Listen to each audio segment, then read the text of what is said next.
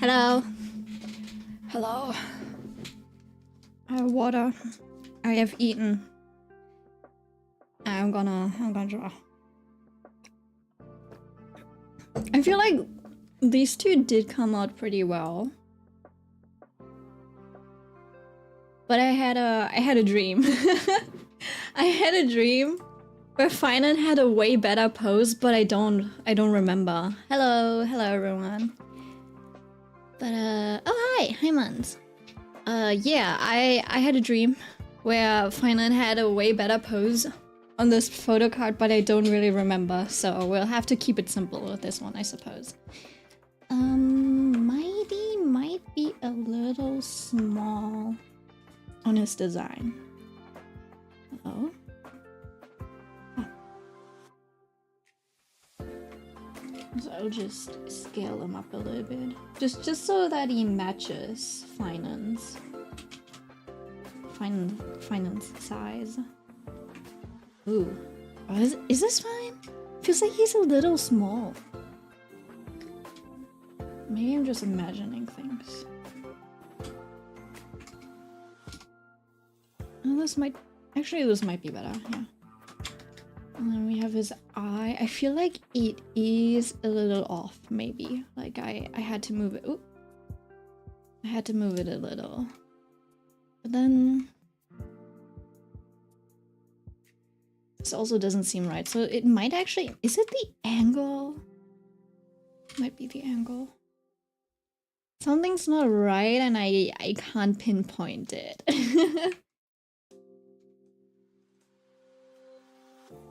Is it too high? Is it too high? No. Has to be the angle then. Could also be the angle of the eye. Like the iris itself. I plan to stay longer than usual. Currently working on my diorama. It's already taking 2 weeks to make that. Sounds about right. I have to take an English test on Monday. Well, time to study. I think you specifically need to study text comprehension. Yeah. Yeah, you tend to be... like, your answers tend to be out there. Does it make sense? It's like... how do I say it? It's like usually off topic, so maybe that's what you need to study. It's a B2 level exams, which was C1, which I was at C1 in school. Yeah, I thought that's common. Yeah, once you graduate high school, usually you have C1. You do have B2, I think, if you didn't... like in Germany, if you didn't take English as a major, you end up with a B2 certification. But yeah. If you... since I did... my high school graduation classes were... I took English as major because it was easy. So I have like C1 certification or something like that. It's kind of weird. Yeah. C2 is native level. That's still like a little bit off.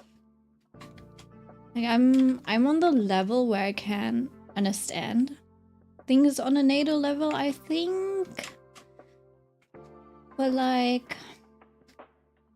I can't really produce native level English. It's a little weird, but maybe it could also be that I'm just not used to talking. You know what, I'll just go ahead and start with the lines. See, originally, oh, you know what, let me just do this.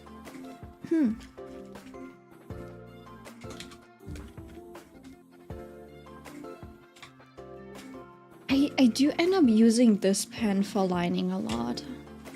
I don't know, it just feels the most natural, I think. in its shapes as well.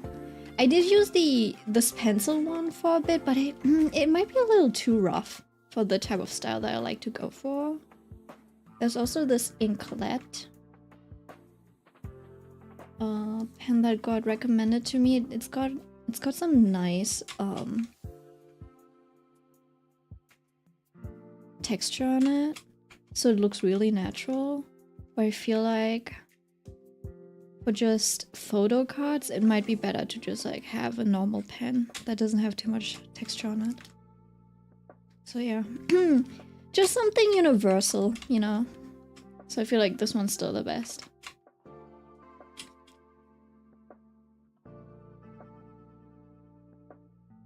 It's been a while, really, since I had any listening questions. I mean, you probably watch YouTube, right? You should be fine. Unless it's like a really, really heavy British accent. Maybe that's when you start to struggle. But honestly, C, B... If it's just a B2 level, it shouldn't be too difficult. Isn't that usually on the level of like, oh... which direction is this thingy? Or they're just having everyday conversation? And you just have to check like, oh, this person's trying to buy bread. I don't know, really. You can look it up. Just Google it. Be like, English B2, listening exams or something. Someone must have put something on YouTube. Just do a little bit of research. What the fuck? It's not that difficult. What do you mean, I don't know really? You don't know and then you just go in blind or what?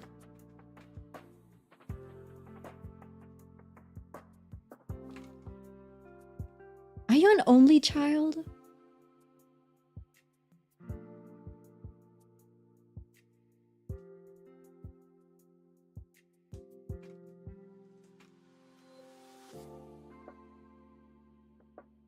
Wait, I think I need to get a Q-tip.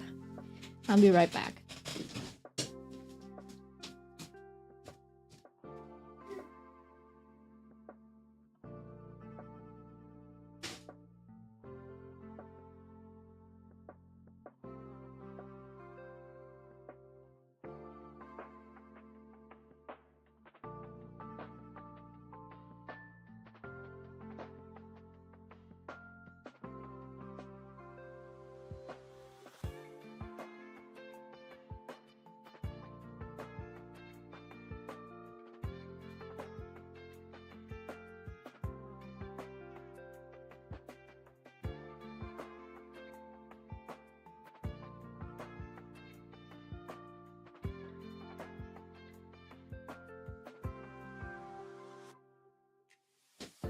It's stuck.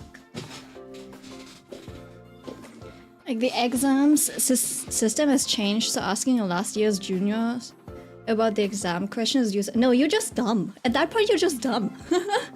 Like, huh? There's always categories and patterns. Like, just take a look and be prepared that way. You're the eldest? Oh my god. Isn't the eldest one usually the most competent ones? That's crazy. No, but like... Yeah, there's like types of... There's still this... They still have to do the... They do still have to cover... like categories of questions. Just figure those out, and you'll be fine. The fuck? You're making everything so unnecessarily, like, difficult. It's not that hard. Plus, you already graduated at a higher level of English. I don't understand. Like, what's the problem?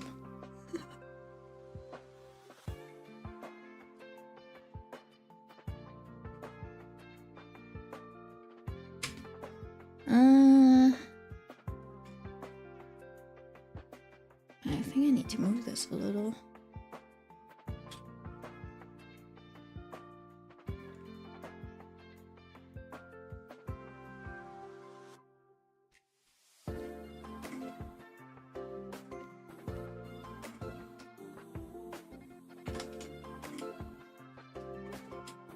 Like I think the difficult things are the things that do not have a system, right? Where you still have to like figure out the system.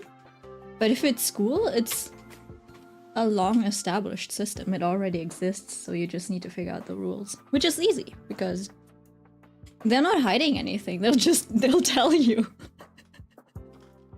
Like, education is the easiest game in life, funnily enough.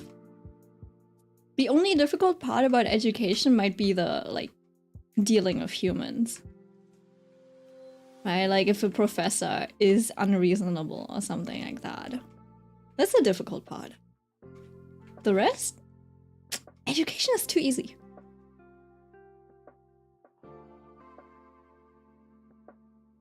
I just joined. Why was milk passed the fuck out? I was away taking a I was like I was getting no. Yeah, I went to the bathroom really quick. I needed a Q-tip for my ear because it's like blocked. It's like it's like, so when I talk it kind of sounds like when you hold one of your ears closed. Like that, and I can't. Yeah, I don't know.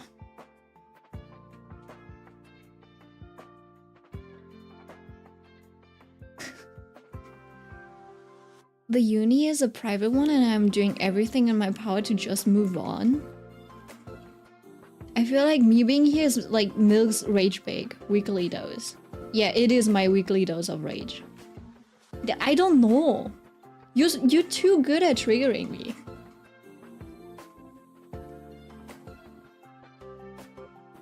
And you're too irrational for me to understand. So I'm like,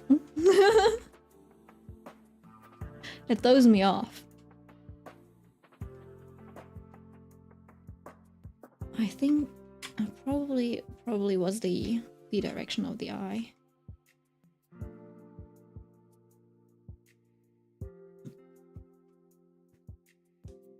Because I like you complain on the level of well,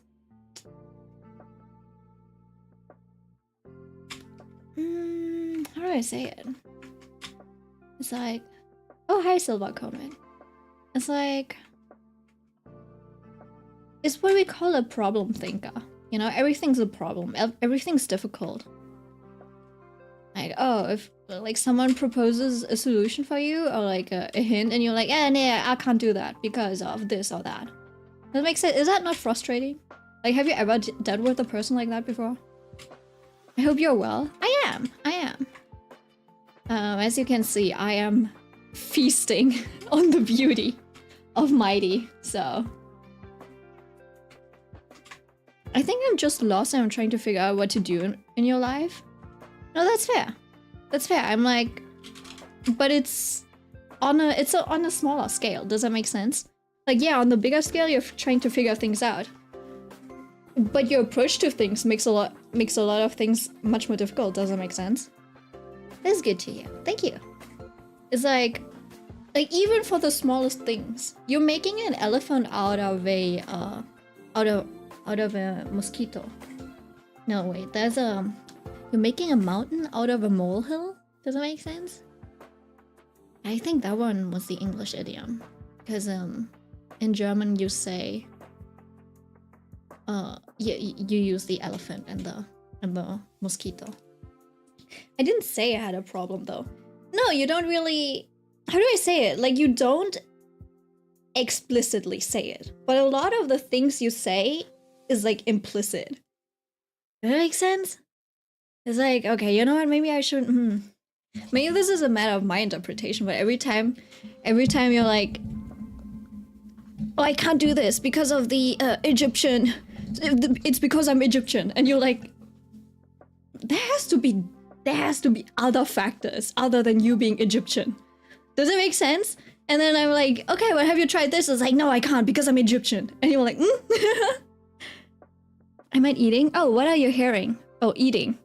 I ate pasta with some tomato sauce and cheese. That's pretty much it. I'm not feeling too hungry. I was like, rather than hungry, I don't really have any appetite for anything. I think it's because of the summer months. Usually my appetite curbs a little. And then also, I love fruits. I love fruits, but like, I'm too lazy to wash them. To wash and clean them, so I don't eat fruit. Nice plan to eat pasta as well. Oh, nice. What type of pasta are you eating? Like tomato based, something creamy, carbonara, maybe shrimp pasta. Oh, there was this one mall when I was younger that my dad would take me to occasionally. It was like an Italian place, and a thing that wasn't too common back then, or at least I haven't really seen it, was like making your pasta right in front of you, right? So you'd order like, oh, I'd like the shrimp pasta, and then they'd like cook it up for you. Yeah, it was still like one of the best pastas I had. Yeah, that was like a pretty. Yeah, I guess my dad was the type to just like treat us to food. Or like he's too lazy to bring his own food, so he just like spends some money to eat.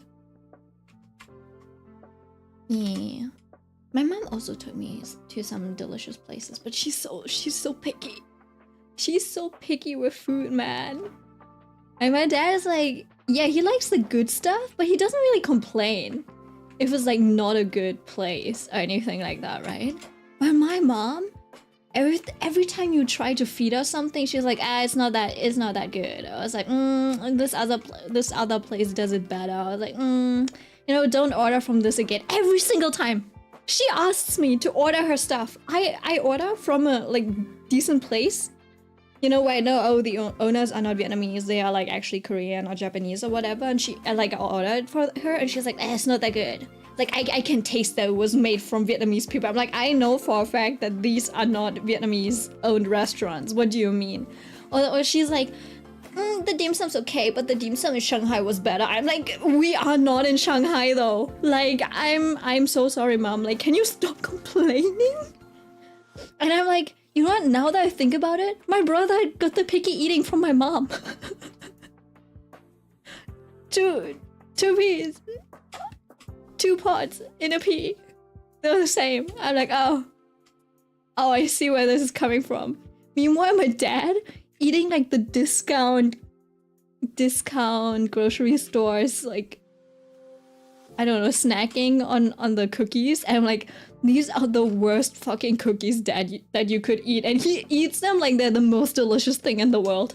He's just snacking on them. Probably not the most delicious thing, but he just keeps snacking them. I'm like, huh, interesting. How does she know what Vietnamese people taste like? Oh, she doesn't. I mean, if you're Vietnamese, you would know. Like, you know. Yeah, yes, the pickiness was passed along. Like, at some point, you know what's really funny? One of my friends that I went out to eat last week, she was also able. She's like, yeah, I can taste when it's made like I don't know if I can taste if it's made by Vietnamese, but some places just taste Vietnamese. And we were eating ice, right? And I got the coconut pandan thingy, and I took a bite. I'm like, oh my god, this tastes straight up Vietnamese. And it's because the coconut pandan flavor. Oh my god, hold on, let me try to find it. Vietnamese pandan. I think it was pandan jelly or something. It's like, yeah. It tasted like this, like these pandan jellies, exactly like them. And I was just in ice cream form. And I was expecting something more pandan, but it was like exactly this taste, and it threw me off so much because I usually enjoy coconut and pandan flavored things. I'm just tired of this specific dessert, and that ice cream tasted exactly like this. And like, I haven't eaten this dessert in over 7 years because I think my parents bought it for me too many times, right? And I was the only one who eats this because my because my brother hates jelly and all that type of stuff. Anything that's like dango or chewy or mochi, he doesn't like it. So I am the one eating it, and my parents see me eating it because I'm like, I can't waste food. I gotta, like I shouldn't. And they see me eating it, they're like, oh, my kid likes it, so they keep buying it. And I'm like, no, I don't. Please stop buying it. I can't eat this anymore. And they're like, but she keeps finishing it. It's so stupid. See, this is why communication is key. Just tell your parents, oh, I don't enjoy this. Obviously, be nice about it. When your mom cooks food or something, then you say like, oh, it tastes good, mom. Or something like that. That's when you just like swallow it. But if they keep bringing you food, like they buy it somewhere, maybe tell them to not buy it anymore. Don't be like me. I've been suffering. I got so fat because I didn't want to waste food. I ate everything. When my mom was sick, she still wanted us to have nice things. So she would still go invite us to steak every 2 weeks. Something like that, right? And she would order steak for herself. Everyone got a steak. She would order steak for herself. We all knew she would just take a bite and then not finish it. Right? And I was not clever enough. I don't know why it didn't cross my mind not to order anything. And then just wait for her to finish her portion, and I eat the rest. But I ate my portion, the portion that I ordered. And then she was like, oh, I can't finish anymore. And my brother, he's like, no, I'm full, I can't finish it. And also, it never crossed my mind that I could, order it to go. And I'm like, can you give it to me in a box? I'll eat it tomorrow or something. No, I ate it right then and there. I finished 2 steaks every 2 weeks. I don't think my protein consumption has ever been higher during my high school years. Because my mom couldn't finish her steaks and I had to keep eating them. I guess with some foods of your that you're familiar with, you can pick it out. Yeah. And then also, you can taste the fish sauce.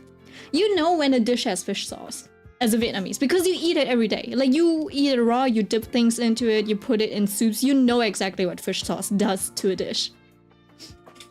And it's so, what's really funny? It's because we know that we can tell if it's Vietnamese or not. But like Germans, they don't know what fish sauce does in any given dish, right? We know what a sweet fish sauce tastes like. We know what it tastes like when you add it to like tomato sauce or any other like curries, etc. So we can taste it. But the Germans are like, oh, the food is so good, and they kind of get addicted to it because I don't like, even if I make it at home, it doesn't taste as good. And the only thing that we add is just fish sauce. And it is so funny. That's also like the reason why almost all of the like I think that's the reason why almost all of the like Asian restaurants do run. They run well. Like you will make money probably if you run an Asian restaurant. And most of the Asian restaurants over here, in my city at least, they're run by Vietnamese people. People. Yeah, so yeah. Like all of them are able to live from it. Probably. Unless you're like really unlucky or really bad. It's crazy. It's crazy. All we do is add fish sauce. But if you talk to people and you're like, oh yeah, add fish sauce. And they're like, ew, what the fuck is that? And then you tell them, it's like, oh, it's like fermented fish. And then, the liquid from it gets like really salty. And they're like, ew, that sounds disgusting. And then when when they pour it out onto a little dish, they smell it. The smell's intense. And they're like, oh no, I'm never going to use that, right? Because it's not like soy sauce, which is like comparatively mild. It's like pungent almost, right? Especially if you're not used to an Asian household like that. But once you add it to a dish, just like a teaspoonful or like a tablespoonful, it changes the dish drastically. And people don't know that. They don't understand that. Or like they're too scared to try to understand. Sorry, I'm going off on a rant over fish sauce.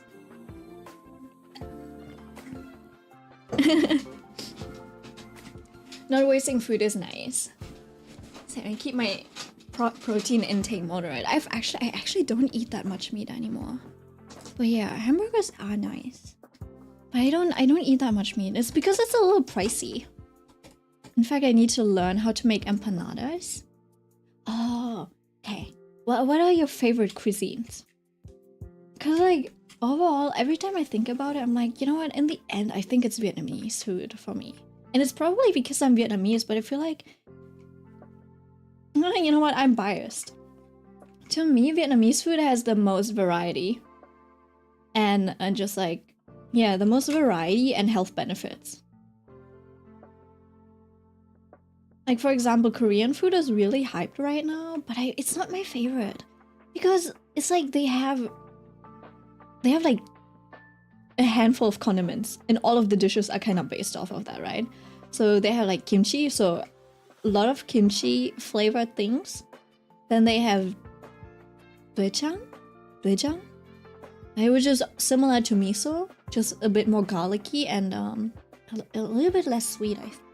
Miso tends to be on the like slightly sweet, it feels like. Or it's more mild, and doenjang has, I think, garlic in it or something like that. And then they have like samjang and gochujang. So it's like they have like these three flavors or something, and everything is like a variation of and mixture of that. Obviously, they do have really nice desserts, like the sweet stuff, and that gets a little bit more interesting. But yeah, just like in terms of like everyday eating, it's like it's a little too similar for me. Okay, good appetit. Bye bye. Enjoy your meal. And then Japanese food, very fishy. I'm not a fan of fish. Right? It is very mild.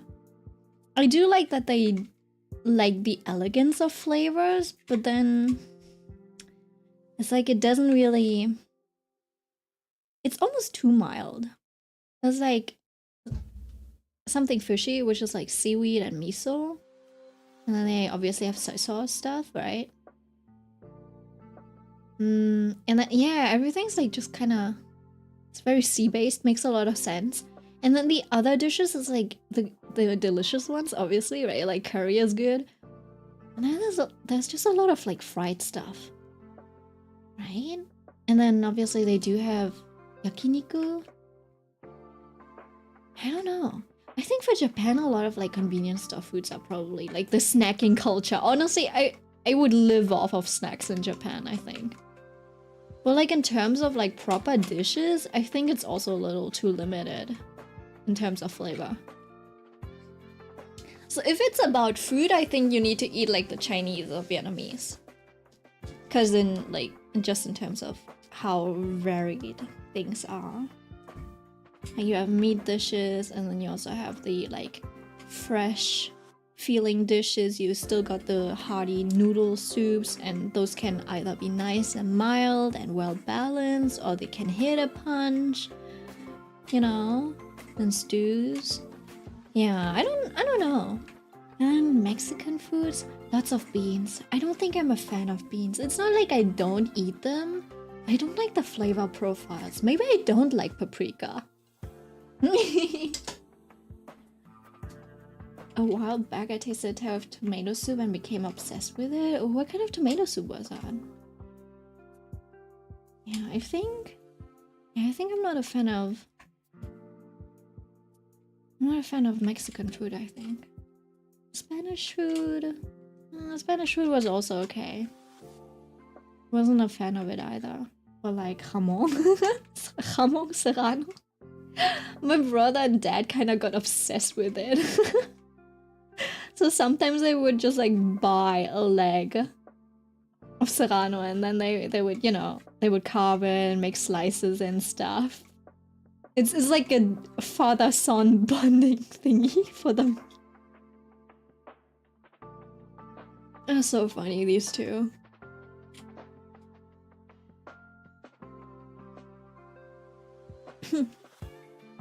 Speaking of father and son, I got obsessed. Like, I got dropped into a ghost story, but I still gotta work, you know? And I've been looking forward to this ever since I saw the cover of the novel, because I'm like, oh shit, he's my type. I like the suit, the sharp looking features. He's like pretty, but like not the feminine pretty, but he's also not the puppy. Like he's puppy, but he's not like the golden retriever, like the brown dog, brown and fluffy type of dog. Does that make sense? My type is so specific, but yet also like so easy to figure out, right?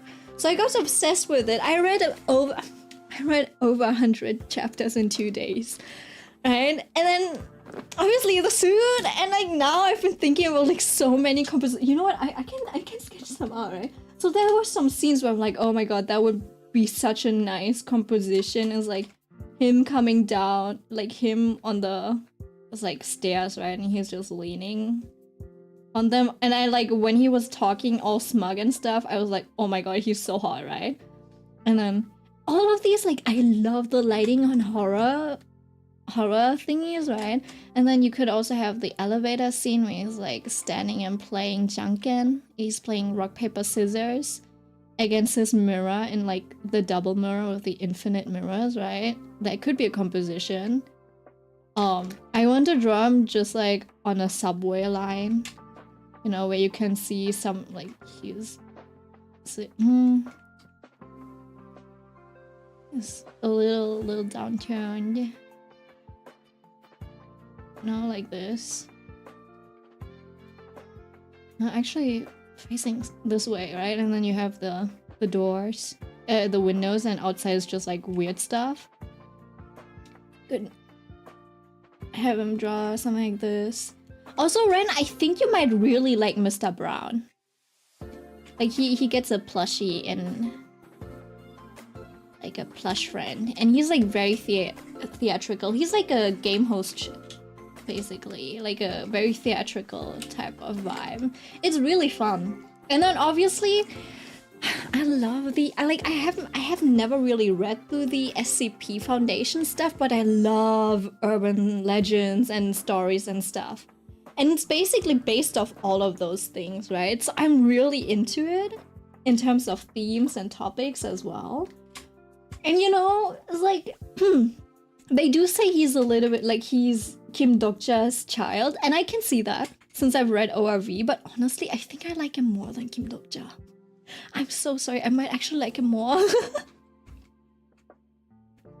Even though he's like the son, I think I just like his demeanor a little bit more. I don't know, maybe it's because I have adoration for him. I'm like, oh, I adore him. I don't adore Kim Dokja the same way I adore Kim Solon. Sort of. Not gonna lie, based on the cover illustrations I've seen, your style would really suit him. I think so too. Well, I don't know if it would, but I'm like, I do want to draw him. I do want to draw him. In fact, I think I might make... Well, I have to see. I was thinking of doing my Inktober challenges with just like Kim Solon, chibis or something like that. There's so many ideas. But yeah, I do want to draw him a lot. And then it's also a good opportunity to practice drawing suits. And then also in terms of like lighting and stuff, it is something that I probably understand. Seriously, it reminds me of your style? That's interesting. That's so interesting. And I'm so glad the cover is what it looks like, because otherwise I don't think I would have picked it up. I literally have only picked it up because I was like, oh my god, I love the art for the cover. And I can see the vision. I want to say, he showed up into my top 3, I think.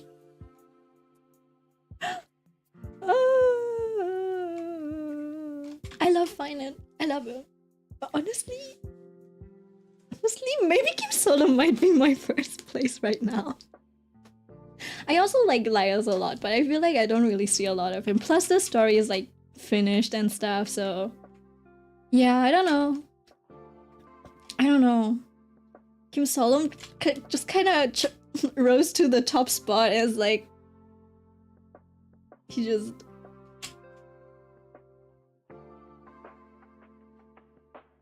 became king. I'm so sorry.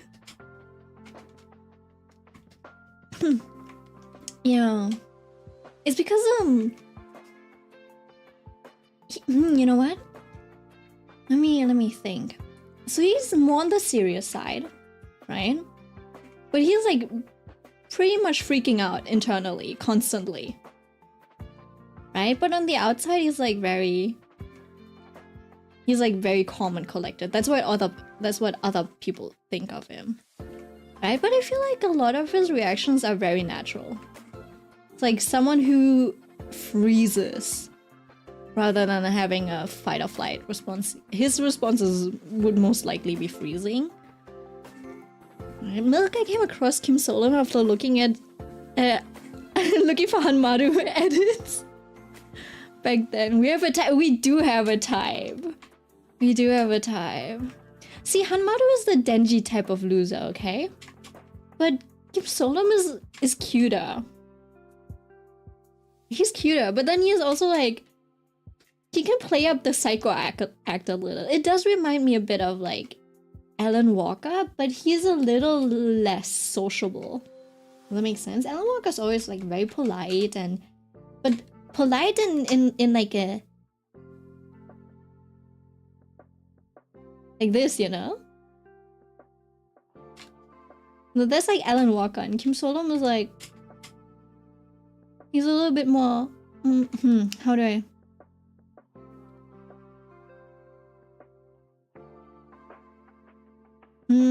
I can't describe it. He's not deadpan or anything. He's just normal. Does that make sense? He's just normal. But then also when you put him next to his squad leader is constantly like The squad leader always looks like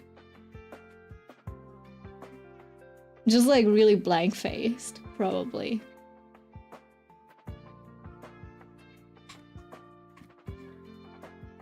That's like the squad leader. Squad leader is really hot too, but I'm so sad. Kim Solom only sees him as a lizard for some reason. Everyone else sees him like a normal person, but Kim Solom sees him as a lizard.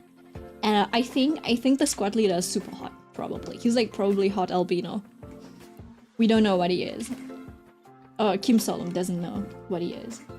Right? And then so basically, Kim Solom is kind of like the squad leader, just a little bit more approachable.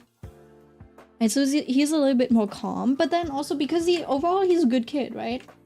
He's a good kid, so he can't leave people behind. He doesn't want to sacrifice anyone, so he ends up being like Kim Dokja, where he just like sacrifices himself, or he gets himself into dangerous positions because he's like, I can't do it.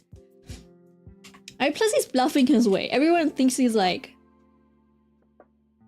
really super competent, and he is a really super competent newbie, right? But he's scared shitless. Right? And I'm like, I think he's still talented though. Right? Because like imagine you're playing a horror game, right? And you're scared shitless, but then you still manage to defeat the monster. Like imagine you get chased by Ao Oni and you only die twice. That's him. He solved the riddle after at the third try. Like on the first day. When he entered the company. And I'm like, bro, I would have died like 10 times. I was playing Roblox. Do you remember? There's like this one Roblox game. I forgot what it was. Hold on. It was like a Roblox horror game. Right? And like the first stage, I was running and crying. And my friends were laughing at me because I was hysterical. I was like, I don't know. Why does she keep chasing me? Right? And I was just like, and they're like, just like keep to your right wall. Just keep to the right wall, and I would run past the exit because I have no sense of orientation, etc. Right? Roblox horror game. Right? I was running around for hours until I just randomly ran into the. Oh my god, there's so many of them. Until I luckily. Oh my god, stop. Why are there so many horror games and they all look kind of scary? Like, look at this, that's scary. And I ended up just by pure coincidence running into the exit. And my friends are watching me and they're like, she keeps walking past the exit. Anyways, yeah, I think we finished that. Well, it was like, oh, it was Mimic. Yeah, it was Mimic. I was like, she keeps following me, right? And then we finished the game, but I was carried by like a group of 5 guys throughout the whole game. I did not lift a single finger. I truly was just like a backpack. Yeah, that's how bad I am at horror games, okay? And the thing is, Kim Solon, he's just as scared as us, but he's the opposite, right? Where he's scared and competent, and I'm scared and incompetent. Now, if you want a real life version of someone who's a VTuber who loves horror stuff, he's just as knowledgeable, and like he's also really into the occult, creepypasta, online memes and stuff. And he's scared shitless of horror games and can't play them. You know? Saiki Tetsu from Niji Sanji. Saiki. That's him. He's just Solom is like the quiet kid and Saiki's the loud kid. He's so funny when playing horror games. Saiki's really he's really entertaining too, and he talks a lot. And it's great. He's a great entertainer, honestly. But he can't play horror games. It is so funny because he had to have, like, for some horror game, because he couldn't handle it, because it was like a chase-based horror game, and he hates chases. Same. I understand. I hate being chased too. Being chased is like the worst. It's like my worst nightmare. I hope no stalker or like, I don't know, anything will ever chase me, because I would perish, okay? Anyways, because it was a chase type of horror game, he was like stuck for like an hour at a single puzzle because he couldn't escape the monster.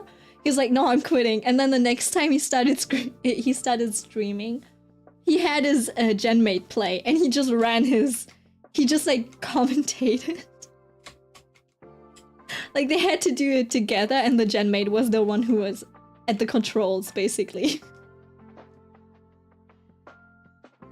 I'm like, yeah, he's just like me. He's just like me. Anyways, Kim Solom is yeah, he figures it all out by himself. Like he's pretty much solo. You know what, the one thing that I'm like, that actually makes me worried for Solon, right? Obviously he is similar to Kim Dokcha, that he has outsider knowledge, but I feel like ORV doesn't really give Kim Dokcha that many debuffs, right? So Kim Dokcha feels a little bit more like a Marisu than Solon, right? Because Solon keeps getting like debuffed. It's every time something happens, it's like, ooh, I don't have this, or this is a little like, this is a disadvantageous like position, etc., right? Obviously there's still like the usage of items that makes it easier, but then also a lot of the items you're like, what would you even do with the items that he has in this situation? I think like one of the first items he gets are like Alice in Wonderland's cookies and the drink me and the eat me cookie, and it just like amplifies or halves the effectiveness of items, and you're like, wow, yeah, that's only very like useful and very specific things. I'm like, okay, that's fine.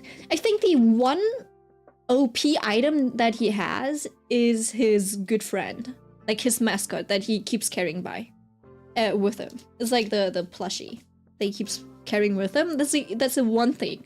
But then also, he did summon someone into the plushie, so you don't know if that entity does not still have some sort of agenda, right? So even the one really good thing that he has, you're like, ooh, he still needs to be wary about it.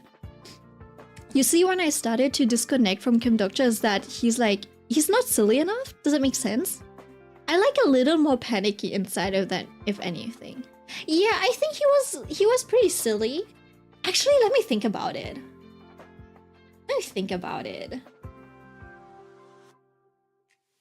See, silly might not be the right word, because he is silly, but I feel like Kim Dokcha has more confidence than Solon. But then also it's like, maybe it's because Kim Dokcha isn't really scared. Doesn't make sense, but Solon is like constantly trying to survive. And so is Kim Dokcha, but it's like Kim Dokcha has an agenda. And Solom's only agenda is like, I want to get home. I want to get out of this world that is filled with like creepypastas and monsters and ghosts. I want to get out of here. That's his only agenda. He doesn't have any other big ambition other than that. He's literally just trying to survive, and I think that's a little scarier, which makes him more panicky. Maybe that's what you're looking for. I think when you talk about Kim Solum, I'm like, I lean more towards him. Yeah, me too. Me too. But you know what? The author is also like so mean. There's like not a single place where I feel like he feels comfortable, like fully comfortable, right? He's like, he does say like, oh yeah, living in the company dorms, like, wow, it really feels like home or something like that. But I'm like, you still have a roommate though, right? You have a roommate that you're wary of because you think he's a psycho. Obviously, he also thinks you are a psycho because you keep acting and terrorizing him. That's really funny though. Him and his roommate, so funny. Okay, like they keep looking. Do you know that meme? Like the meme where it's like these two people and they're like, you know, that one, and then there's this other one who's like, I was like,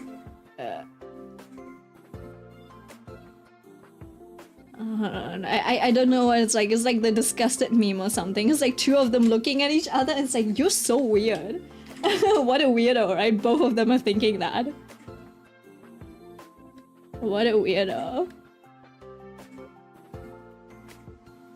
What a weirdo. That's like both of them. Right? Because Kim Solum, basically his good friend, his like ghost entity that he carries with him, like his plushie, he talks to him. Right? So he talks to a plushie. Like from an outsider perspective, you're like, oh, something's wrong with him already, right? So he talks to a plushie. And then the plushie is like, ooh, your roommate? He brought something home, he's gonna die. Right? He brought something home that he shouldn't have. And he's gonna die. And Solom's like, ooh, I think I should warn him. I should warn him and, you know, like maybe do it subtly. I don't think I should talk to him, but I should warn him. So what does he do? He DMs him, like, watch out for serial killers. He keeps like every single morning. He's like, yeah, I'll do that every single morning. Watch out for serial killers. Isn't that ridiculous? So from the other guy's perspective, it's like, oh my god, my roommate is a fucking psycho.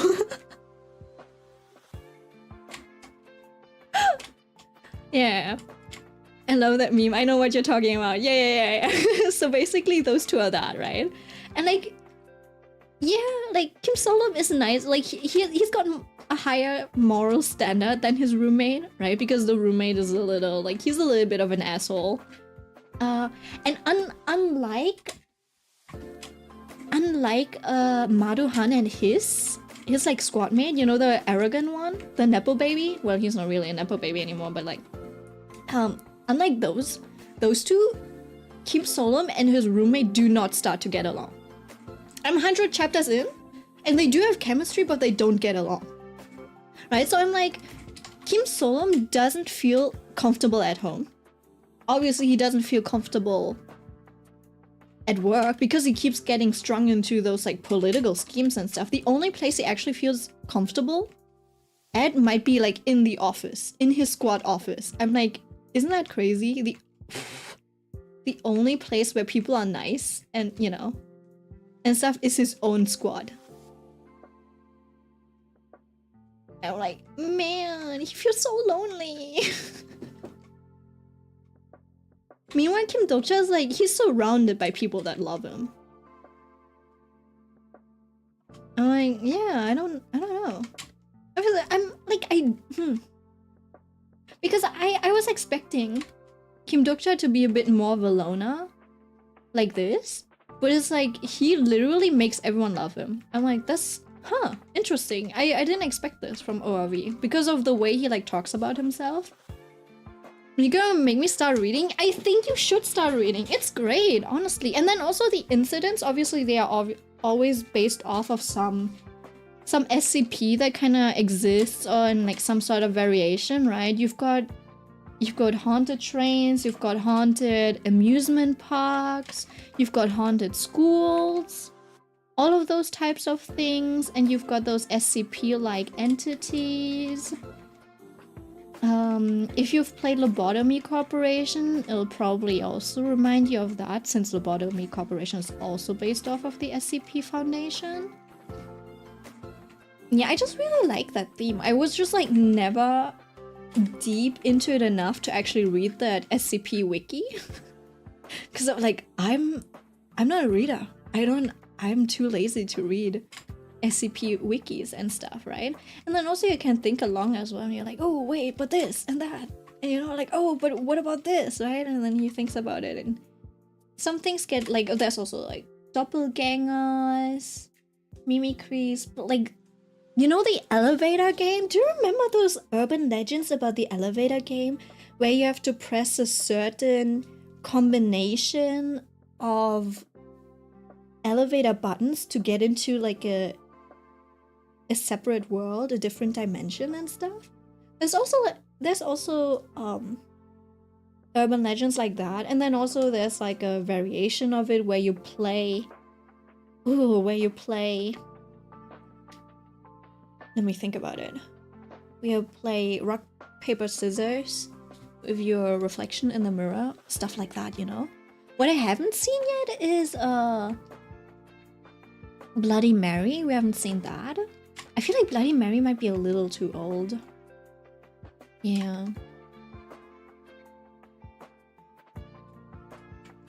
Yeah.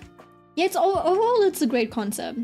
And it's like, as a novel, I think it's been well done. I like the characters. Well, there's not a lot of there is a lot of characters, but it mostly focuses on the D squad.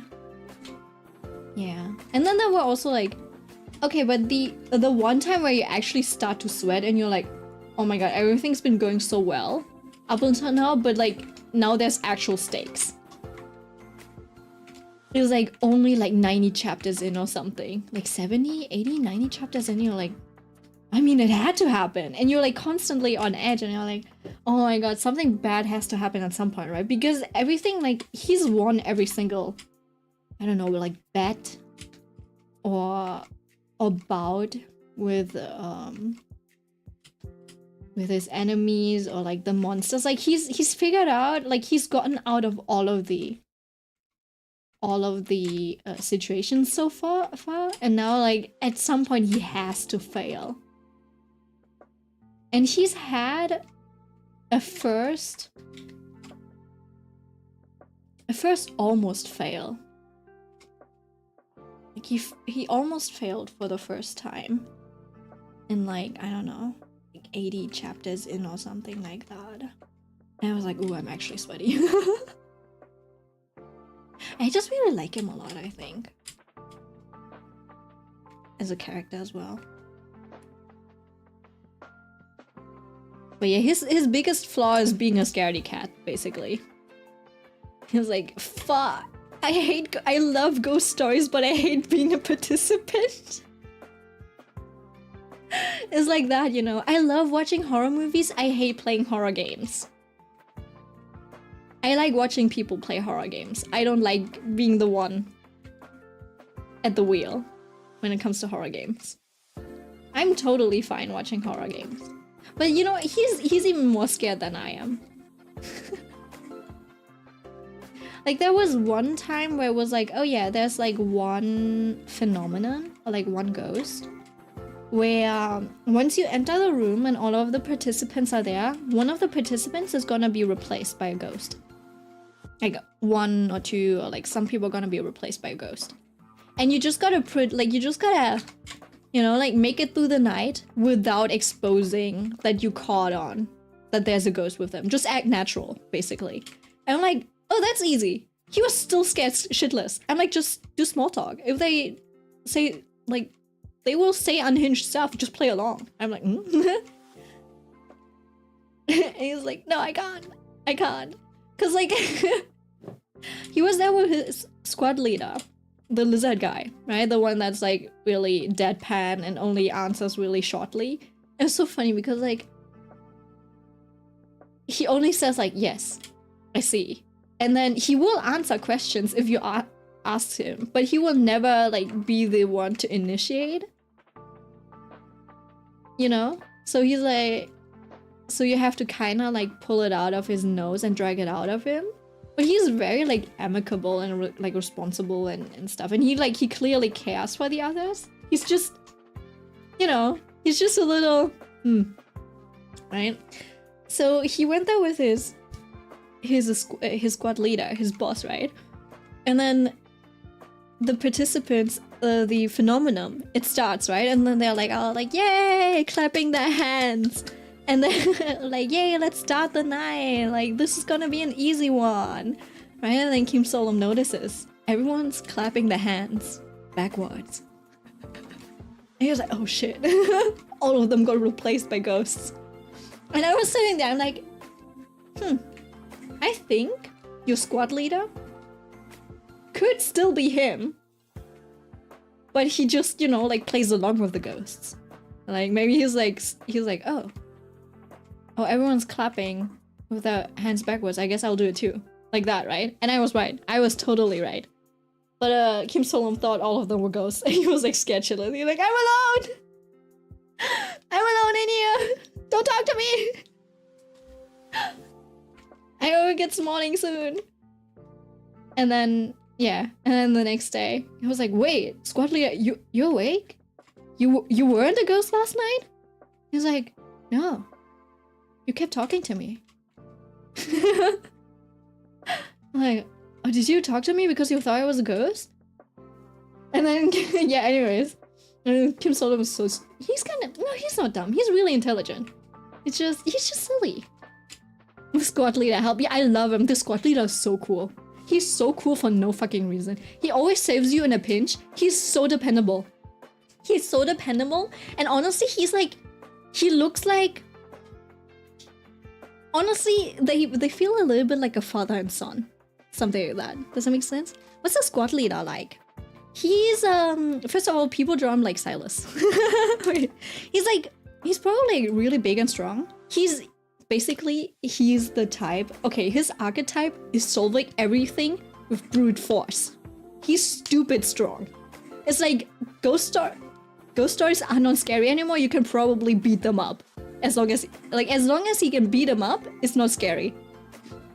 And he's also, like, when you ask him, are you worried? He'll answer something like, well, there's no use being worried. Like, it won't solve our problems. So I'm not worried.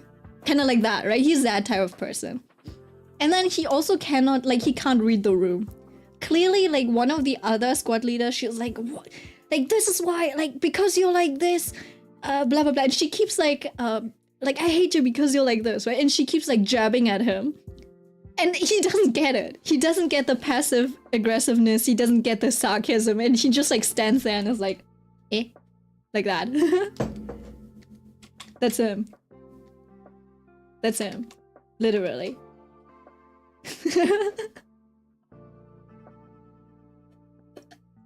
He's really cute. He's just like big and cute. He's a bit of... He feels like a teddy bear. Oh, well, not really a teddy bear, but... You know what, Yeah, he is cute. He's cute and cool. Yeah. Old fart. Yeah, and I'm basically... People are saying like... Kim Solom is... He gives off the same vibes as He does give off the same vibes as the squad leader. Just that Kim Solom, he's a bit more polite. Does it make sense? Like Kim Solom can read the room. They kind of have the same energy, as in like the calm, collected, no chit chat, like that type of vibe. Kim Solom can read the room, and so he can participate in the office politics. Office politics sounds so draining. Yeah, but yeah, he does stand out. Basically, how he got famous was like speed running everything. He's like, I'm scared, I just want to get this over as fast as possible, right? And everyone's like, oh my god, like he's got like balls of steel. Because no one would try to speed run while they're being chased by a ghost. He's like, I just want to get out of here. I just wanted to get out. And he even told his coworkers, like, no, I was actually scared. And they don't believe him. I'm like, if you're scared, why would you attempt to speedrun? He's like, I was just looking for a shortcut. But they're like, ooh, he speedruns. Yeah. He's fully operating on pure adrenaline. No, he is. Yeah. And then also he's so good at pulling things out of his ass. Like, they're like, why did you do this? And he just like comes up with something on the spot without missing a beat. Yeah. Like, his biggest fear is being outed as a coward. Like, he doesn't want to get reassigned to one of those like teams that get used as fodder, basically. And he's like, oh, if I get outed as a coward, they'll put me on one of those fodder teams. I think that's like his biggest misconception, because I'm like, you've already made such huge accomplishments, there's no way they're just gonna use you as fodder from now on. When he still thinks so, and we're 100 chapters in. And then like someone's like about to figure it out, and I don't like the person. There's like, yeah, I have like, there's like one person that has a hypothesis that's like, oh, Kim Solom is a scaredy cat. And now he's like messing with him, right? Putting him into dangerous situations and shit. And I don't like that person. They're genuinely unlikable people in there. Like, genuinely unlikable people in there. And I'm like, oh, I don't like this. Oh, there's also a security guard who's really cool. He's just like, is he depressed? Is the security guard depressed? I think he might be a little depressed. You really like the silly, unhinged, competent type, so I'm like, yes, I know. I think...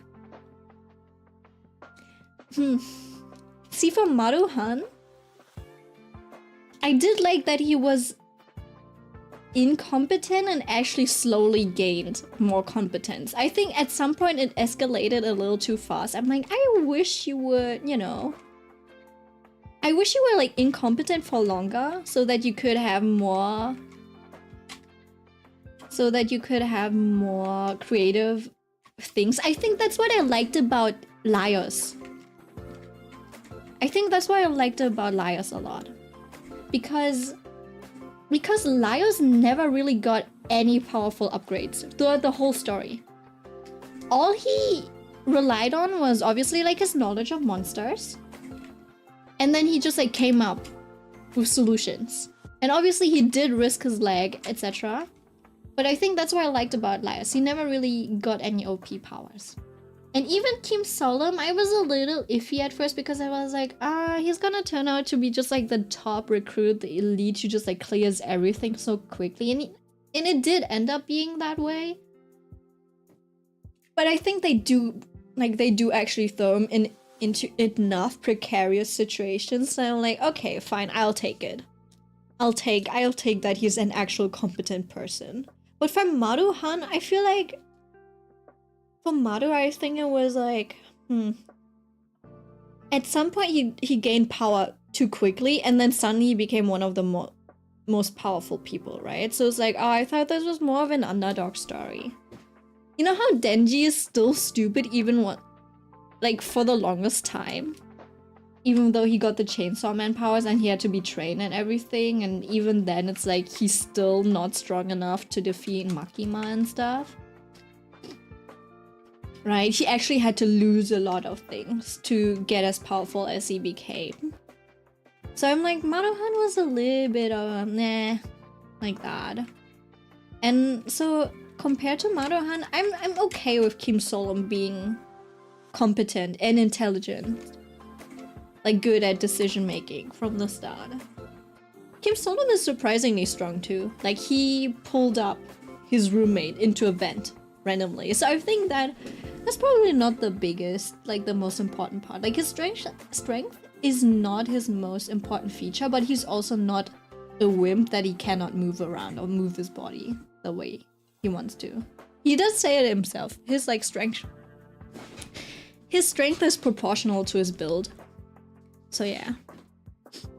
Oh, real quick. OP really quick. That's a more human aspect that I also like. It's more fun to see them problem solve. Gets harder when you get to OP. Yeah, and then also for Kim Solom, he does get thrown into situations where it's like he does have to survive on luck, you know? Like for example, there's one incident where he has to play rock, paper, scissors.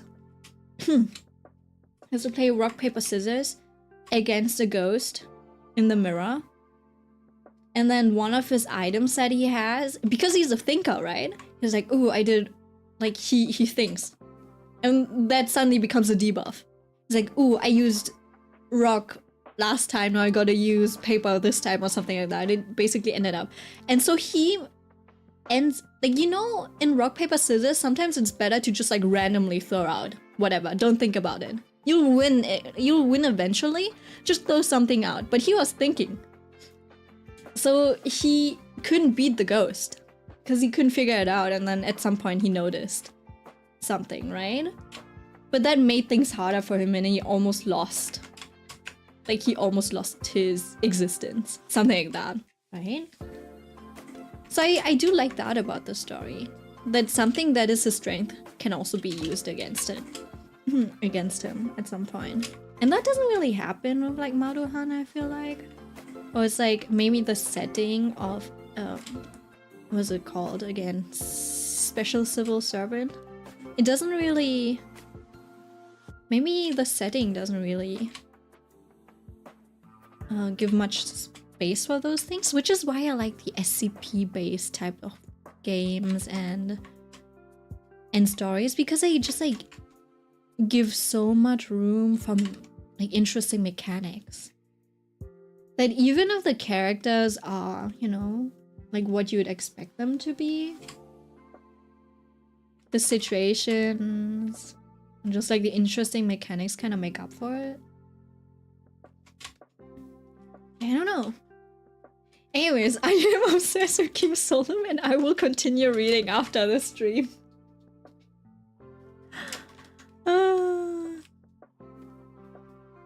Yes, for Kim Dokcha. I think about it, it feels like everything is always going according to what he wants. I can tell. You weren't lying when you said, oh, new hyperfixation. I was like, it's not that bad. I think I wouldn't call it a hyperfixation, and I kept reading. I was like, oh. Like the first day? It's only been 2 days, right? I read like 80 chapters in one day or something. I was reading from 8 AM. I was reading 16 hours straight. Oh, I didn't notice you, Mai.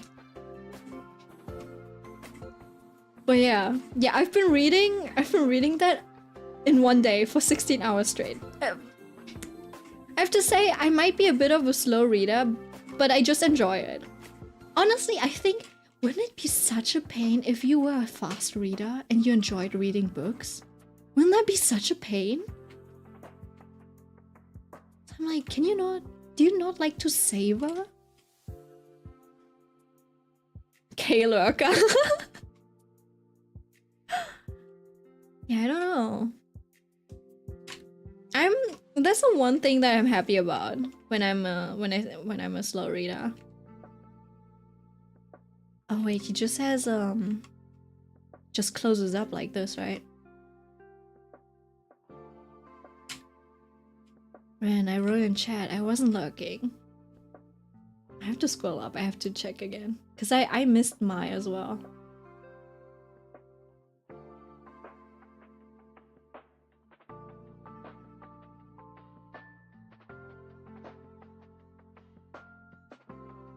Huh? I don't see. I don't see you.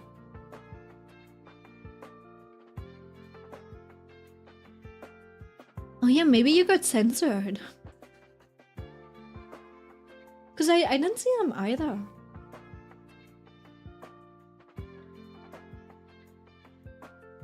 Yeah, there's only Ren Yatsu, Korime, and then back up there's like Silver Comet, and I don't think, yeah.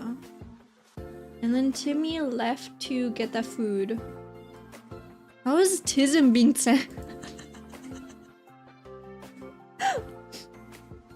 I don't know, I didn't know. Who'd you call Tism? Why did you call me Tism? Remember, I got the lowest score.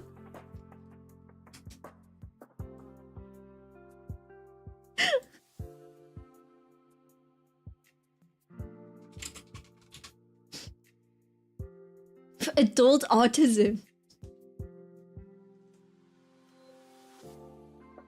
Ooh. Slightly agree. For instance, my morning routine or trip to the supermarket. Do I like doing it the same way? I don't really care, to be honest. I tend to do things the same way. I'm not fixing what I know. I don't go to the supermarket the same way. I just grab whatever's there. That's weird. I find myself become strongly absorbed in something, even obsession. Yeah, sometimes. Sometimes, yeah. I do have phases where I'm like, it could be ADHD though. I'm very sensitive to noise and will wear earplugs. Nah, I grew up weird. There's no issue. Karaoke? All night, baby. The adults playing karaoke in the background, the children being super loud, food noises in a big hall, basically wedding noises at a like random event. I am used to that. Doesn't faze me. I can sleep through construction noise. The only thing that gets me annoyed is a bit of like that lawnmower. Because the way they mow the lawn is so stupid. It's not consistent. They just like bzz, bzz, bzz, and they're like bzz, bzz, bzz, and then bzz, bzz, like that. I'm like, can you like mow the lawn like a normal person? Anyways, sometimes people say I'm being rude, even though I think I'm being polite. Nah, I know when I'm rude. When I'm rude, I am rude. I find it easy to imagine what characters from a book might look like. Oh yeah, that's easy. That's easy for me. I find it easy to talk in groups of people. It depends on the group. If it's like my friend group from high school, difficult. Otherwise, I usually don't have any trouble talking in groups of people. I'm more interested in finding out about things than people. Ooh, I have to disagree. People are so interesting. Hell no for you? Talking in groups is so easy, Ren. Just talk about God and the world. I find numbers, dates, and strings of information fascinating. I'm sorry, no. I prefer non-fiction books that no. I find it upsetting if my daily routine is upset. What daily routine? It's difficult for me to understand other people's facial expressions and body language. Not anymore. It was difficult when I was younger. No, I could always tell when someone's like not satisfied or etc. with me. I have to disagree. I don't have any problems making small talk with new people. Slightly agree. It's a little difficult. I noticed a very Aiko, what's tism? Autism. It's short for autism. I notice very small changes in people's appearance. I mean, I do notice when people's hair get trimmed, but yeah, I think so, I guess. When I was young, I used to play lots of let's pretend or imaginary games. Nah, I didn't. I was like, why would I play house when I already have a house? Maybe that's what stunted my emotional growth. Not playing house because I thought it was weird. But then also, I was like the dog or something, or like the daughter. I was never the parent. I was like, that's weird. Why am I... Okay. I like collecting information about things I'm interested in. Nah, not really. Like, I like reading, I like consuming, but I don't go out of my way to look for stuff. So I'm like... I'm not the type of fan that is like, oh my god, what height is my idol? Or like, when are they born? Or what are their like favorite things? I just figured out when I read the story, so no. I like meeting new people. Slightly disagree. People close to me say I talk about the same things repeatedly. No. I'm a yep, I can talk about anything. I find it easy to work out what people are thinking or feeling just by looking at their facial expressions. Yeah. New social situations make me feel anxious. I'm usually more intrigued than anxious, I guess. I don't think it's anxiety.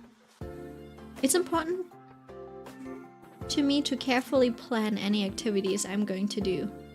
Plan them? Nah. I find it hard to work out what people's intentions are. No, that's true. Actually, yeah, no, that's okay. I would find it really hard to play imaginary games of children.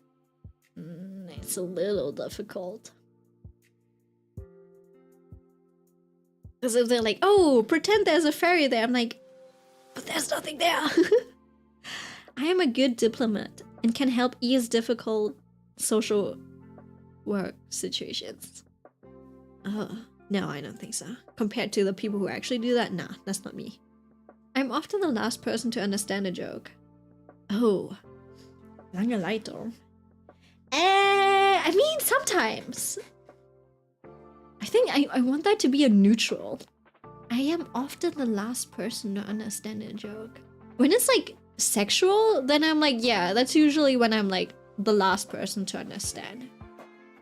Because a lot of those like innuendos I'm just like not familiar with.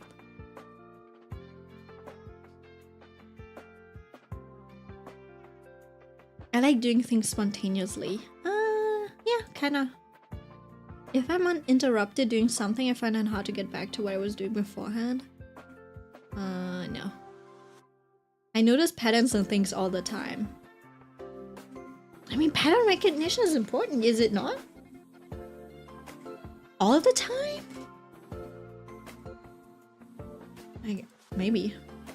I have some very strong interests and get upset if I can't pursue them. No. I don't get upset about it. I can tell if someone I am talking to is getting bored. Oh yeah. A few tendencies. Oh. Damn. I mean, you're probably not autistic. Thank you very much.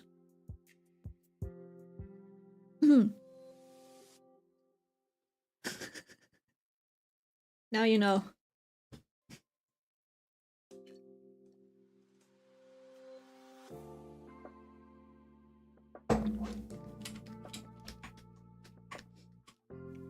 And then also, remember my social scores are probably lower because I'm socially stunted. Saying this to Millie, we did one before. I think we did one that was even more elaborate. And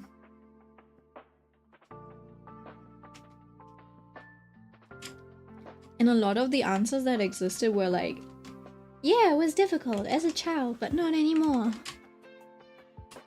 So I have to say my score is probably even lower. Simply because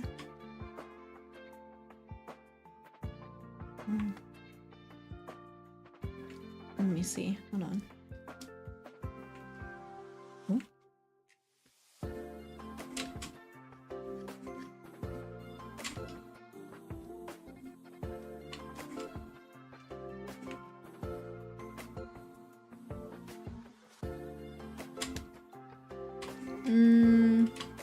No, never mind. Let's not do that. Can I maybe move this a little? No.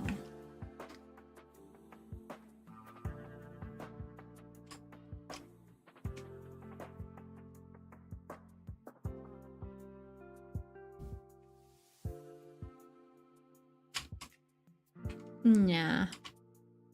Scoreboard flashbacks.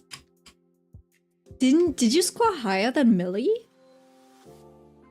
Ren? I forgot.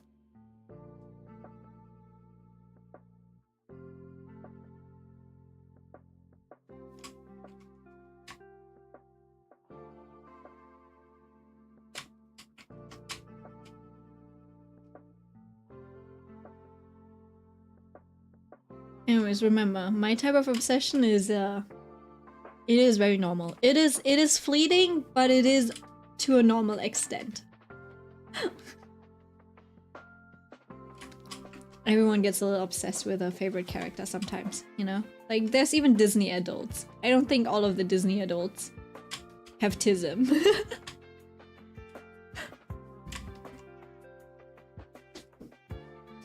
No, but you were second place. Also, I think because of the weird...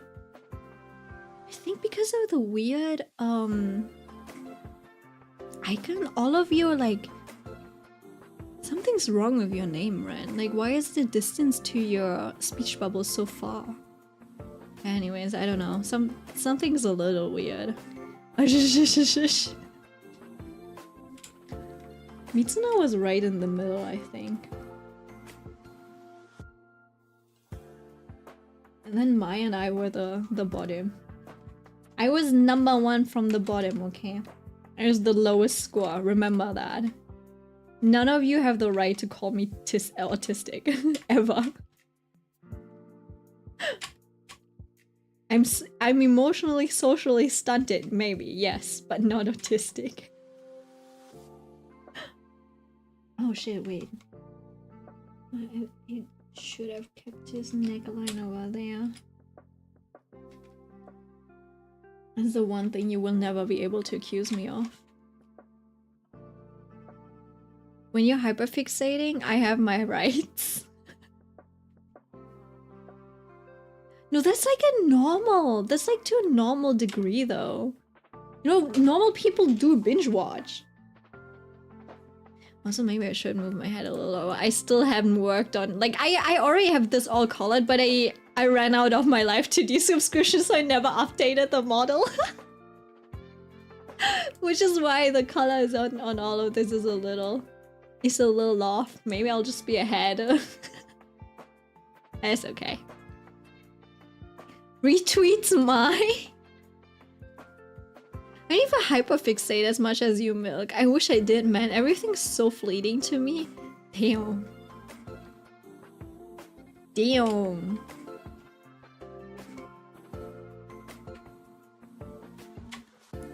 You know, it's only with fictional characters, though. I wish I adored people as much as I did. Adore.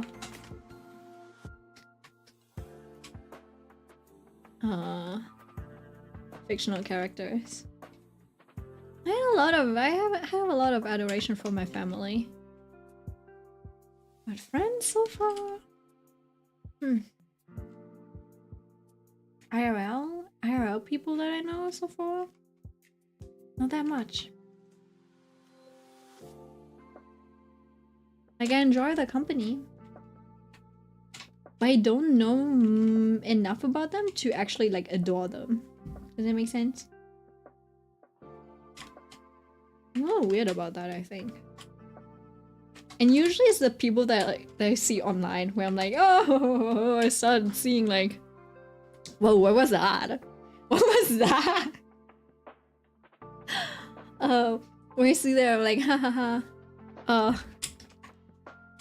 Like I see your true colors. Right? And then I'm like, that's cute. I learned enough about them to actually like build some adoration. I got an 8 on that quiz you took. Wait, what? You got lower? I'm literally just making the tendencies mark? What did I get? I can go back. I mean, last time I was lower and this one seemed a little less accurate, so who knows? Who knows? We should do the Ren's 3 tests rule or something and see what the average is. Oh, like this one's the second test. I think the last one was the one that you sent, Mai. And you were like, that one's the most accurate one that I've seen. Get wrecked, nerd. Yeah, you know what? Where do I fall? Where do I fall into? Isn't there a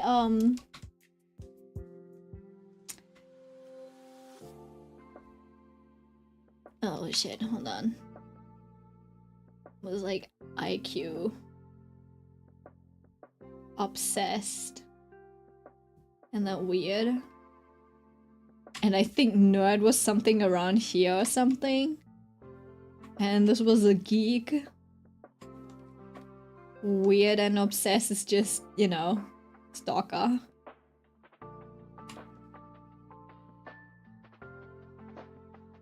What was weird and intelligent? Oh, a dork.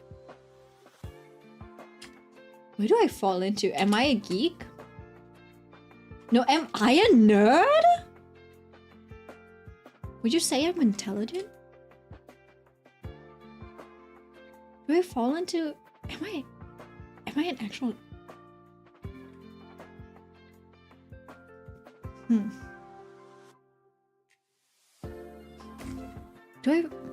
Would you say?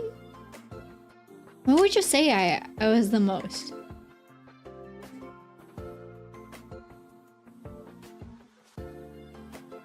Yeah, you're smart, Cookie Milk. Thank you. Hope my IQ test still holds up for that. Doesn't mean am I a nerd?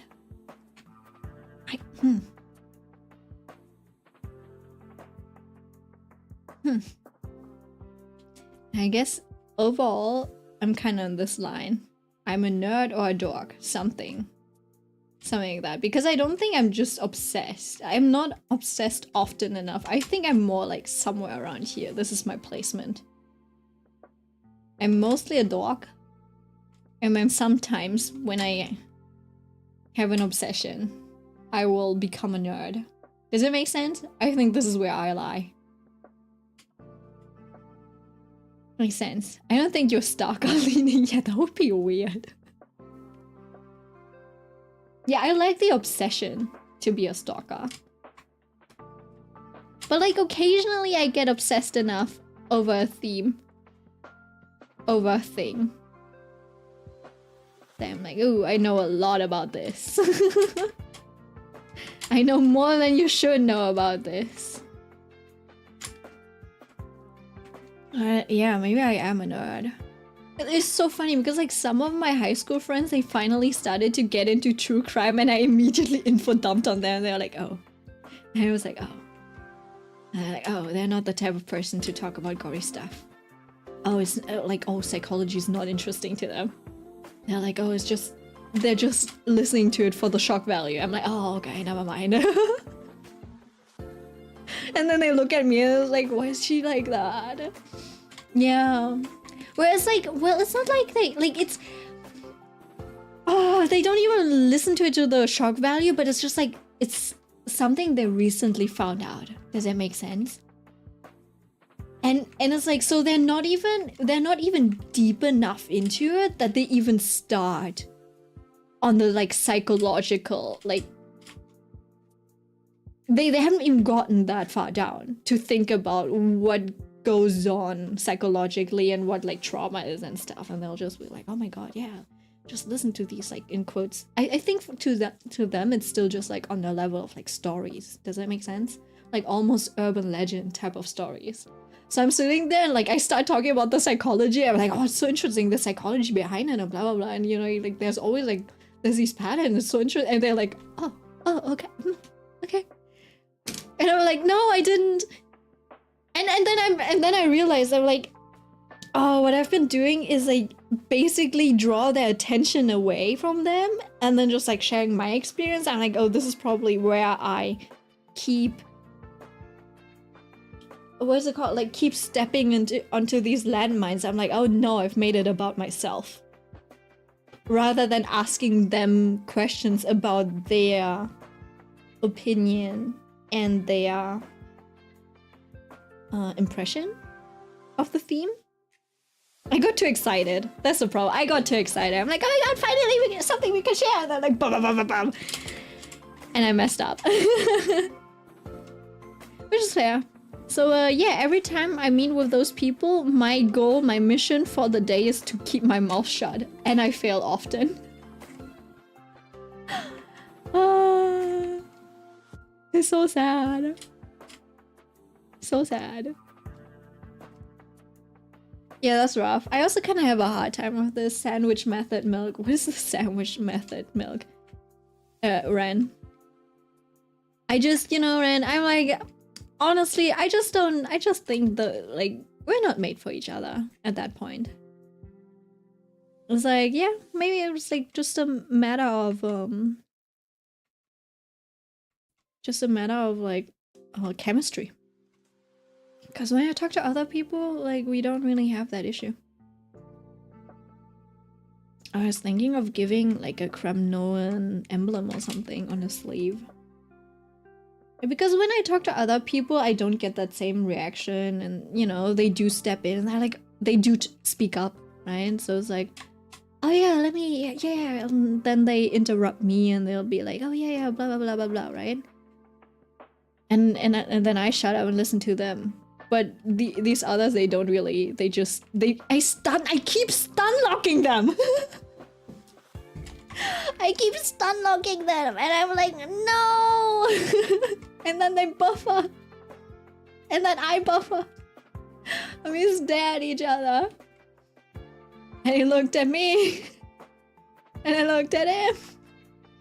Like that, you know? And he looked at me. And I looked at him. Yeah, I just stun lock them. And then it's over. And I'm like, bro.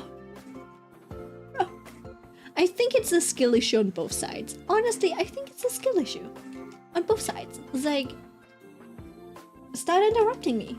It's not rude. I keep interrupting you, you keep interrupting me. It's a give or take.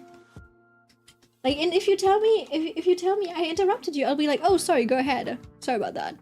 And that's that. Obviously, I try to improve myself so that doesn't happen, but like, it will happen. I'm not perfect. Neither are you. I don't know. Yeah, I think with those people, it's mostly a matter of like chemistry, because I don't have that issue of like when I talk to other people.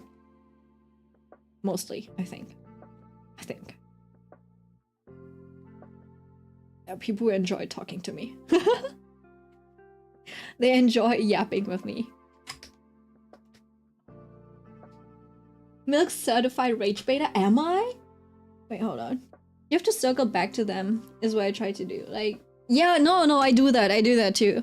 I'm like, yeah, isn't that interesting? I'm like, I don't know. And then I'm like, do you think it's scary? I don't know how it ended up. I think with the true crime thing, it was like, do you think it's scarier to know about the psychology? Or I think, no, the person was like, oh, I think it's actually scary to know about the psychology behind it. I'm like, wait, wouldn't that actually not, like, wouldn't that make it less scary rather than more scary? And then, you know, they had a little discussion about that.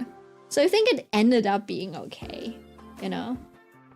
But yeah, it's just like a lot of the times, because they are so normie, right? They're usually not in the know about all of the like internet stuff. So I don't think they realize that I'm usually like years ahead of them when it comes to like internet news. It's so cute because like one of them, like at some point he was like asking, I think it was like last year or the year before. And they were like, actually, what does slay mean? I'm like, you don't know what slay means? It wasn't like bad. I was just like, I was like, wow. Must be nice being normal. Must be nice not being chronically online. Right? His girlfriend, everything, they touch grass. Literally, they touch grass often enough. He and his girlfriend, like, they got together during like high school years, right? I think like a little bit before graduation. It came out of nowhere too, because I never saw them interact. I'm like, where did you know? And like, where did you like meet each other? And they're like, oh, we are like in the same biology class. I'm like, oh, okay. They're a really cute couple. I think they had the first child. I think they had their first child. Friends of my age, they're having babies. I'm sitting here, indebted, going back to school next year. Anyways, yeah. So yeah, they're a really cute couple, and even back then they were like, "What do you?" It was like, "Oh yeah, we went on a date." I'm like, "Oh, what did you do?" "Oh, we just walked." I mean, it's great walking, but it's so funny. It just like sounds so funny when they say like, "Oh yeah, we went to this mountain." It's not even a mountain in the city; it's just a hill. It's like, "Oh yeah, we went to this." Like we walked from here to there. I'm like, "You just walked?" It just sounds funny as a date, okay? I do have to say I do the same with like girlfriends. Like when we cafe hop and stuff, we just talk, you know, and explore the city and stuff. But it's just so funny when they said it as a date. Like, yeah, we just walked. Like, you did more than walk. You did talk and stuff as well. But it's like, yeah, I don't know.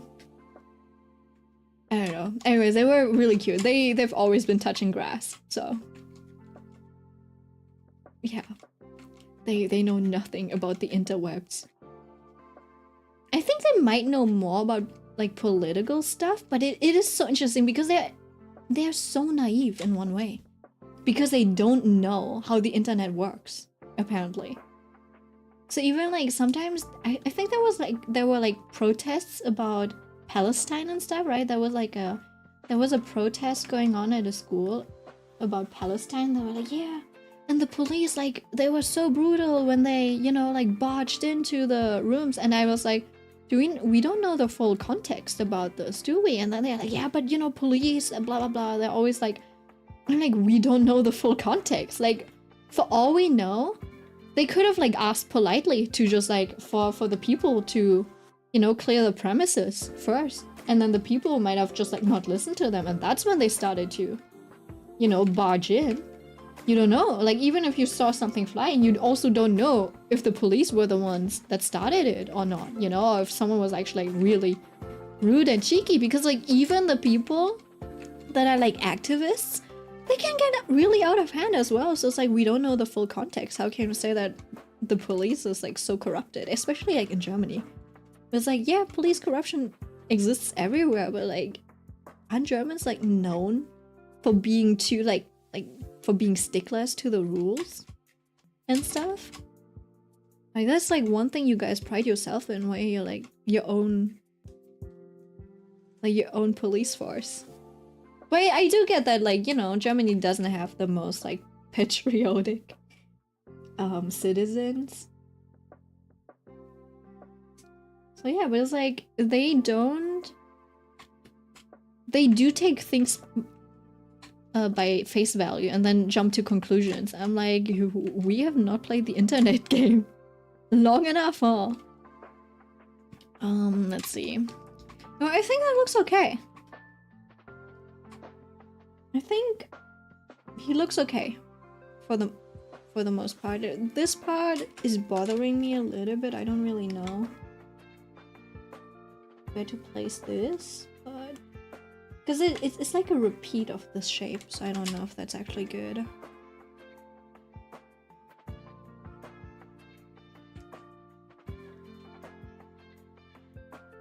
And I'll just move it up a little bit so there's a better rhythm.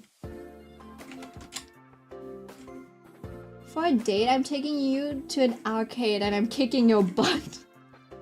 We have arcades in Berlin, right? And they suck. They suck. They did have like Dance Dance Revolution and stuff. I just suck at like coordinating those.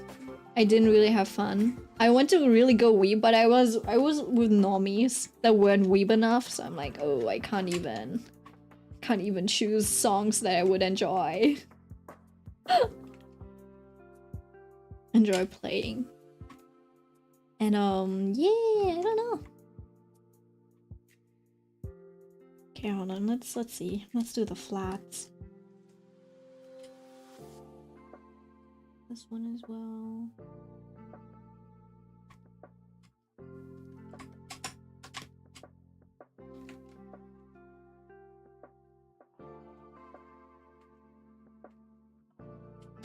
There's a bit of a bleed.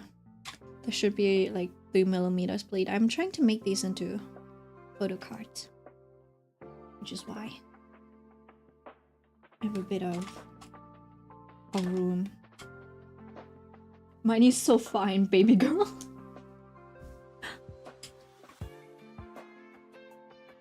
Wait, who? Did I say baby girl? Oh. Oh, is that from that video of the where the voice actor said that? He said like baby girl and then the final voice actor just like went crazy. No, Lamal, I'm referencing. Oh, okay. For a moment I was like, wait, did I? I feel like I might have actually said baby girl to him without realizing it. Yeah, that one. That was hilarious. They're really fun. It's also so funny because like the Minimus voice actor is actually like so like bright. You know, he likes joking around. And Minimus is usually a little bit more I don't know, a little bit more reserved, it feels like. Obviously he does taunt Finan a little bit as well, or like he plays along with the taunts. You know what, maybe I'll just in between those two. Maybe they actually like really, they just banter all day, all night, all the time. Something's wrong about this pod. I think the shape's over here a little awkward.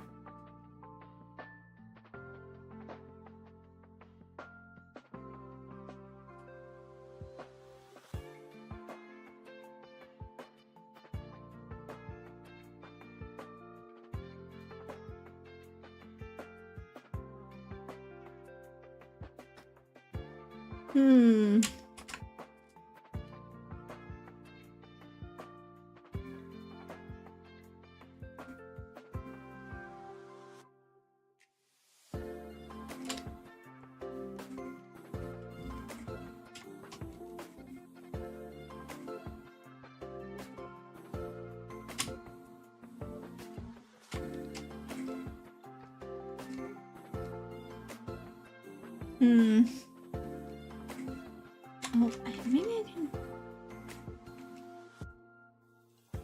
One more thing over here. And then delete this part. Oh, I can't go back. I can't wait to go back to continue reading Kim Solemn content. There's 100 more chapters to go. There's like 208 chapters. Does that mean it has been running for like 4 years or something? Am I dumb? Oh, I guess maybe because I remember seeing the cover, the novel getting released like the novel cover really getting released like a year ago or something. So maybe that's like when it actually got turned into a physical copy. But the story has been running for like way longer than that. I can't wait for it to get a an actual like webtoon adaptation. And I hope I hope they get good artists that can capture just like suits really well. They gotta be like on the level of the Maruhan drawing when it comes to drawing suits. I know it needs to be atmospheric as well. It needs to be a very specific aesthetic when it comes to the like creepiness, and I don't know if there's anyone who can, any artist that I've seen that does it, because I'm looking for, okay, hold on, let me see.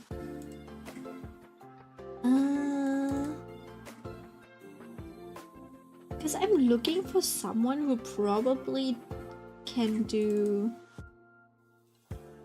you know, like this type of lighting with like harsh spotlights, a lot of like black shadows. There was this one Kudo and Kenma cover that really captures a little bit of a like ghost story horror vibe. Where is it? Let me see, is it, did I put it in graphic design? I might have put it there. Yeah, this one. You know, like this type of lighting and vibe? Ooh, that would be great.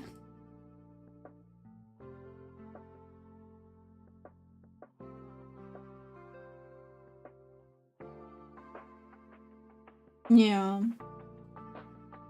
No, not like this.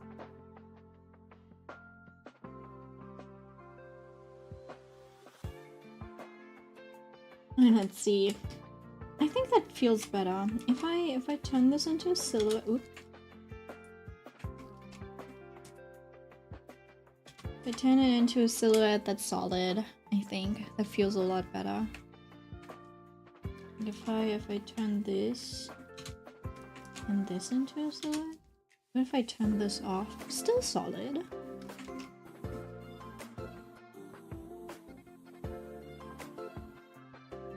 Maybe I don't even need this piece at the top. Let me see. Yeah, I probably don't need it. Or like I need to do something else with it. Like maybe... Well, that can probably be a detail later. Okay, let's see. So, skin first.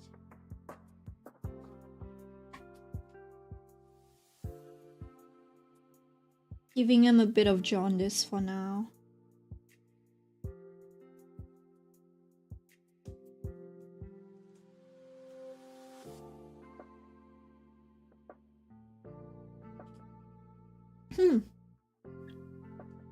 I need him carnally.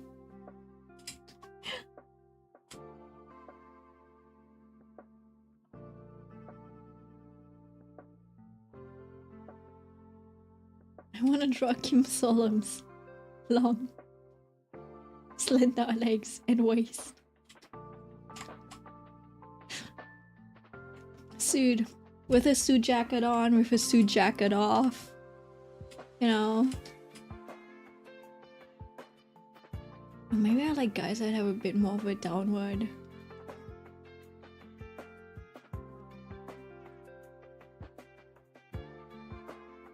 Turned look. But do I like that in real life? I think IRL I would only like that if it came with a good looking face. Pretty privilege. Like if you're not pretty and you have that yeah. No, that's just sad then. Give me the royal AU, the enemy to lovers. Also, I need more people to make good Mighty X Rita fics. X Rita? Interesting. Slow burn. Like, but then who are you competing? Like, you're competing with Finan then, no?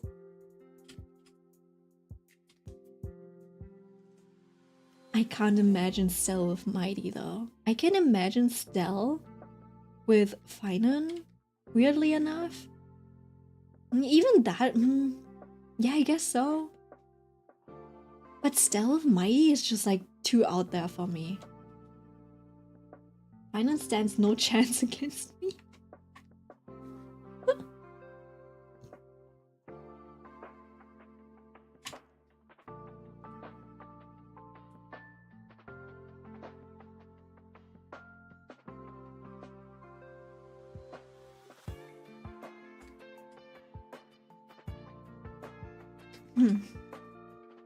Thinking about it. Maybe I like the people who are quietly warm. Is that a weird thing to say? Like, I've been thinking about it, right? I do. You know, I just realized. Kim Solom. One of my OCs is pretty much just Kim Solom. I just realized. You know, you remember that OC that looked a little bit like Moza? Yeah, his personality is pretty much the same as Solom's. Except for that he's not a scaredy cat. He's a little bit closer to the section chief. But like he's like Solom without the scaredy cat aspect. Does it make sense? I'm like, I've always had this type. And I describe this type as quietly warm. Does it make sense? They are not like as bright as the sun like Finan is, right? They're not the chats, not the outgoing ones. But they're also not cold. Where you're like, it's really hard to talk to them. They're just quietly warm. I don't know if that's a type. If that is a fitting description. Does it make sense? They're like pleasant to be around. Maybe not the one with the most initiatives or something, but also not like the type that would refuse you. Does that make sense? A little bit like, I think about it. Maybe even like Megumi. Though Megumi fits more into the tsundere archetype. He's a bit of a tsundere, Megumi.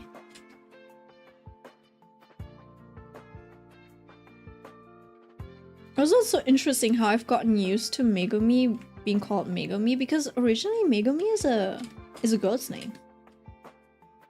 And like it threw me off a little at first. I'm like, oh, he's got Megumi. But now I'm like, yeah, Megumi makes sense as a name. I just realized I got the crown. Hell yeah. Oh, okay, nice. Good for you, Ren.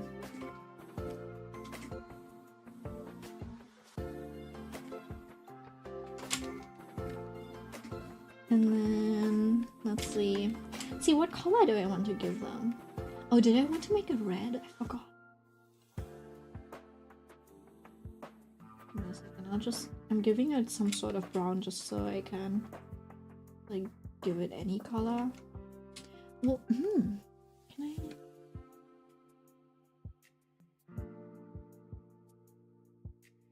I? I can't do it. It's okay.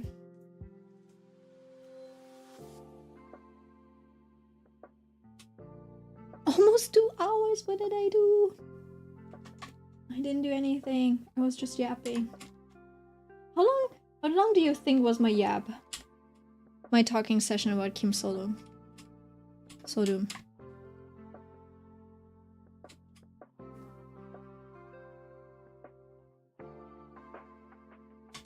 Because I don't think I've talked...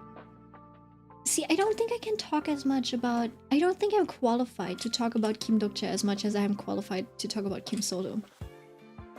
Right? Kim Sodom has to be higher on my likes list. Oh my fucking god, you're like... Can you stop talking about him? My Windows has a bad update. No! Got an install. Good night. Well, be right back. See you in a bit. See you after if you've returned to the past. No wonder stream was lagging. Oh shit. Oh, that's crazy. I feel like Windows has been like... I don't know. Has been messing up a lot more recently, no? Same with like, you know, with the blue screen, etc. that just like happened even on like big airports and stuff because of some random security update or something? Like that? That was pretty recent as well.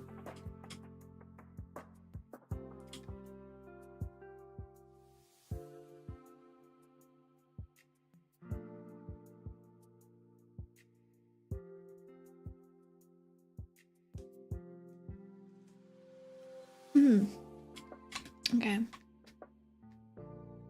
So we have the art. I guess his hair can just be... Oh. Split it like that.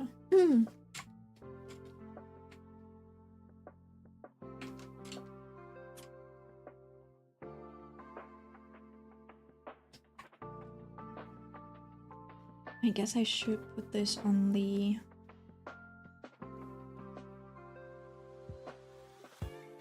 skin layer. Mighty's hair is kind of blonde, right? Blonde. And then it has a gradient. Like a peachy gradient.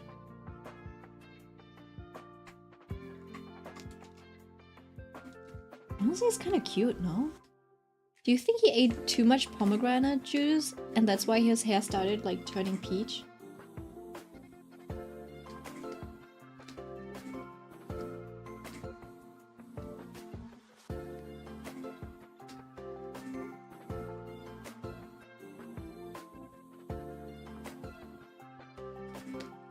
Question is, do I make this a nice red? Shade of red?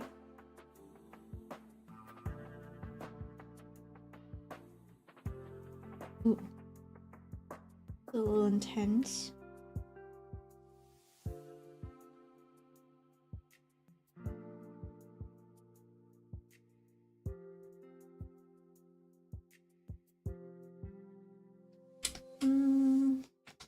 I do want to keep his uniform light. Maybe a softer version of that.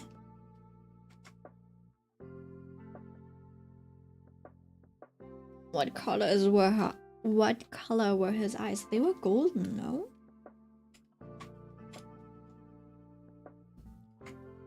Maya's not here to answer me. I think they were golden. Golden orange or something like that.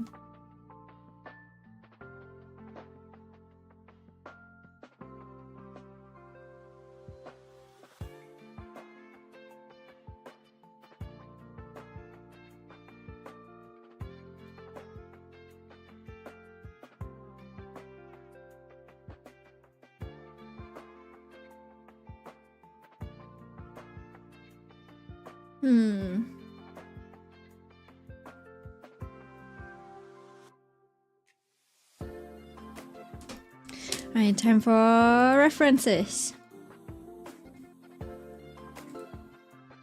Mighty Moose. See, at first I thought it was like midday. But the Chinese does say mighty. It says like my damus or something. I'll stick to that. They are golden. It's almost red. His hair, I guess.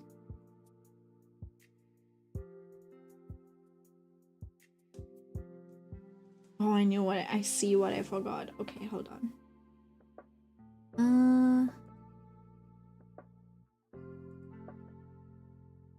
He looks so good. For what? For what?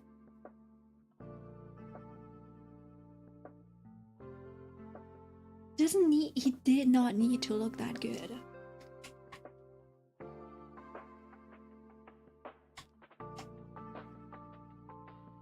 Yeah, I was wondering, from the MV opening, I think the devs, they probably, I don't know, they probably did that like shirtless Finan, and then they realized, you know what, we do have like a shirtless man. And the textures, just changing the textures kind of looks bad. We can't do the same for Mighty. And then they changed it. And then they were like, yeah, let's actually model his muscle. Or the 3D artist was like, nah, I'm gonna model his muscle. Because just the texture kind of looks bad. There was a reason when he caught my eye instantly.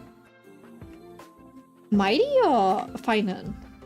Our beautiful king. Welcome back. Welcome back.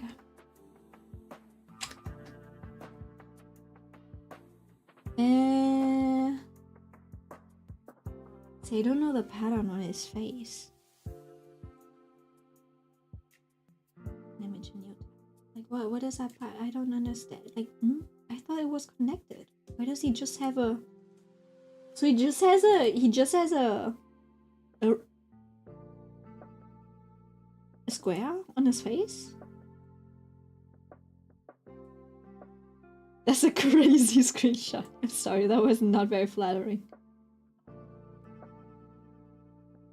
So he just has a square on his face.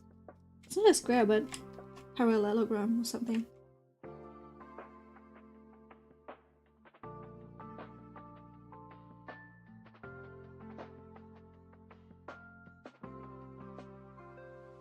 Almighty, I mean, Finan grew on me. See, for me, See, for me, like the first shot of Finan, I was like, oh, that's a little weird. I thought that was weird, you know, like, maybe I won't like him as much as I do. And then they pulled this shot. Wait, which one now? Oh yeah, and then they pulled this shot on me. I was like, oh fuck. I was like, oh shit.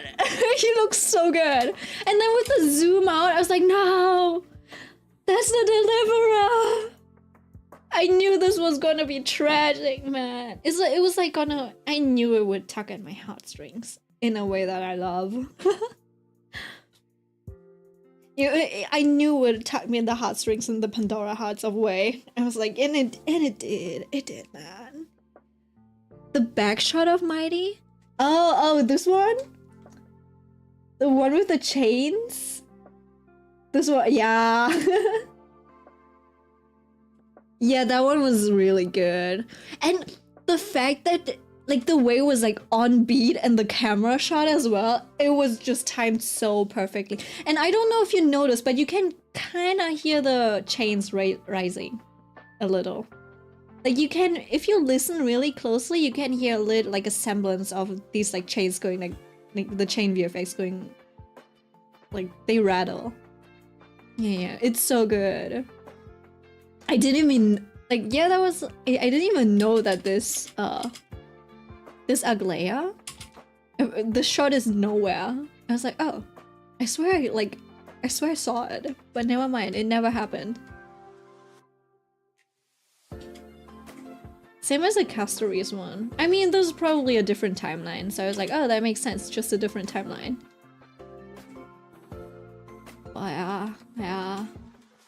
Anyways, this one was what got me. It was the shot. I was like, ugh! I have to make him my favorite character now. And then, you know, like Mighty came out. I was like, oh shit, do I like Mighty more than I like Finan? Because I was like, maybe Finan's a little too boyish. And then I was like, yeah, Finan grew on me a little late. Like, Mighty was almost a bias wrecker. I'm like, oh bro, like you cannot.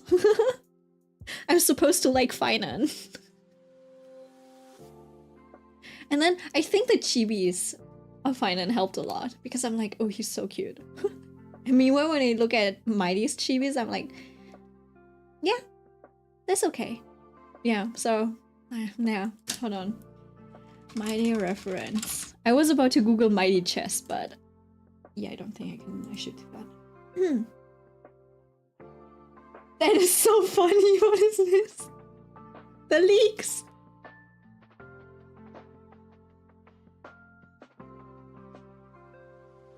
Wait, were these the leaks? Oh, I guess so. That's so funny. Sorry, like, I love leakers for doing this. They really gave their best. The only thing that kind of failed was the hair. Give me a second. Open new tab. There we go. Oh, you can get the pattern? They extracted that. That's interesting.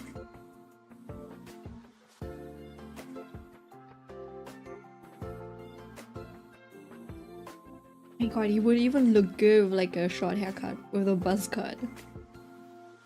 I like his lion mane though. Never give him a buzz cut. God, that's gonna be a pain to draw. Wait. So far, I think I'm more Finan leaning. The shit is hard, man. They're so close for me. They really are. They really are.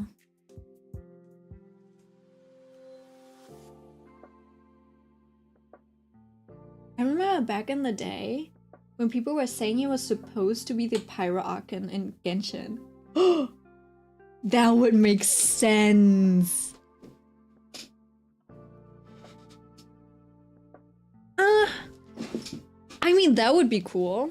If you were like, I would understandably, you know, like I don't know. Have you looked at his chest? It literally is that like that symbol for fire. You cannot tell me that he was not supposed to be a fire character. I'm so glad he wasn't. You know, like I've been looking, and I'm so glad Star Rail upped their model game. Because the male characters look so good. Because they would have ruined him. No, yeah, that's for sure. Like, I didn't even notice, like, up until my friend, I was like, yeah, I play Star Rail, I really like Amphorius, blah, blah, blah. And she's like, oh yeah, I don't really play it, but I have heard good things, as in, like, Star Rail writes really good male characters. And I haven't even thought about that up until then. Like, I never really think about, oh, this is a well-written male character. I just like, oh, I like this character or not. And, yeah. Yeah, I guess Star Rail does write male characters really well.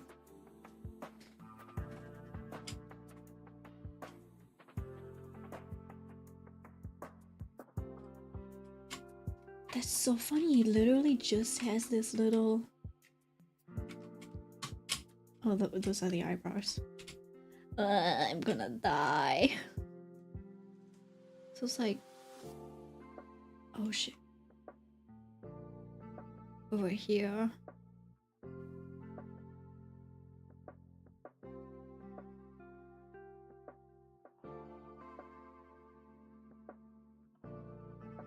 Then we can, you know, shape this a little bit later.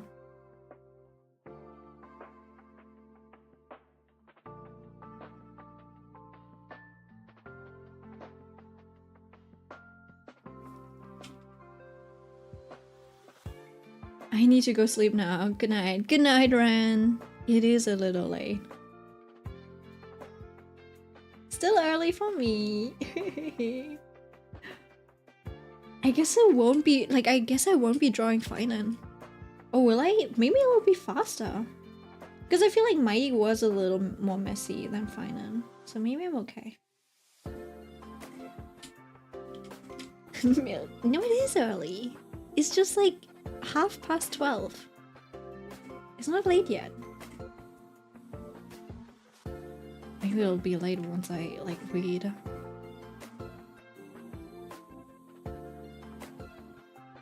But fair enough, I did try to sleep early, right? And I woke up at 5 AM. And then I read up until like 10 AM and I couldn't, like I was too tired, I was too sleepy. And then from 10 AM till 4 PM I slept. I slept, so now I think I can sleep.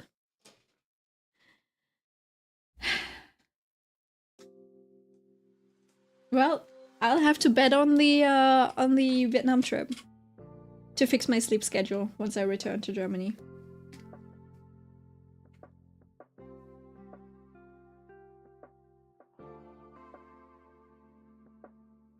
I have a month to adjust to Vietnamese. To Vietnamese living standards.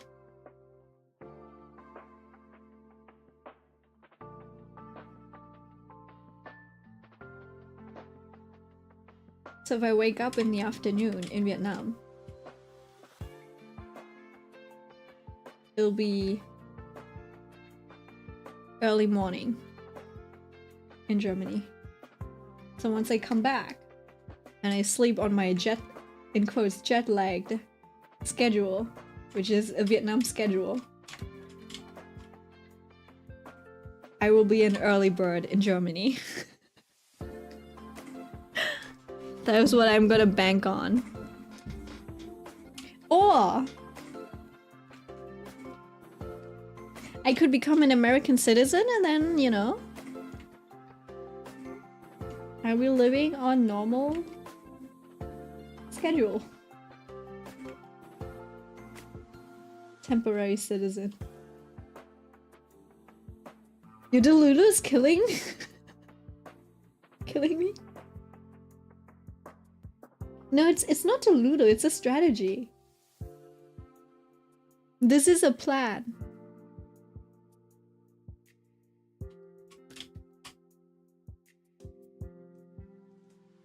Because I did try melatonin before. All it does is give me weird dreams. Yep. That is sad to be an effect of melatonin. It's nice that I dream. But not too helpful.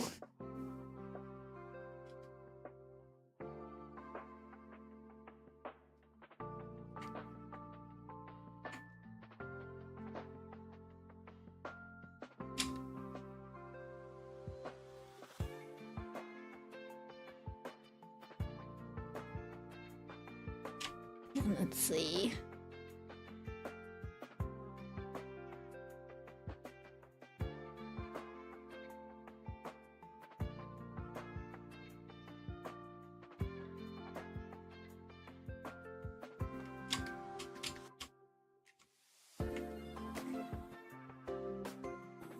You know what? I guess it is that the one Clip Studio feature where you can draw on the models is probably really useful for this. Oh yeah, do I give him a... I don't want to give him a necklace. Also, the one thing that confused me about Mighty was like, why did we add the blue? Oh, for Finan?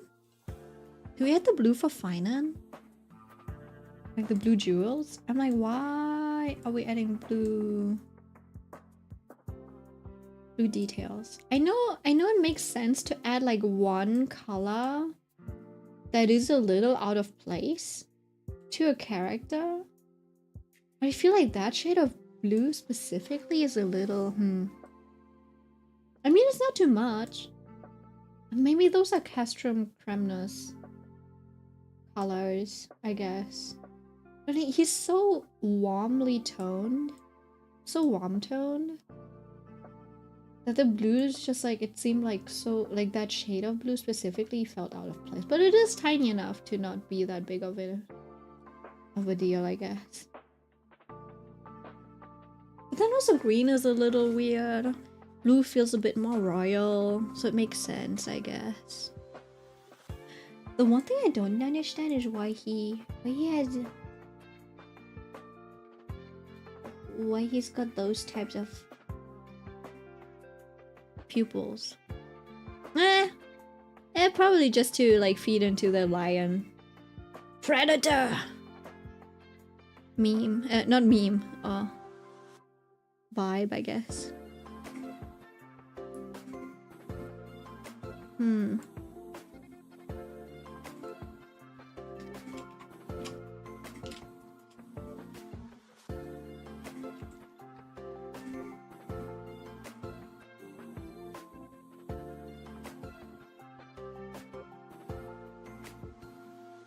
It doesn't feel right.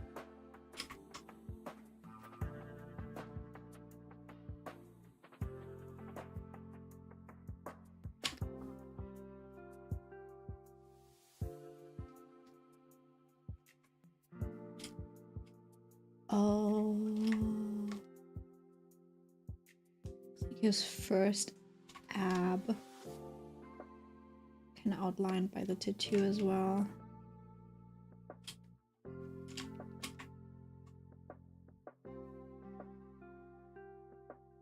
Then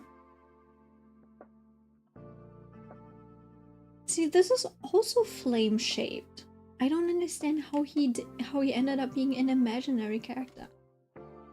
I guess because of the crystals, and they were like, yeah, the crystals aren't really fire, so it doesn't make sense for him to be fiery.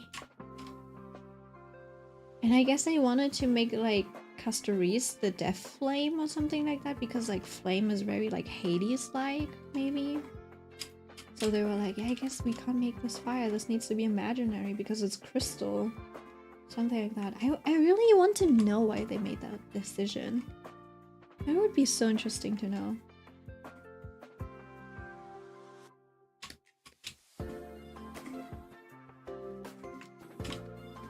Are you not curious?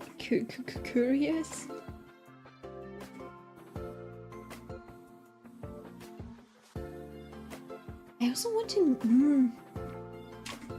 I do want to know what these tattoos even mean. Is it something that he acquired because he was thrown into the river? River of Dead? Because Gneos, for example, the former predecessor of Nikador, whatever his name is, he didn't have any of these tattoos. So this is a very mighty specific thing, right? It has to be because he got thrown into the river by his dad. I joke that Hoyo just spins a wheel to assign characters elements. I feel like that's kind of what they do, but the thing is, I thought, because for Fire Emblem Heroes they do that, right? They do have a little bit of a chart. They're like, oh, here are the paths, here are the elements, let's see, what are we still missing? And then they just like assign it based on that, but Hoyo didn't really do that. All of the male characters were just like imaginary. And I guess they're like assigning it based on the narrative, and obviously there's a little bit of, you know, there are things that make a little bit more sense. So I feel like, yeah, I don't know.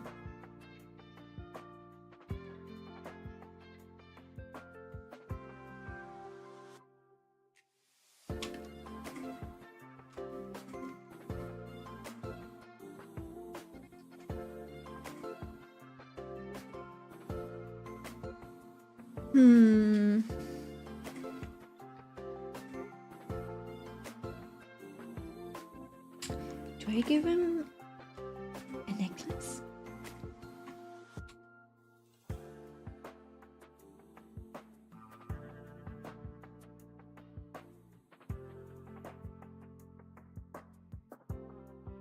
Oh, it's below.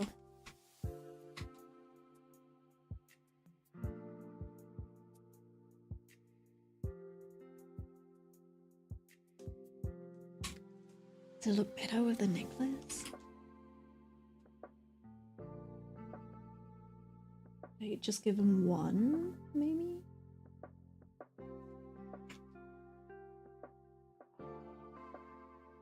It doesn't really look modern as a design.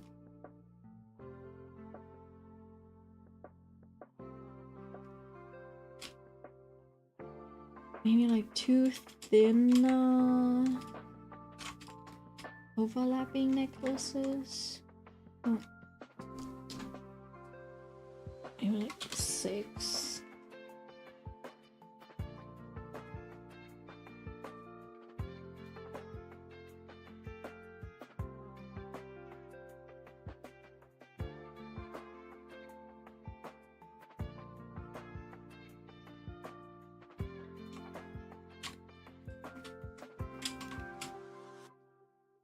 Something about the tattoos is throwing me off.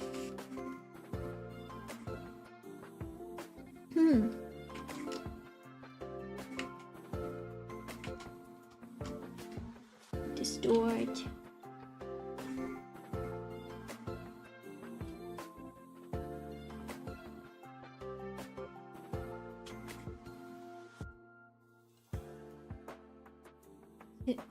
Is it wider?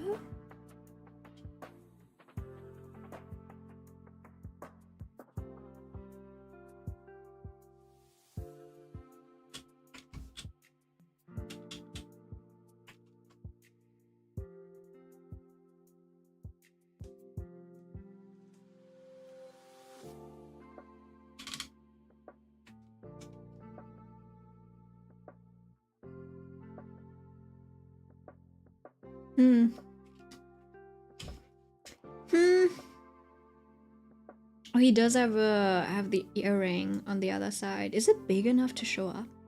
No, it's not. It's not big enough to show up on the other side. Unless... Okay, what if?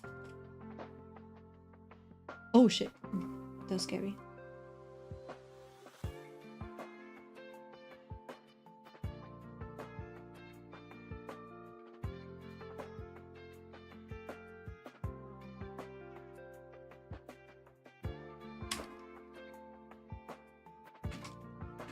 The thing is, I don't want to have any gold elements in this right now.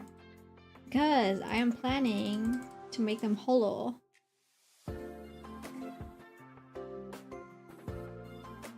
In that case, it would have silver.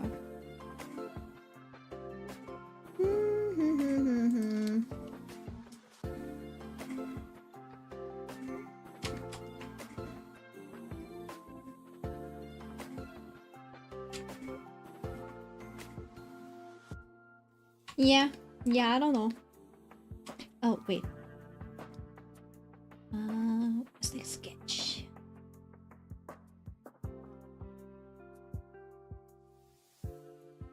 If this like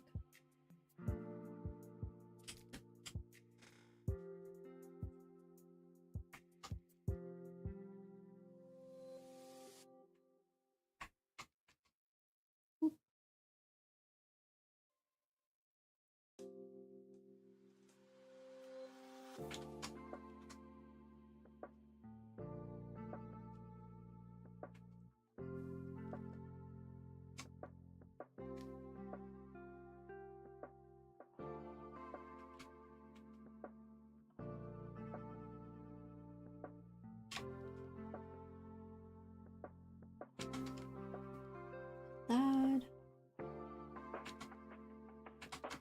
this.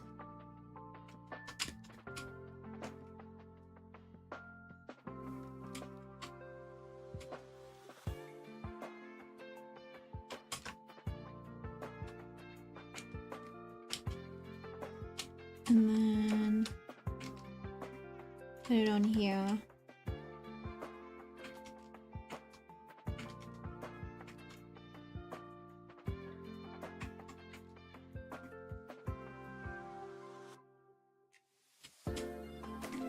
Look at that.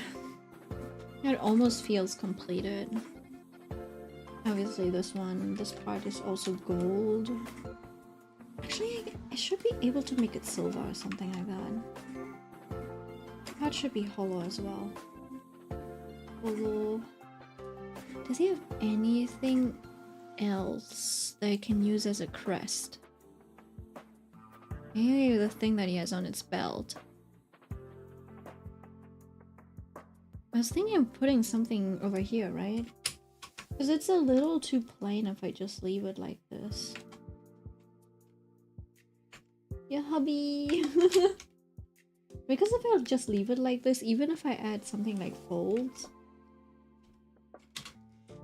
it feels a little empty. But actually, let me see. Because maybe I have to keep it empty because of the extra details. Maybe it is better if I keep it empty. But I'll keep it empty for now, and then I'll see if I add something over there later. But maybe I can sketch out the sun thingy.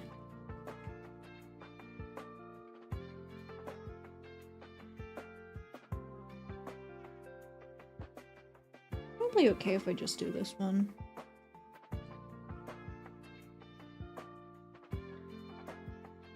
Probably have to draw this properly later and then put it in perspective rather than freehanding it.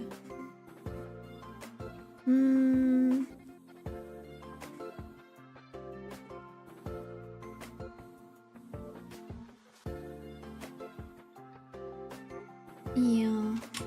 That might be okay. Might be good enough for a sketch. Alright. In terms of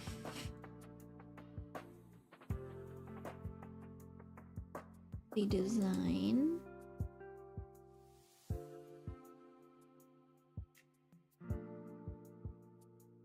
in terms of shading, let's use a fill layer.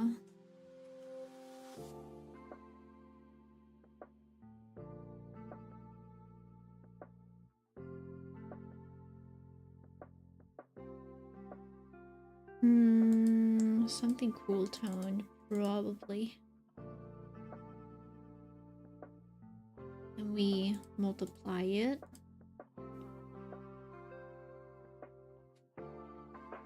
We can just use the mask. And then later we can just like copy paste it onto finance drawing. I do want it to feel really bright though.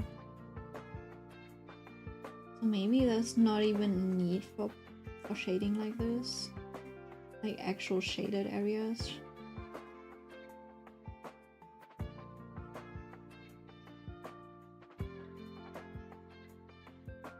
Because you'll probably get away with just like no actual lighting, just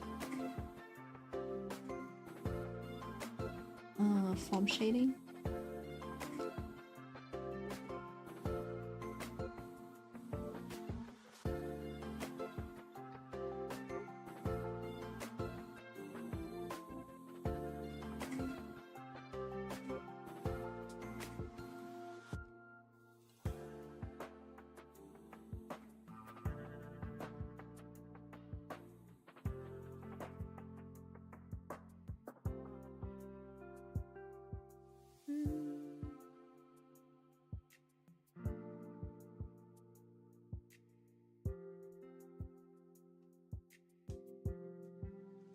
Maybe it doesn't need to be cool toned. Maybe I should actually make it warm toned.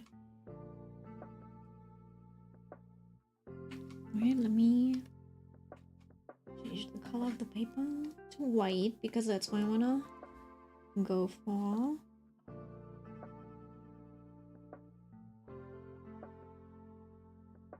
Guess I won't need to do this.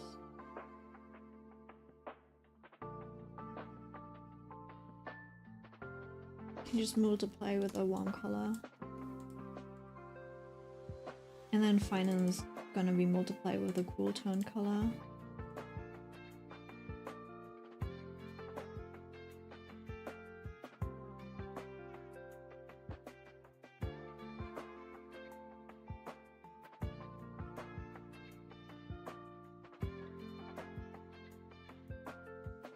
Actually, let me put this in a big folder,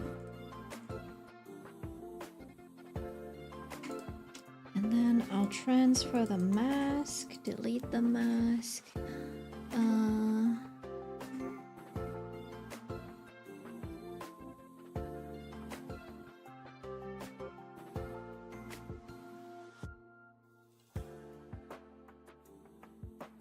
There is this soft light setting that you can use. There you go. But I feel like it's usually a little too soft. So you'd have to either duplicate it enough times for it to actually feel strong enough.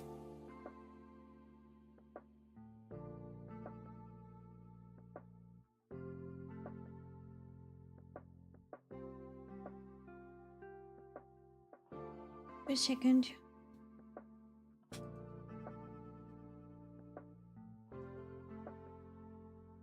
Smash, smash, smash. I see. Should be normal. Feels like Why doesn't this feel strong enough? Oh, because it doesn't lay out. Okay, I see. I see, so I can't do it that way. Okay, ungroup this.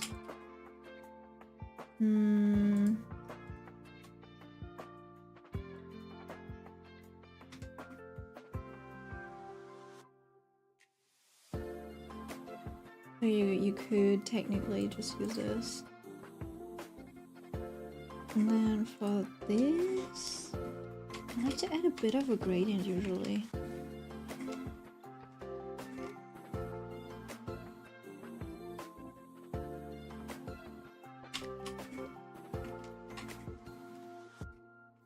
But yeah. Let's see. You can warm things up a lot. A few of these areas. Depending on how you like it.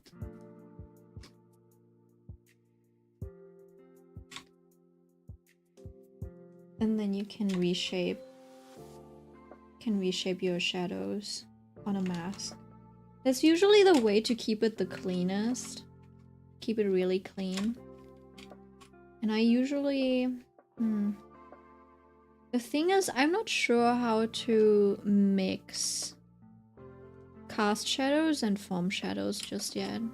That's like the one thing that I'm unsure about. Which is why I usually just...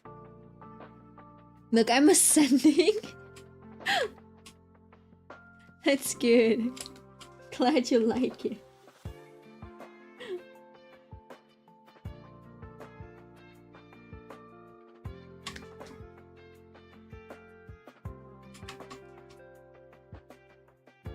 Cause I'm really bad at distinguishing foam shadows and cast shadows.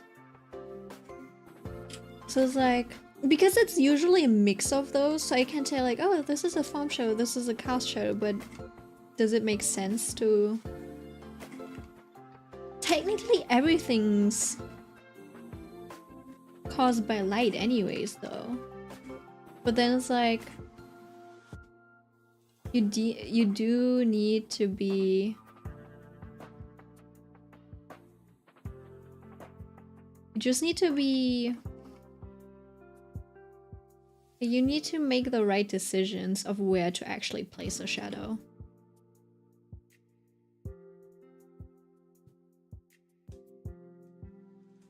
And I think that's usually the difficult part for me, because you kind of want to...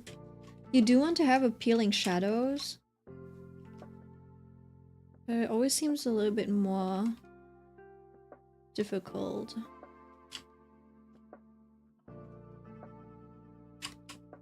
Like, for example, this would need to be this dark, so I usually leave it out. And even if there was a shadow like this,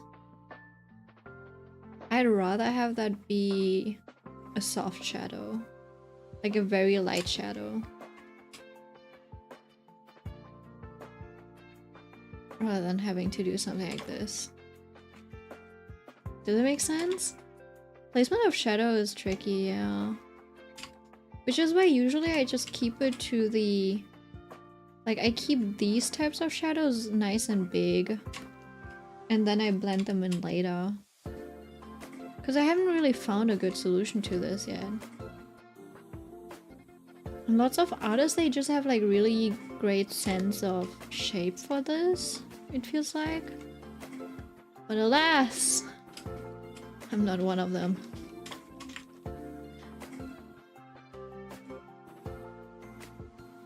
You know, and they... Yeah, I don't know. They do like a... They do great black and white studies.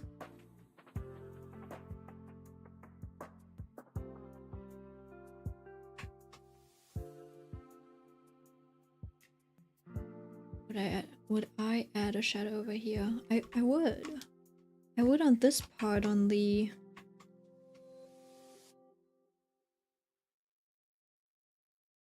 On the sailor. Just to shape it a little bit. You're doing great! Thank you.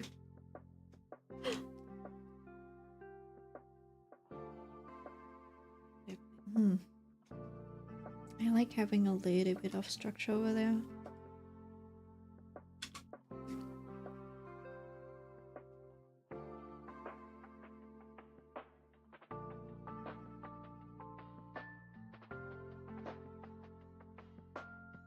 Something like this. I'll keep this empty so I can easily fix it later.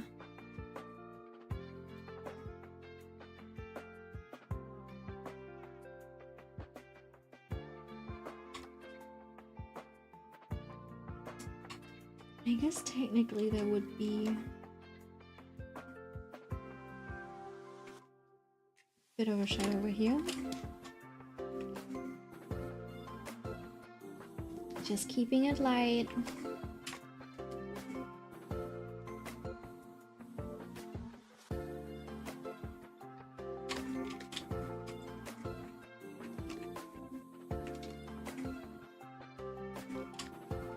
I can adjust the brightness of the shadows of in certain spots later, I suppose.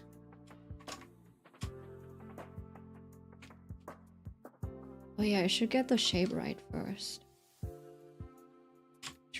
Before I try to do anything silly.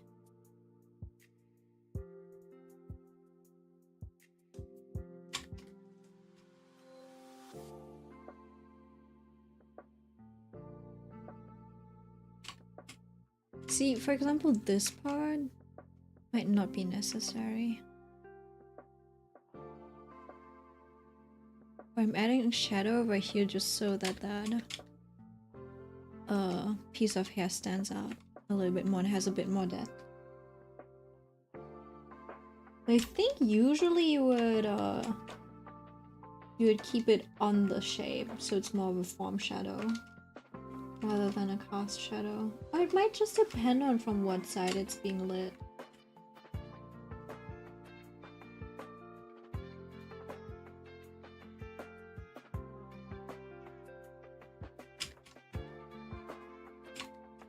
Now I'll keep it like this, I guess. So it feels plump.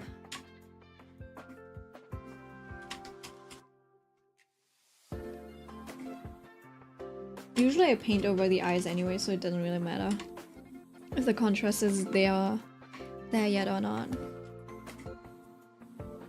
I guess this one's important. The braid.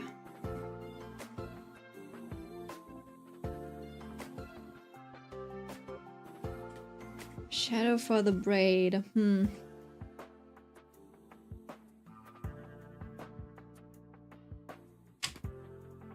See, this part is a little messy. Maybe I should keep it out.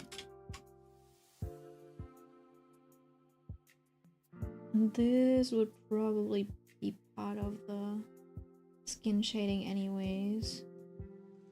So maybe. See sometimes what I do, like you can just trace the shape.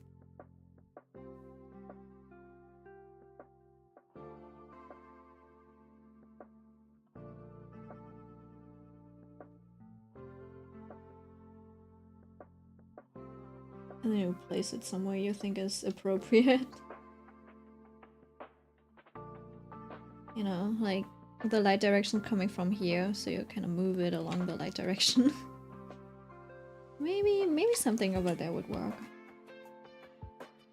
And then if I draw the shadow,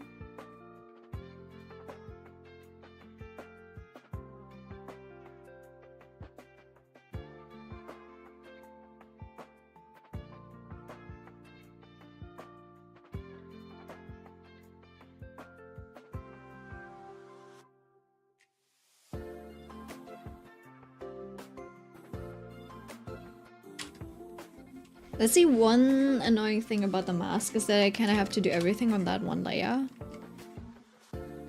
So maybe it's not the best approach. Or you could put that on different layers, maybe? Inside. That you build a mask with.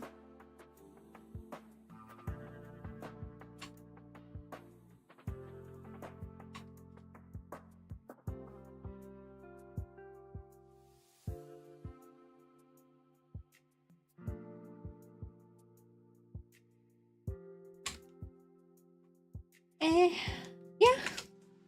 Let's see. Let's get over. We've drawn Mice Man, and now it's time to draw mine. Fine. Oh shit! I did. I saved, right? I did. Okay. Time for fine. I'll see you later, my husband. It's okay. We have fine over here. Very fine. Shit, what thickness did I draw with? Was it like a 10? I think I drew with a thinner thickness. Might have been like a 7 or 8. Yeah, so let's use an 8.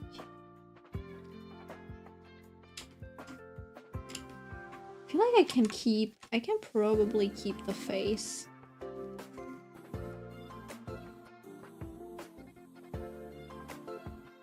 Probably just need to redraw the hair.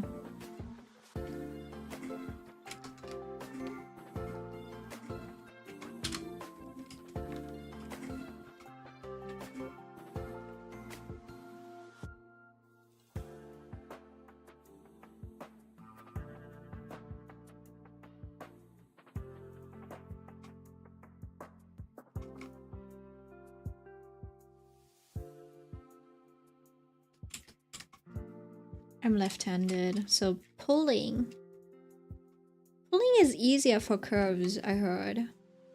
And pushing is easier for straights. I'm left-handed, right? So my drawing hand is over here. So it's easier for me to do straight lines this way. But if I want to curve something, it's easier to pull it towards me. I don't know if you knew this. Now you know.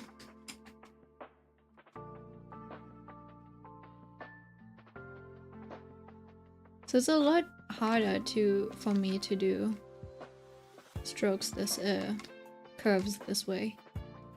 Cause I don't know, the wrist tends to move inward.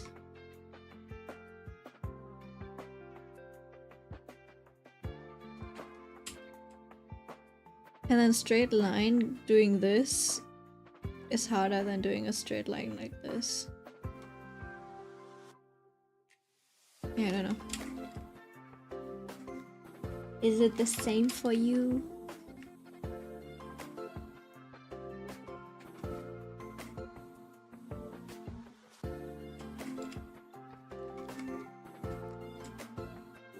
Do you doom scroll on TikTok? No, I don't. I'm not on TikTok. Like, if you know you're doom scrolling, why do you continue to do so? Right. Same for you? Nice. Lefties, yay!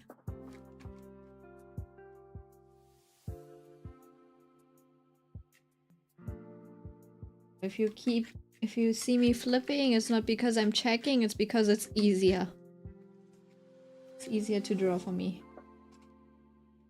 That's usually what I use the rotation tool, etc. for. Just if it's easier to draw.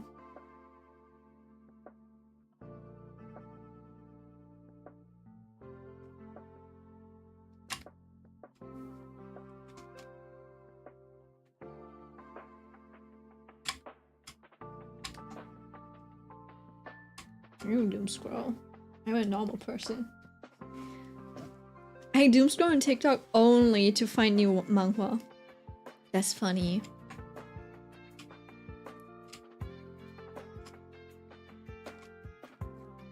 I'm like, yeah, that's sometimes when I like get a little too bored and then I just scroll. What I do, I'm like, you know what? It's been a long time, I should stop. You know? And then sometimes I just stop. I never thought about that, but I'm right-handed. Interesting. Yeah, so it should be easier for you to do straight lines this way and then curves this way. Right? Goes push and then pull. Yeah, these are the types of tips you would get on Tumblr, but yeah, we don't really have that sort of community anymore, unfortunately.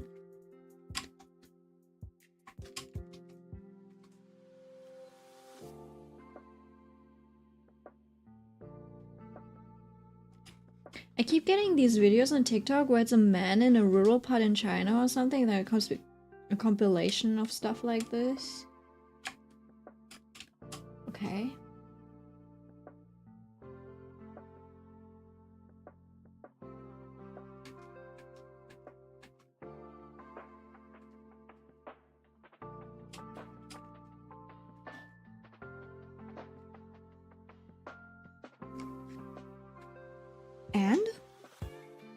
Are you gonna follow it up with something?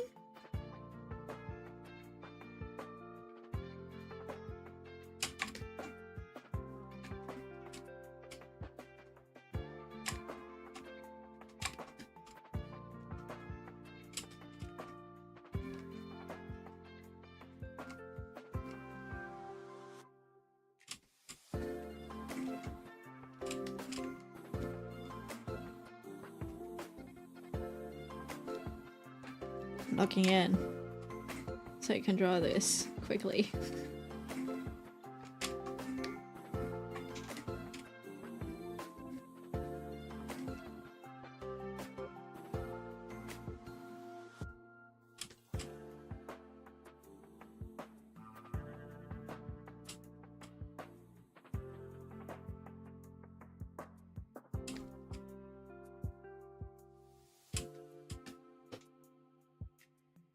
Are you really not gonna follow that up with something?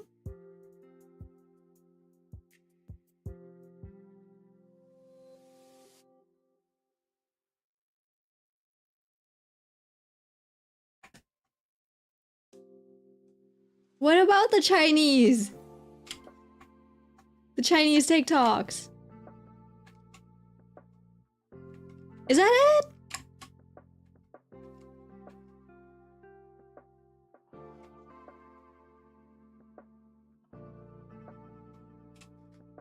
I can't understand why these are on my FUP. Like, since when did you decide that I needed to watch this? There's an algorithm. It's a mix of things. Just like on YouTube, everyone gets to see the top 1000 shorts. That's why like everyone's YouTube shorts is similar. Because of algorithm. And sometimes I try to introduce you to new stuff. Do you want me to send you? No, I don't want. Like what? What would that do? Why would that? Tell me. Why would that do? Why did you offer to send me one?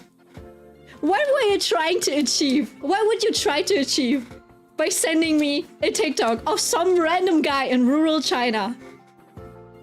Tell me. Genuinely, I'm curious.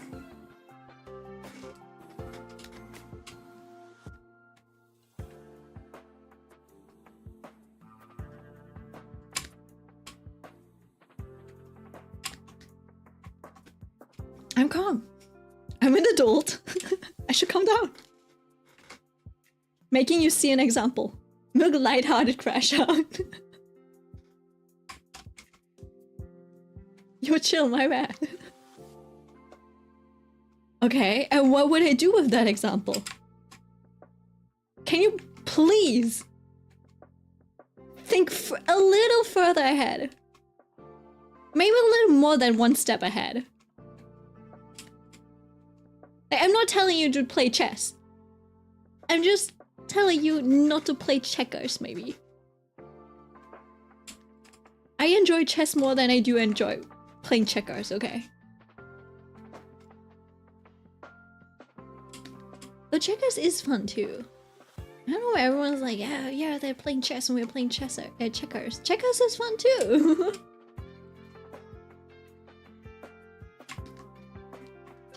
See, you know, one of the things that my elementary schooler taught me, and it's like one of the wisdoms of an elementary schooler, you know, that sets you up for life. She was like, sometimes you have to think, and she said it like this. She said, sometimes you have to think around the corner. Which, to English, it kind of like translates to, like, you have to think outside of the box. I think outside of the box is a little, like, it's slightly different, but sometimes you can't just think straight ahead. Sometimes you have to do one more step, which is taking a corner. Right? And I think that shaped my 6-year-old's mind a lot. It's very useful. I think that's like one of the best life advices she has given to us elementary schoolers. Think around the corner a little bit more. And then maybe we'll upgrade Your nickname from Timmy to Timothy.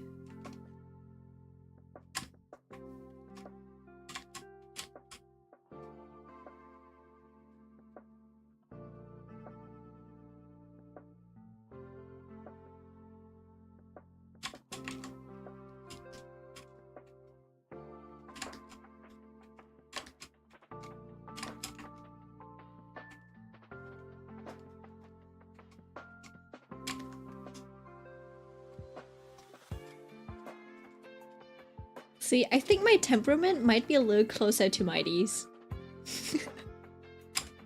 I fall for the rage bait. I'm too easy to bait, genuinely. Like sometimes I have to, like on the internet, I have to, you know, I have to remind myself, there are trolls on the internet. They are just saying this to troll. This person's not real. They're just saying this to, you know, aggravate people. And, you know, get engagement.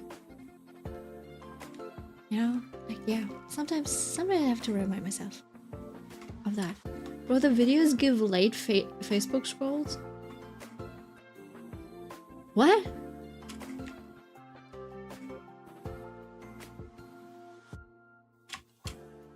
And then there's people who are chronically online and they start spouting nonsense, you know? That's when you know maybe it's time to get a life outside of the interwebs. Like talk to people who regularly touch grass, you know? Like detox from the interwebs. Or doying. What is doying? What is late Facebook scrolls? Are we talking about the Elder Scrolls? Is this Elden Rings or something? Wasn't there like a movie about some scrolls in Elden Ring or something? Like late Facebook scrolls? Is Facebook like a dead wife or something? Why is it late?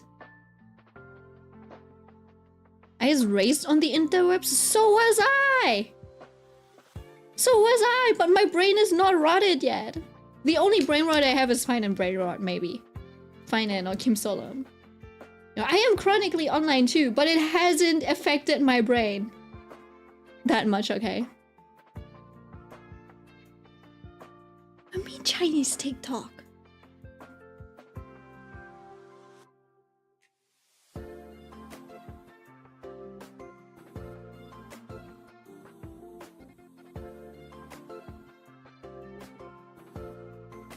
You see this? Like, how am I? What am I? Why are you so cryptic? I need to draw fine. I need to draw fine. I need to calm down. I'm here to draw fine. The deliverer. He delivers messages. You know, he is an eloquent speaker. Douyin! Douyin! Wait, is that how it's written? I thought it's like Douyin.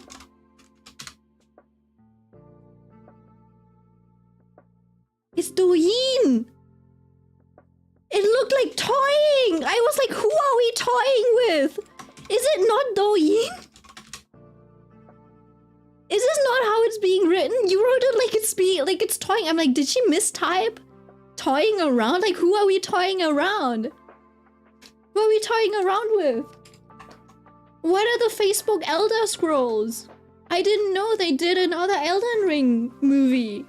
I don't even know if that's Elden Ring is a game. Is it? Wait, is Elder Scrolls Skyrim? Sorry. You even know. What are Facebook scrolls? Why are they late?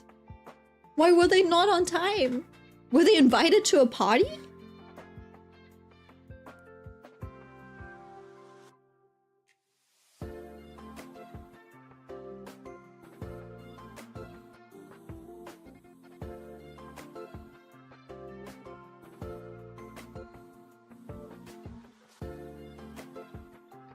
Did you delete a message?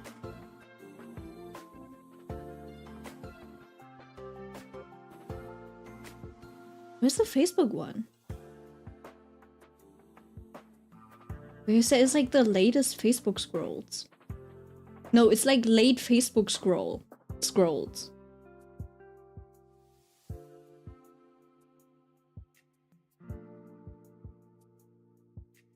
Oh, you mean once you've reached like the end of the— oh my god, what the fuck? Why is there a word for that? Late Facebook scrolls. As in like— okay, I get it now. I don't know, man. I have not used Facebook since 2014. I do not know what Facebook looks like nowadays. Genuinely, I have no clue. But I need you to be a bit more elaborate when you write, because there's a delay. I don't know if you've noticed, there's a delay on stream. Sometimes when people write messages, I don't know for what thing that I said. It was— where were you then? Where were you then? Me? In 2014? I was on Tumblr. What question is that? 2014, even then Facebook was for the like old people. Like moms and dads. Like why would I be on Facebook when my parents would be on Facebook? I was on Tumblr. What kind of question is that?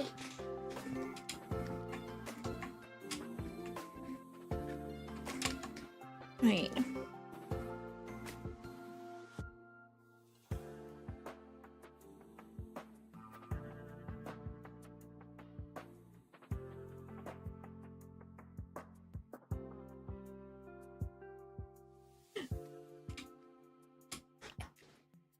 Tumblr! Don't know what Tumblr is. At that time. You were like— I don't know, man. You were like 7. There's no way you would know what Tumblr was like. You were probably on like Club Penguin or something.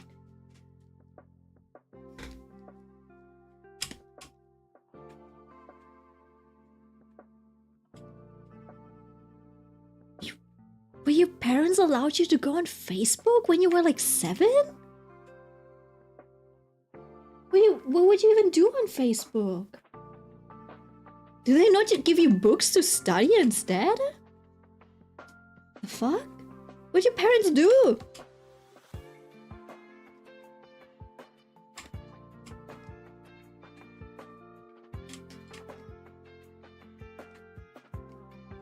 I only really got access to a PC when I was like 12 or 13.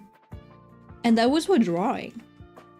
I was on YouTube watching people play MC roleplay. The fuck? How old were you?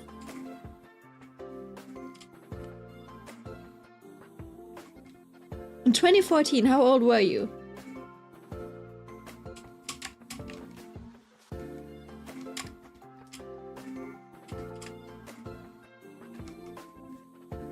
Like, I've barely been on the internet for 2 years at that point. And all I did was watch anime, play RPG horror games, and scroll on Tumblr. That's all I did, I think. Obviously homework and stuff as well. Playing Skype. Playing some games. But usually it was like RPG horror games. And your parents let you watch YouTube? Like you got a device to watch YouTube? Like they let you on the PC? The fuck? The fuck? What kind of edit? Did they not raise you?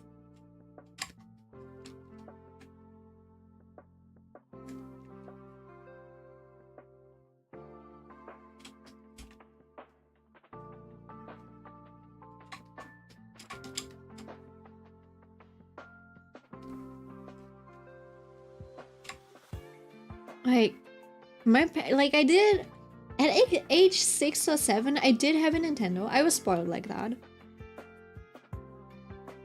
But yeah, that's like limited game. Like you can't just explore. Like, your parents know exactly what kind of content you're consuming. And they only let me play, like, safe games. Like, they wouldn't let me play shooters or anything. They were a little bit less watchful about the shows that I watched, but I wasn't the type of kid to act out weirdly. And then I behaved well. I was like fairly normal for my age. I didn't say any weird things. So like, yeah, I had a lot of freedom when it comes to watching stuff, but even then, I was only allowed on the PC after like 5th grade or something, I think. Yeah, like I only really got full access to the PC when I was 12 and I was asking to, you know, draw digitally. And I asked my dad for a bamboo tablet, like a Wacom bamboo tablet. Because Wacom back in the day was pretty much the only company that would do drawing tablets and stuff. I don't even know how I got to digital drawing and stuff. But yeah, that's why I got the privileges to the PC, because all I would do was draw anyways. Rather than play games. So they're like, yeah, let Milk play. But I think my brother, he got PC privileges almost. I mean, he never asked for PC privileges. He never really wanted to play on the PC. He had the Wii, and then later on a PlayStation. So you would play that, but you know, again, that's a console. It's like very limited content. So you would go out and touch grass. And my parents never really let me just like browse. Like, I don't know. They're very... Yeah, and then also like time on the PC was limited, TV time was limited. Honestly, it was a little too short. I think half an hour would have been fine, but they were like, nah, just 15 minutes. I was like, I can't even finish a whole like SpongeBob episode. I never knew what they let me watch 20 minutes, right? So every 10 minutes of a show, there would be a 5-minute break. Right? So I would always miss the last 5 minutes of a show where everything gets like resolved in the climax episode. I always miss the last 5 minutes of a show. And my mom was pretty strict about it. So oftentimes she wouldn't even like extend those 20 minutes. I'm like, please mom, just 5 more minutes. The episode is almost done. And she's like, nah, now you got your time. Now you gotta go upstairs and learn. But yeah, just like being 6 and 7, just like having me plastered to a screen, that was a no. It only had like YouTube and Subway Surfers. Even then I only got to play games on the phone when I was out at a restaurant and we were waiting for our food. And that's when my dad would give me... That's when my dad would give me his phone. Because my phone was a Nokia. It only had Snake on it and it was black and white. It didn't even have a colored screen. Thank God my parents let me watch TV. Did you know that kids that watch TV longer for 2 hours get dumber? Like, they get stupid. It affects their mental growth, apparently. Thank God my parents let me watch TV. Yeah, I don't know. Maybe it did affect you. Could also just like be for kids younger age, but still. You're not really doing anything engaging. You're not like... Your brain is not very active when you watch TV, so... Yeah. And from my experience, the kids that did watch a lot of TV, they had better social skills, I have to say that. They did have like better humor. But then, from experience, they did tend to have worse grades. But I was top of my class at that time. Does it matter? Does it matter?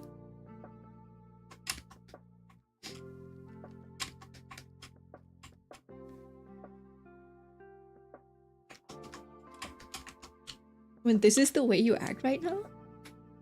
Oh, I'm sorry, I think I'm being mean. Oh shit. This is too high. Give me a second.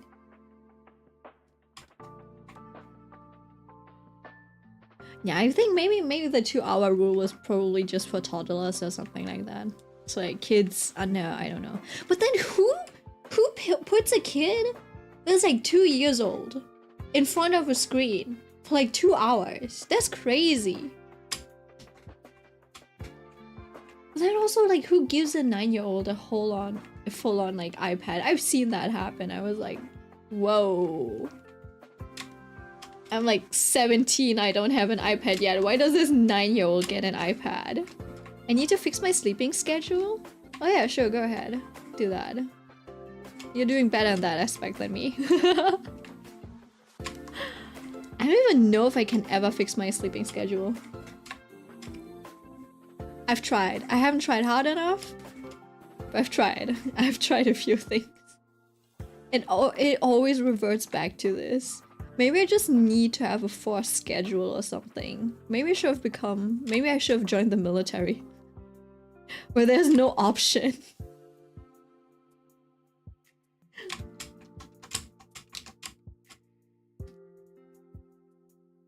And there is no option to...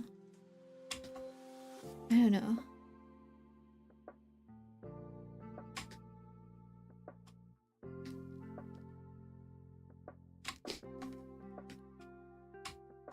I'm getting closer to uni, so I need to sleep earlier than 4 AM in the morning.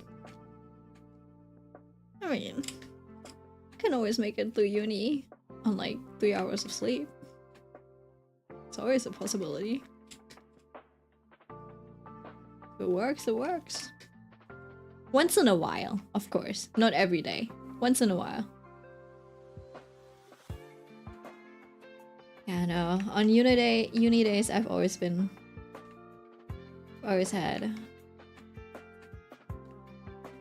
always lacked sleep. I probably would have performed better. It was still good enough, but like also university wasn't particularly hard, simply because the way our hours were structured. Well, we'll see how I'll do next year, end of next year, because apparently I'll be going back to school.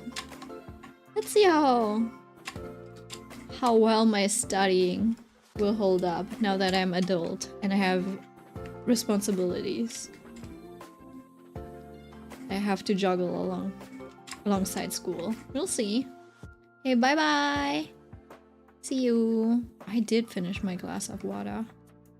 Probably fine. I just need to finish these lines. Actually, let me see. I don't like how this cravat turned out.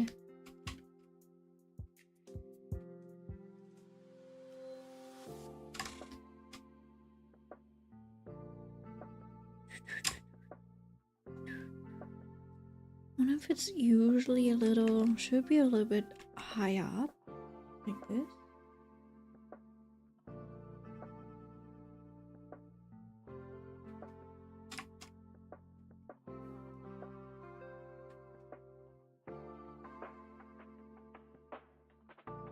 Wait, what does it...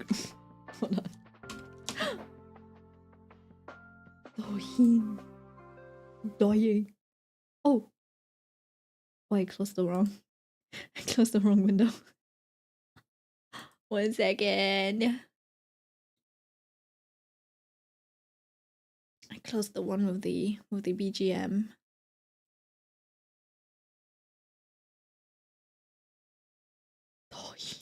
To her mother. Oh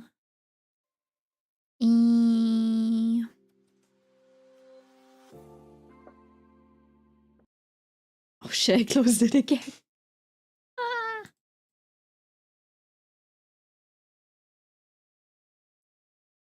17 tabs, restore window.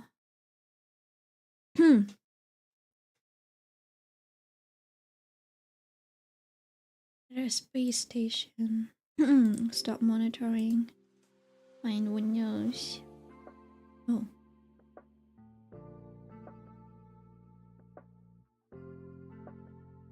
There we go. Then we'll do this. Probably close this. And then let me look for references. Cravat. Oh, necktie. Necktie, that's what it's called. I guess sailor uniform tie.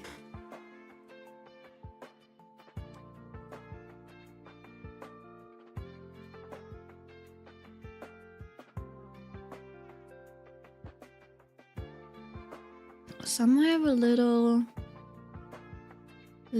ring or something to put it through. Others are they just tie it into a bow. Guess I will choose the ones with the ring. Maybe. I guess so. In that case, it's a lot easier. Cause it just like plug it in, and then there's this little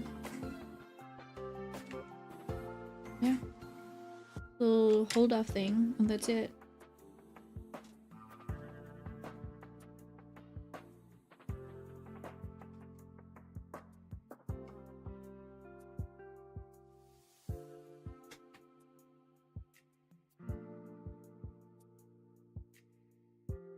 I miss Finan and the Amphoria story.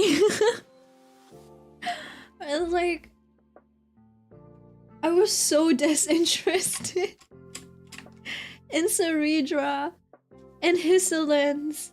That's all nice and all. Always Finan. You too? Man, I was so like, I don't know. I don't know where we're going with this direction, to be honest. Like this patch was a little bit of a setup patch, it seems, right? And then maybe something big will happen next patch with Danheng and Ebonite. And so we're figuring things out a little bit more. Hysolence and Ceridra didn't bore me, but I miss the other cast. Yeah, it's like, honestly, I don't know what I expected from Ceridra and Hysolence, to be honest. But yeah, Hysolence kinda ended up being exactly what I thought she would be. You know, Ceridra's little lapdog, lap cat, whatever. Obviously they did have a little bit of like, oh, I thought she was loyal, and then, you know, she's like trying to go against Ceridra, but then Ceridra also knows about it, so it's like, oh, did they plan it together? So that was interesting. But then also Ceridra was also exactly what I expected, so I was like, huh, interesting. I don't know. I'm happy that I got her because I do like her design. I miss you, my silly Anaxa. That's fair. That's fair. Also, wasn't there like in Finance trailer, there was this scene, right, where Anaxa was like, what is your dream? Deliverer. And that would never happen in the patch, did it? I was like, oh? I thought we would get to see Anaxa again or something. We had more Ligus than any... I'm so tired of Ligus. Like, can he just go? And then his fucking ugly like Jojo pose. And the fight was also not that... Like, obviously, I don't know. I suppose we were supposed to... I guess we were supposed to get a better Ligus fight, but his fight was so underwhelming. He's the biggest yapper ever. Yeah, I know, right? I'm like, bro, shut up. Can you like stop yapping? And it's not even... He's not even an entertaining yapper. He's like the cringe type of yapper. It's like he thinks he's flirting, but he's harassing you. He's harassing us. I've never seen... Oh, I don't know. But it is interesting because he's hated universally. I think on all servers. I don't know. I've never seen good fan art of Ligus where someone was like, ooh, I like this character. Everyone just hates on him. For real. Metaphors about the cave and stuff. Oh my god. I was like, can you stop talking about the fucking cave? You have seen fan art of Ligus? That's crazy. Like, he kept spouting. Like, he has one favorite metaphor, and it was the stupid cave. I'm like, can you be a bit more creative, please? Like, bro, can you just stop? You're not that slick. You're not that cool. You're not that cute. I know you want to be cute. I know you want to be like the avatars that you created. I don't know, in here, or like that you're administrating. Are you jealous or something? Are you jealous that they're like beautiful and lovely and they're like supposed to only be bits and bytes or whatever? And you, a fully fleshed genius? And the one thing that I was like, you know what? Okay, his motivation makes sense. His motivation's the one thing that makes sense now. It's like he created the erudition, and now the erudition has taken a form that he doesn't like, and now he wants to, you know, fix his mistake. I'm like, that's a fair reason, motivation, because he wasn't wrong about that. But oh my god, he's insufferable. I'm probably Lagos's biggest hater at this point. He's so mad at his own creation. He is. But it's like, it was a fair assessment. It was like, yeah, like you're supposed to, you know, you're supposed to just like pure-heartedly strive for knowledge. But striving for knowledge now has become like it's devolved into trying to appease news. Which is like, news is just a fucking computer. Like, I don't know why he ascended to be an Aeon, and now everyone's worshipping the stupid computer. And they're like, they lost the essence of actual, like, exploration. I'm like, that's totally fair, but can you do it? Like, do you have to just go? Like, turn the PC off or something. You created it. Did you not install a self-destruction button or something? Did you not install a backdoor for yourself? Like, what happened? Just turn it off. Pull the plug. I was getting so irritated with him that my neighbor got pissed with how loud I was. That's so funny.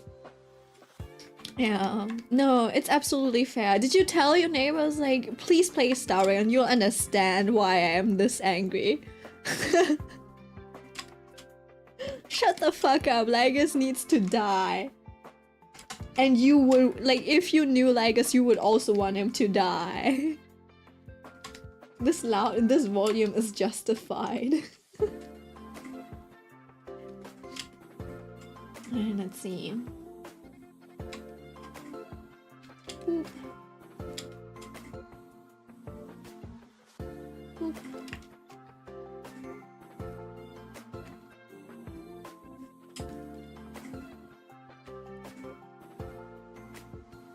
You know, I still can't get over how they decided to make him purple yellow in his Kaslana form. Cause it's like, do you think the devs were like, he loves yellow and purple. Let's give him the grace that even though he's suffering so hard, he gets to wear his like cute little ugly color combination at least. And then the people are so rude. They're like, yeah, you know, like his hair color and his eye color are the last things remaining from his parents, and when he transforms, he loses even that. I'm like, I did not need to think about that. Like, this is a thought that should have never crossed my mind. I should have never seen this thought. It should have never crossed your thoughts. And you should have never, like, posting is optional. You should have not posted this. It would have been fine to keep that thought inside of your head and not share it with the world. The world would have been a better place if you didn't share this with the world. It's like, he's gone through so much. Did you have to point that out?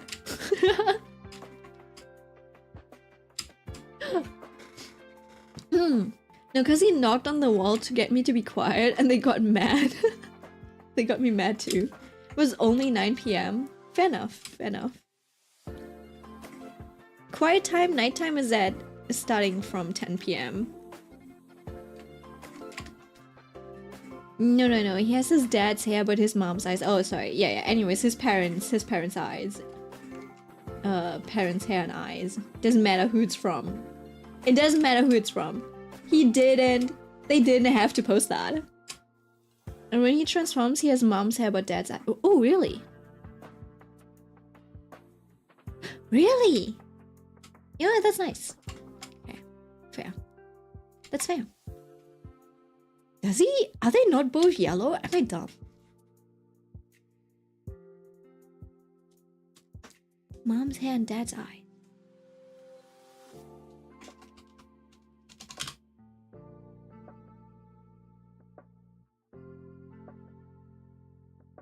They're both yellow. They're both golden. I thought the gold was a little bit of a... That's nice lighting.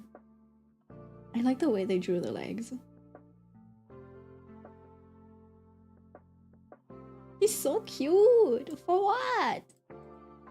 For what? Why is he so cute? Okay, wait, hold on. Final parents.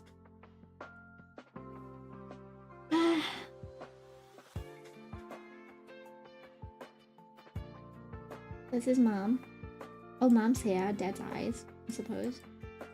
Dad was like beige. I guess it's blonde.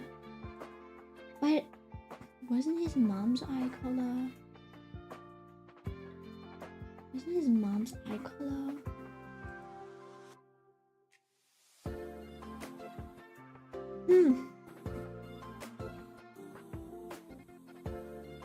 Well, you can't see it. Oh, Adada. Can I show her face, please?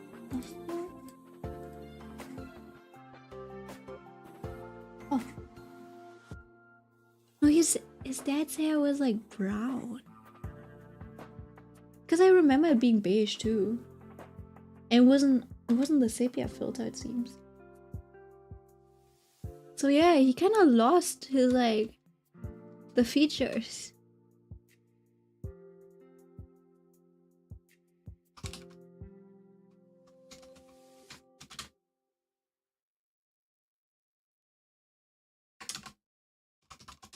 Final parents, Honkai Star Rail.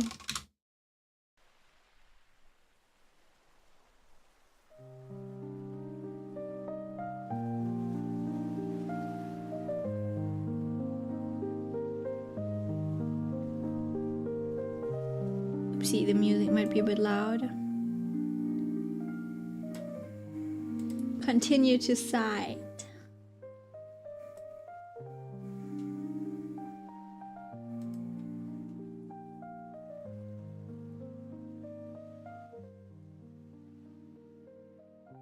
Open image in new tab, I suppose. They are indeed blue.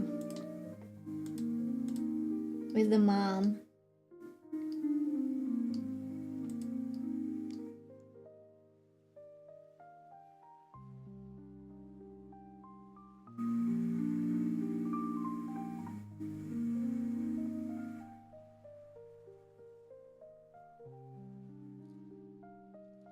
Damn, do I have to look for her name? Audata.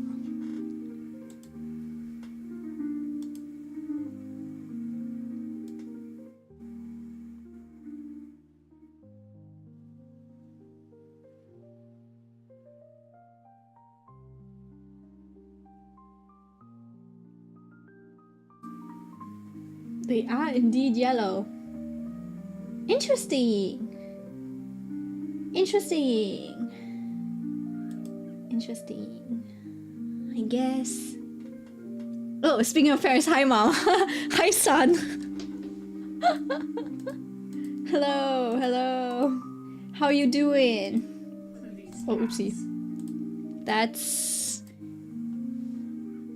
Bose. Give me a second. Oh, I got it mixed up then.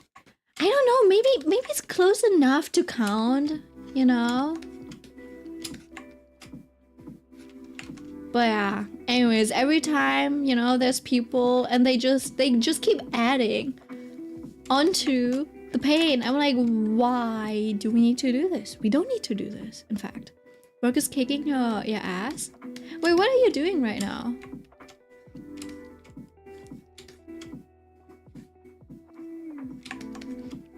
Are you still in the Air Force? Is it that? Like, are you still a cadet or something? Sharing and caring when it comes to Amphorius. That's true, that's true. They're just all here to, like, we're just here to take each other down. Anyone who's like blissfully ignorant, we're just like, you know, dragging them down with us. Home now, but I've been on a temporary job for a couple of weeks. Oh, interesting. Yeah, I'll be on vacation for the rest of this month. Yeah, so I'll look for jobs after that. After that, I'll probably just have to start doing a part-time job. It's like 15 hours, maybe. Like, the thing is, I'm kind of limited, so I'm still getting money, right? Is it severance? It's not technically severance from my job, but I do get pay. Is it severance pay? I basically get severance pay from the agency of work, right? And that is still, like, I can get a year's worth, technically. And if I want to work part-time, they'll deduct whatever I make part-time off of that. Plus, I'm limited to like 15 hours a week or something of part-time. So I don't even know if it's worth it. And then also, like, one place that I interviewed with, they've been ghosting me. I think like 2 or 3 weeks back, they were like, yeah, we're gonna give you a reply soon. Next week. Next week was like 2 weeks ago. So yeah, I think I'll be ghosted. They'll probably go with a different candidate. Which honestly I think it makes sense. They were looking for someone who's like, who just wants to be indie. Right? And I was like, honestly, I was kind of looking for a temporary job. So yeah. So it kind of, I made it a little too obvious, to be honest. So that's fair. But yeah, maybe I'll just, what do I do? I could be just taking commissions probably for a year. Build my stuff up that way.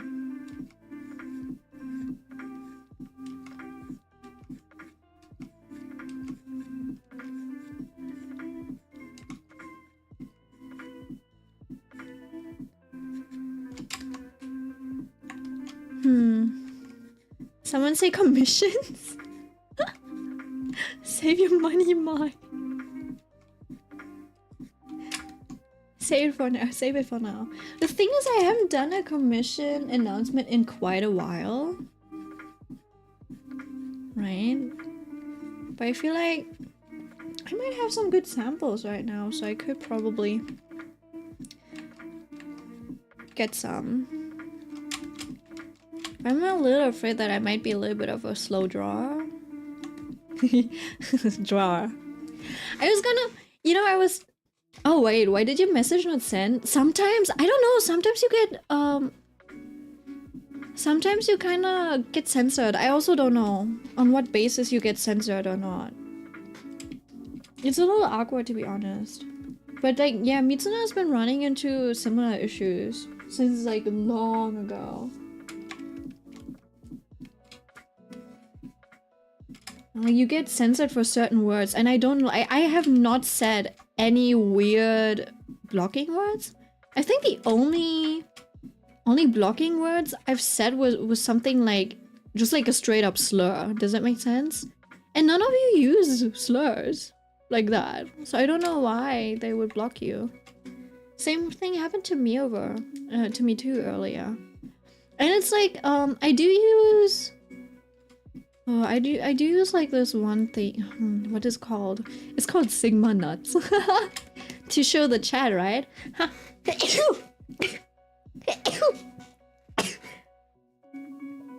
Oh, that's 3. Give me a second. Property. Oh, gun? That's interesting. Oh, you know what? It might be one of the settings on YouTube, but I thought I had it.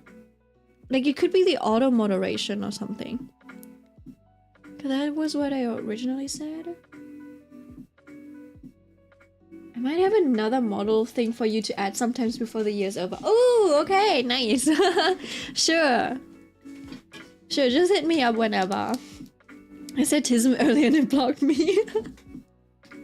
I wonder if it's the auto moderation because there's a little bit of you know, in your YouTube settings, I think there should be options to, I don't know if it's blocking them, but there's a little bit of auto moderation. I think for comments or something as well, and it tells you, yeah, this is just for bots and stuff. So yeah, I don't know, maybe it gets like flagged as a bot or something like that. But I swear I toggled that off. And I haven't seen any bots in quite a while now. So it should be fine. Wow, he's got some skin. So yeah. And then also it's like, I feel like to make a livable wage off of commissions, I would have to charge a lot more. And I don't think a lot of people are willing to pay that much. I'm also not that type of artist who does like a lot of portraits. They're like highly intricate. Like, for example, if I wanted to do commissions, right? Hold on, give me a second. And I wanted to draw portraits or something. I feel like this is Diesel, by the way. Diesel 2B, here's the title. I would, you know, I want them to be on this type of level, but I feel like I don't draw like this. So it's like, I can't just take portraits for like 100 and do like this, like 200. Saying, do I have... Maybe if, you know, if I drew like in Plick, I would just take portrait commissions and I'd be... that would be it. I'd just like, yeah, I'll just do this and that's it. I don't. So I'm like, what do I do? And illustration? The thing is, illustration commissions... They are time consuming.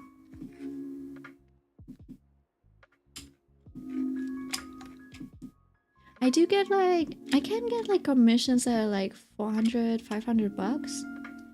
But if you calculate tax and stuff, you know, I don't know.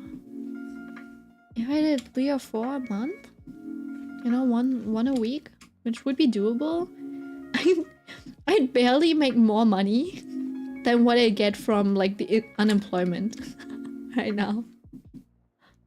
So if I wanted to take commissions and live off of it, with the price I'm running now, I'd have to be living in Southeast Asia or something to live comfortably. But if I were, since I'm living in Germany, I'd have to make twice the amount, I think. Like I'd have to price, like double the price on my commissions. And I feel like that's like out of range.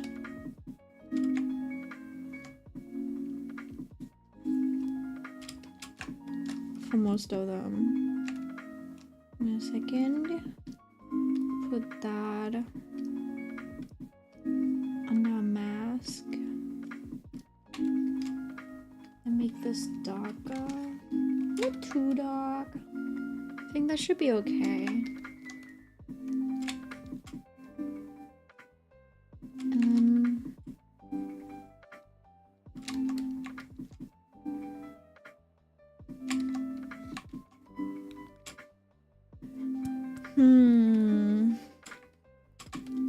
Make this gray.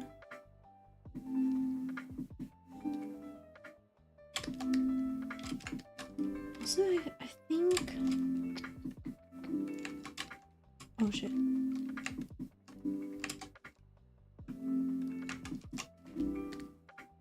Maybe go for the more teal. It needs to be a bit less saturated, I think.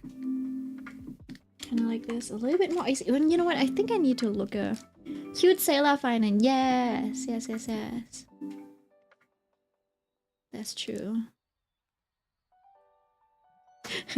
I've been too scared to draw Ace because I'm like, what if I don't draw him like I did back then? Like, what if I can't draw my own son? I'm like, can I even draw him? We'll see. We'll see. Finan. I think his eye color is a little bit more... Is it that icy? Yeah, it's actually a little bit more on the teal side. That's the only reason why you've been spared from the sailor curse that I put on everyone. Okay. I did make this a little bit more one-toned.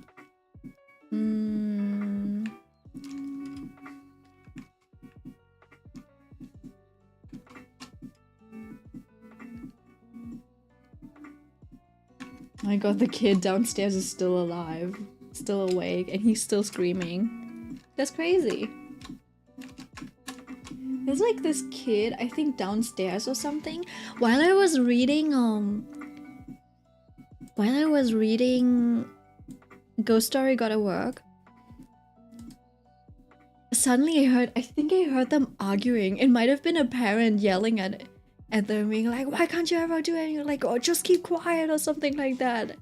I don't know, maybe I was like misinterpreting because that's like usually what I notice of them, but they were like arguing. I'm like, oh my god. Argument? Right in front of my salad? It's like 2 AM too. And he's just like screaming. Isn't that crazy?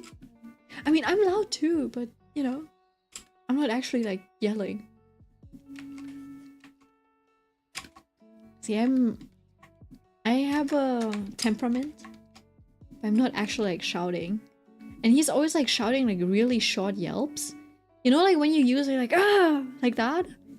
Like, no! Like, fuck! And I'm like, bro, he must be really bad at games.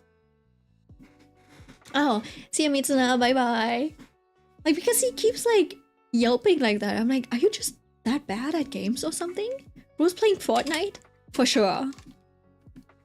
Yeah, something like that. Or maybe, I don't know. I don't know. Like, probably a shooter too. And I don't think it's like, I don't think he's in our house. I think he's the next number over. Actually. Honestly, one day when I hear him like screaming and stuff, I should just like go downstairs and see which one of the houses has its lights on. Because I think it's the unit right next over in the next housing number, basically. And I was like, I'm surprised that the walls are this thin. In between housing, like apartment buildings, basically. So I'm like, one day, I'll go. The thing is, I did see the lights of that units before, and it was like shining purple. You know, I'm like, ooh, this kid probably... Like, someone has to be living there that has a lot of, like, neon lights. You know, that there's using LED lights to light their rooms. I was like, oh, is that a gamer? So I think it's them. But then I also saw someone who has, like, a lot of purple light coming out of their room. But it's, like, the light from... It's, like, UV lights because they are a plant person. And I can't see from down the street. But I think in this case, it's, like, LED lights. And I think... It's a gamer. It's like 2 AM. And I don't really leave my house at 2 AM. Right? Because I'm a girl. I shouldn't leave my house at 2 AM. You know what's really surprising? Sometimes I see people like at 2 AM just walking their dogs in the middle of the night. I'm like, hello? I could never. Like, why are you... Isn't that dangerous? And it's not even a big dog, it's like the tiniest dog. Like the size of a chihuahua. I'm like, you're going out at night. Walking a chihuahua. Fair enough. I guess the small dogs tend to be a bit more aggressive, but I'm like, holy shit. Depends on where you live. I mean, This is a very, like, I live in a very, like, granny. It is a very white and, like, very, like, granny type of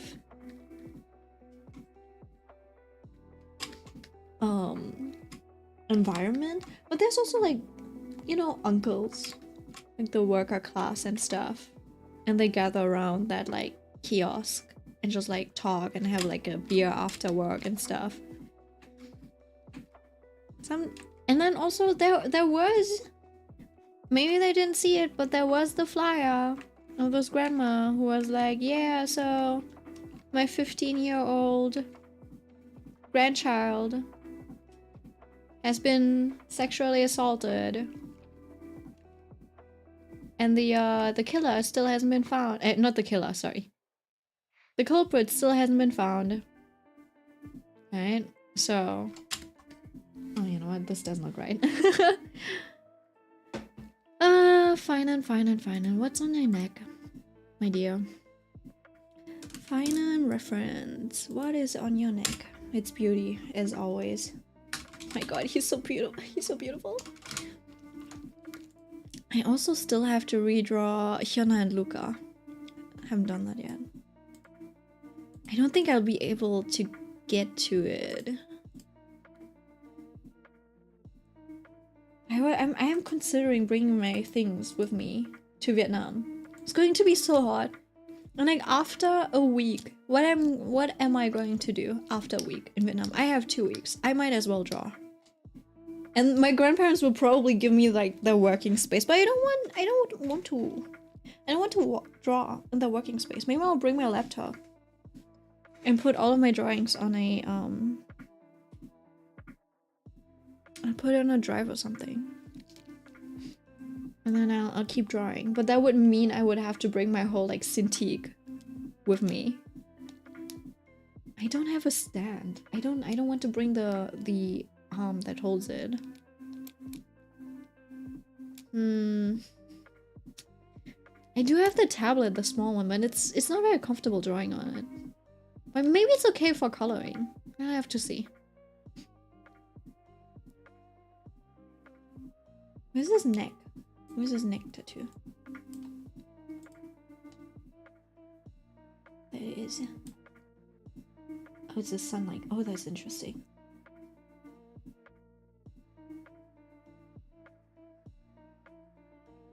The one thing that doesn't look good on Finan is his side profile in the game. Okay, so it's like, I guess the circle is smaller.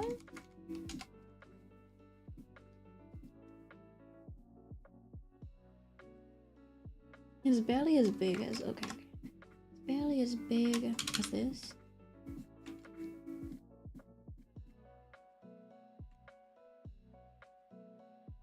And then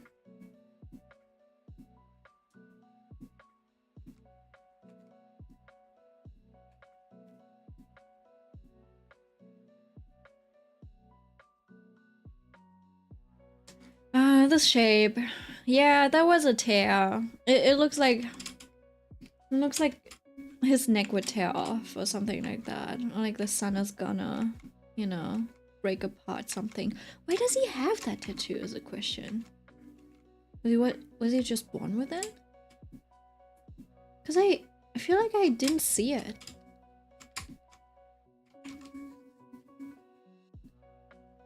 Did Finan do like, no, I don't think he did some sort of ritual.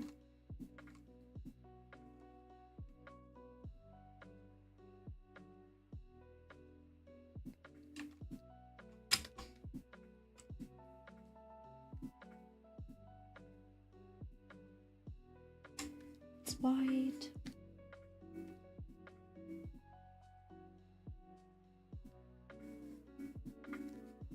And then basically this part.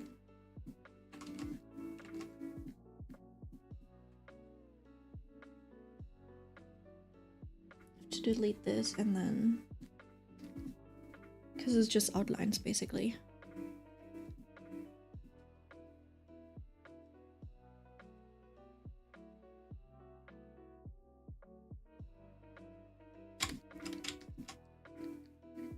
was thinking, should I make that to 2? Should it be holographic? Oh yeah, it should be. I think that's what I did. Which means I should probably just make this a mask.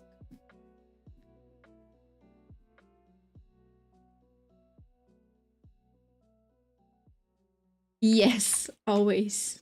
I did have that marked as holographic. I just almost forgot, I think. Oh my, did you finish Higurashi? Higurashi no Nakukora ni?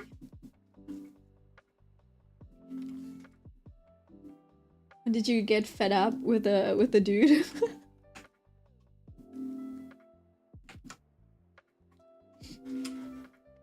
Not yet. I'm on chapter 3 still. Damn! You read through all of that and you're only on chapter 3? I mean, it is a visual novel. They do write a lot.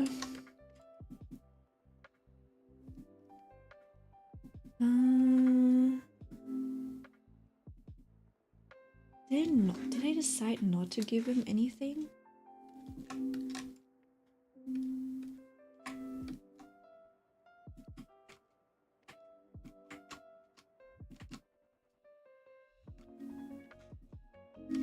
I was thinking maybe I should, you know, give him some of these stripes as well of a typical sailor, but I feel like it doesn't really suit him.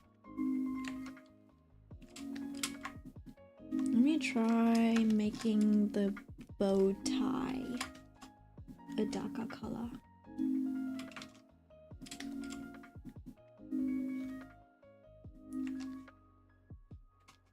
Everything is so light, maybe it's good to have a little bit like a contrast point. Contrasting accent or something like that.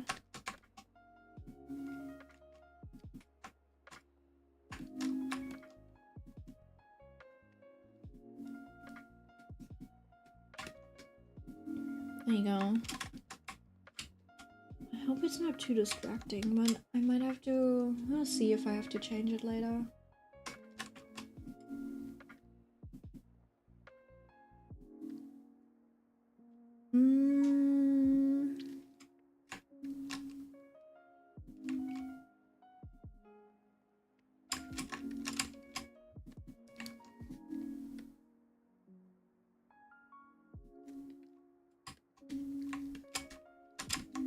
I was trying to make a frame. I think oh? What is that? Oh, okay. Probably be something like this. And this is gonna be opaque, and then the whole background's gonna be holographic.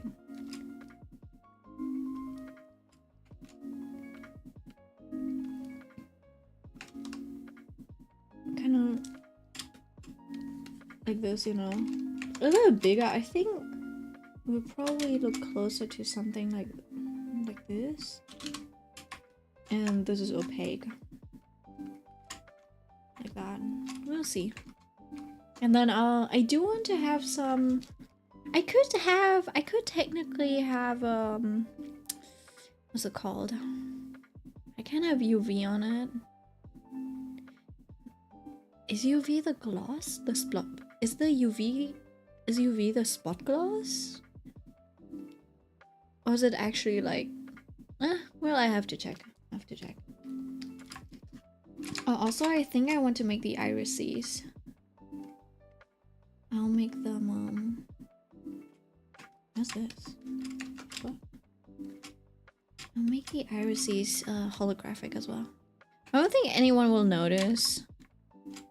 Yeah, that part's gonna stay white. Even though it's supposed to be yellow and stuff, but... Hey, I have to think about it.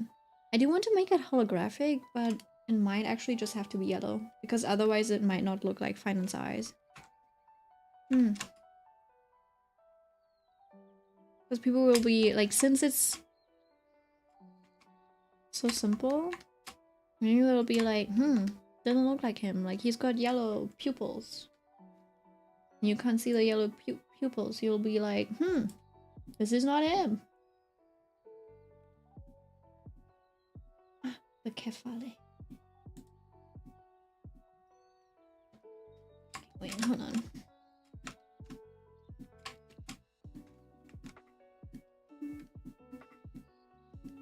Hello? Oh, there we go.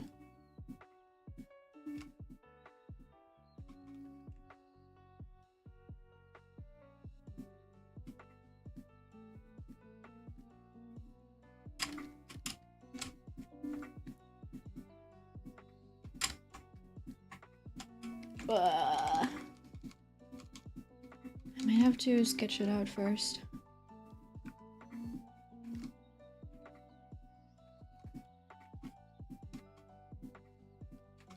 See, I like irregular shapes. I like irregular shapes for the pupils. And now I'm cooked. Or maybe not. Hold on.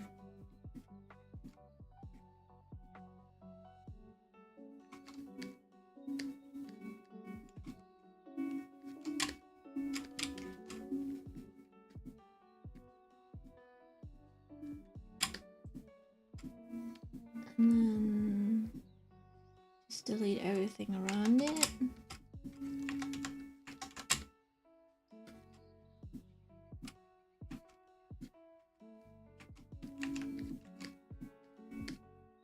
And then the rest will probably be covered up by shadow anyway. It's probably okay. Just leave a trace of the thing. No, I can't move it over.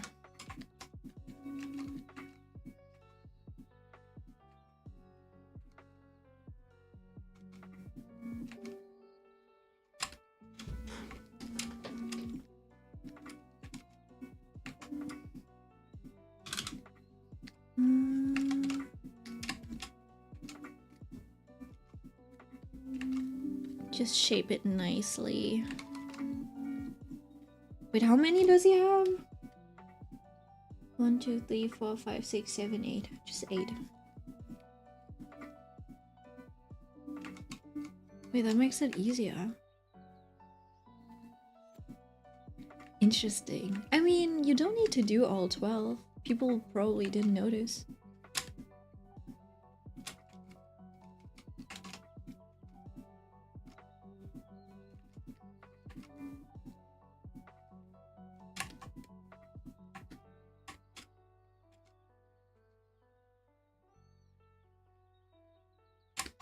You know what? The difficult thing for me is to make it look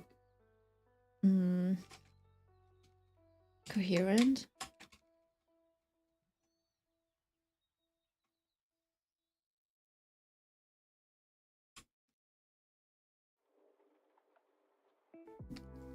And then maybe I'll just do these bottom two. And then I'll just skip the center one.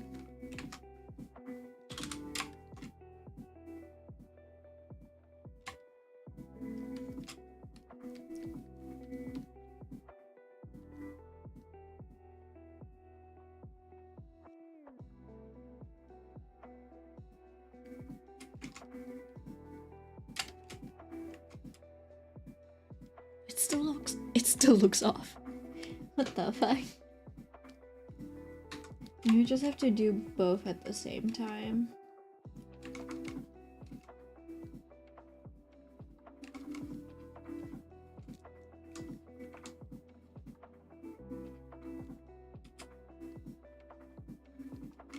And then this one has to go lower, maybe? Maybe?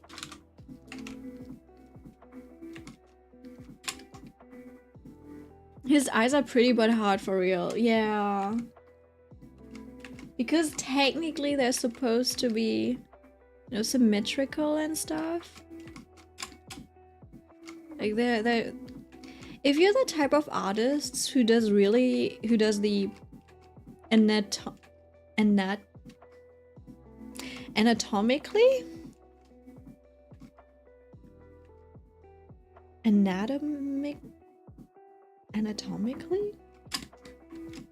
Anatomically?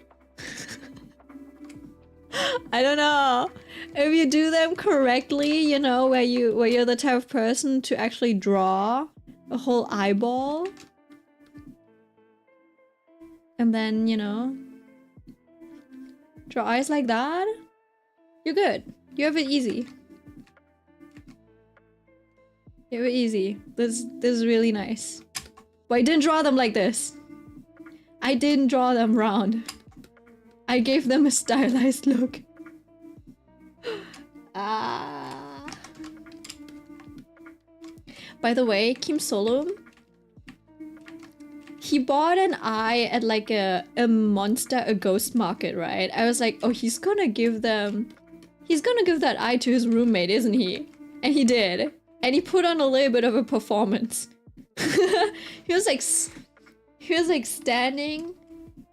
He was like sitting in the kitchen and he was like talking to his plush rabbit. Like, can you imagine how dumb he looks like? Imagine, like, you're opening your door, right? This is the door. This is the doorknob. You just opened it, right? This is the doorway. This is your POV. And you just open it.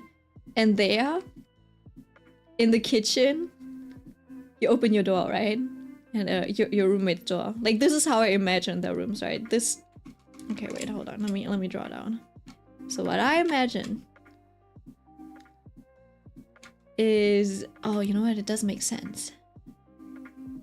Oh shit, maybe it does make sense. I was thinking his room is here, and this room is here, entrance is here, and then there's like a kitchen table and there's a kitchen over here. Okay. And I thought these rooms were, you know what, maybe it still makes, no, it makes sense. Wow. I'm an architect. It makes sense. Okay, the only thing that doesn't make sense is that I thought that would be a bathroom over here. Which probably doesn't make too much sense, but maybe it's over, I don't know. Because I was thinking his desk is probably over here, there's a room for the bathroom. You know, over here, and then his bed is over here, a window, and then whatever this dude's room is in. Okay, so this dude leaves his room, right? This is like your POV, imagine. This is your hand, it's grabbing. It's grabbing the handle.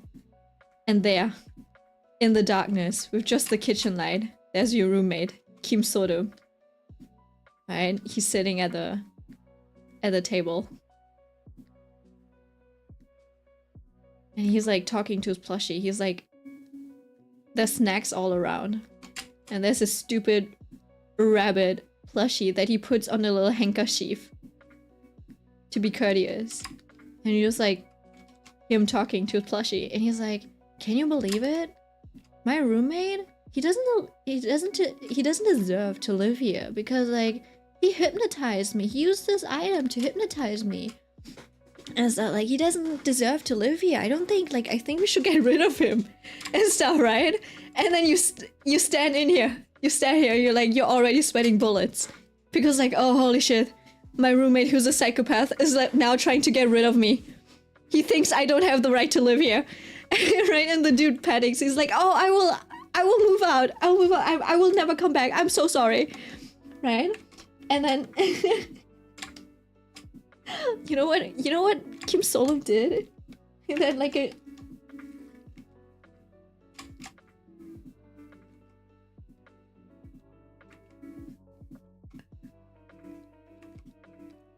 creep.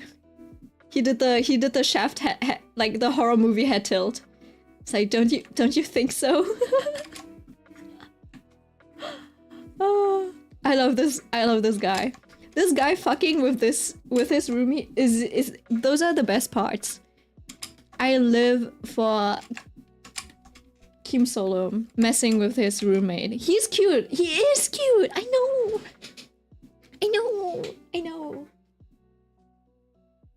Distorted perspective. He is cute, like trying to act like a psycho and everything. That is his go-to strategy though. And I think that's also like the strategy that is probably like it doesn't work against this one person that I don't like. That might try to expose him for being a coward or something like that. Like a crazy researcher. He's not like Anaxa. If you read it and you come across that researcher and like, oh my god, he's a little bit like Anaxa. No, he's not. He's not. He's genuinely just, I don't know. He's just like, no, Anaxa still has morals, you know? He still treats his students nicely. This researcher, he just threw someone in for shits and giggles. Like one of his own. He just threw them in for shits and giggles. And I was like, yep, we'll see where it goes. He's just an ass. He's just an ass. He's not nice. You know what? Anaxa does sound very close to an ass. Anasa. Anaxagoras. Anaxagoras? Anaxagoras? Anaxa. Anakusoga. Asqua.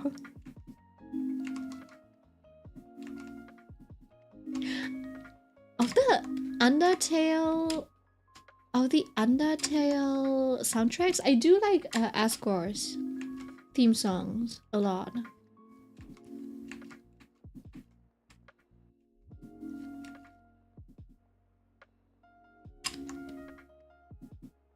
Still can't draw his eyes. This one's easier to draw.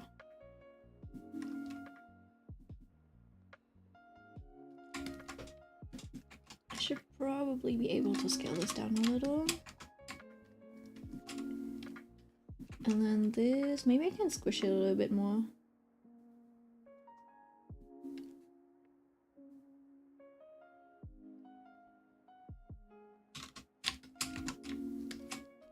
I should have probably just taken the Kefale logo or whatever, the core flame thingy.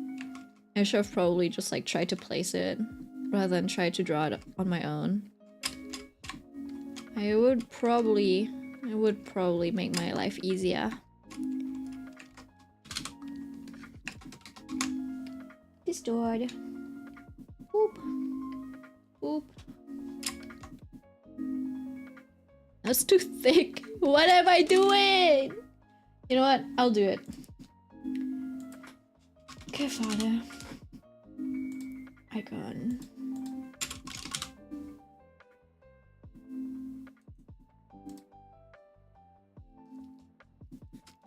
I'll do it.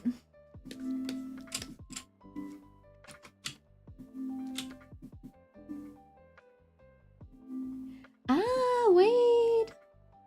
Oh? They just left out the big four, I guess.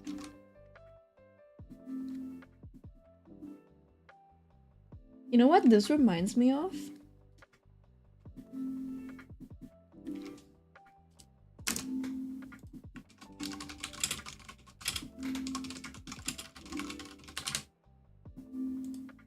A little bit. A little bit. A little bit, I guess. Anyways, Pandora Heart's great. I think you should read Pandora Hearts as well. It starts off a little like... It is a shonen, so it does start off similarly to that, you know? Where someone's condemned and like thrown into the abyss, makes their way out, gains new powers, learns about the world, but it is very like emotionally driven in a good way. And it's got the like Alice in Wonderland themes, you know. It is set in Victorian. It's got a Victorian setting. Just overall really nice.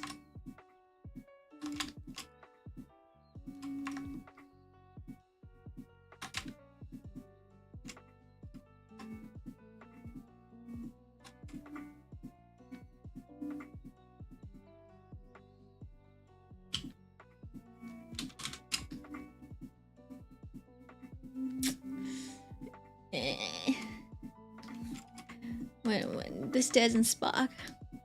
This doesn't spark happiness.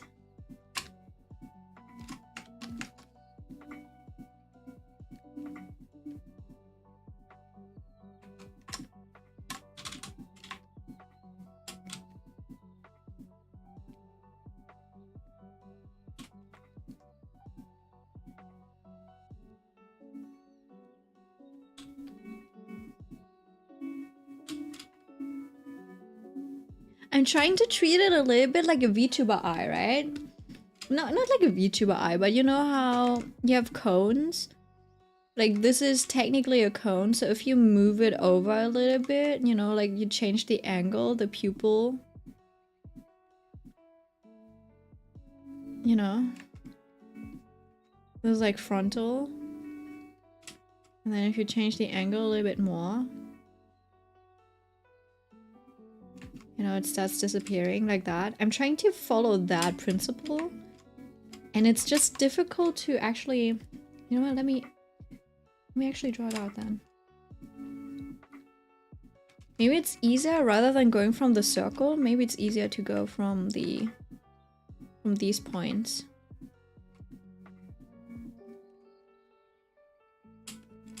And then...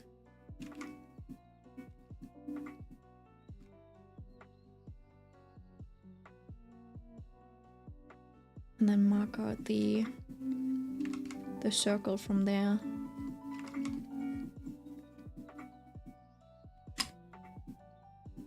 Feels a little better. This one's a little small.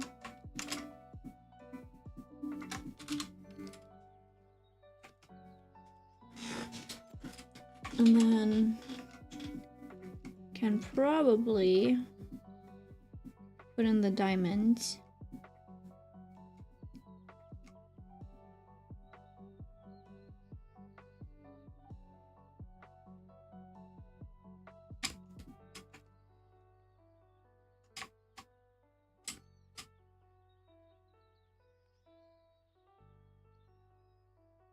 Did they have to put this into his eyes? I know it's pretty and all, but did they have to?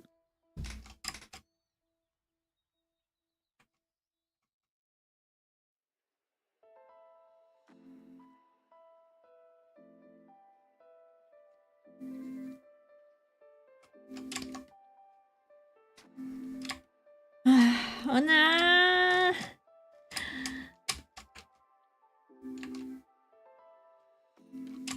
Oh, it might look okay. It's probably because this one's actually...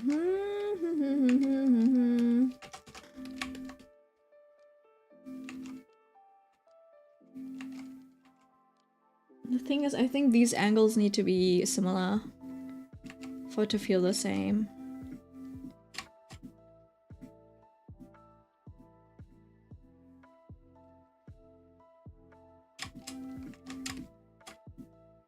And then obviously I do need to lower the contrast. Maybe that's also part of why it feels awkward.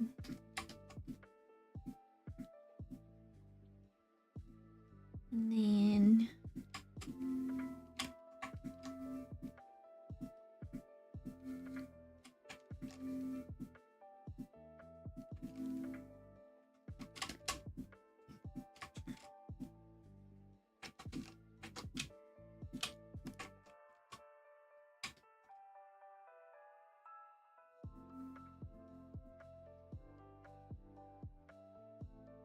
maybe it doesn't need to be too obvious, and we'll be okay.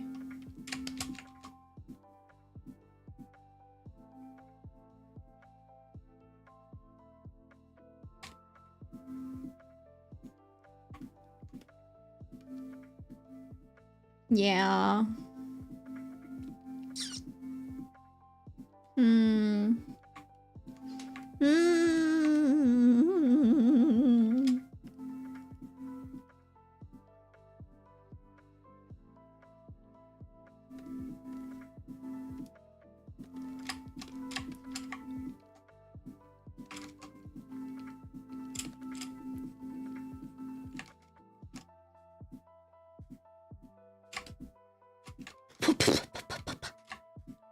There's like gnats flying around. I should get some of those like yellow sticky things that Millie keeps mentioning. Because those are usually used for gnats and stuff to attract them. I do have plants in my workroom. Okay, you know what? I'll do the shading now. That's a white ink. I'll put it over here. And then... oh yeah, I did put it in a... oh.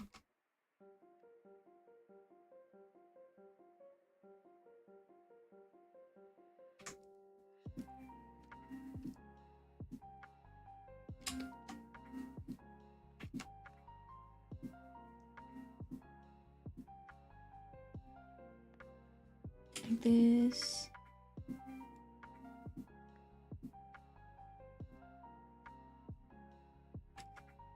But let's take care of the cast shadows.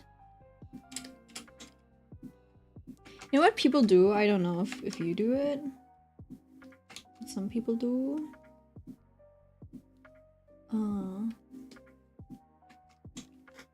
Put it on multiply basically. And then you just shift it.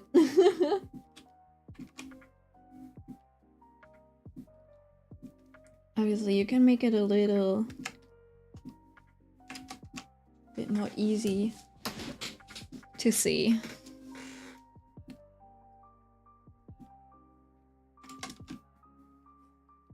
If you erase these parts. But I feel like oftentimes it kind of leads to... it looks a little messy oftentimes. That's smart? Oh my god. Have people not been doing that? And then you can kind of just clean it up. But yeah, as you can see with like these types of detailed sections, it's not that useful. You do it by hand? I mean, yeah. I usually also do it by hand, but sometimes I'm like,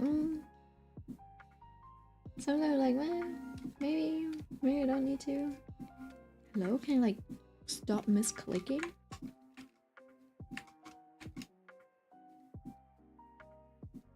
Like sometimes I want a specific shape and then I'll just like I might just take one section of a strand and then I'll I'll place it like this. But I usually don't do it for the whole section. Because yeah, as you can see, it's a little messy, like over here, for example. So I feel like for this section, I would probably leave it be. And just do something like this. And oftentimes when I do these, the logic also doesn't necessarily... it's like not always sound.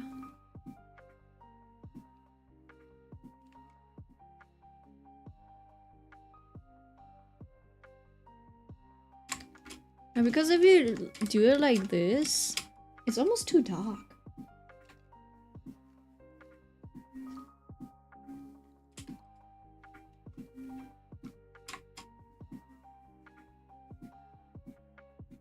So I don't want to do this, right? Because it's...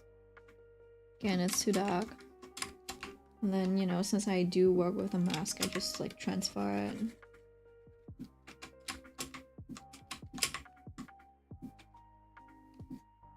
Right, so sometimes I just take the biggest strand and use that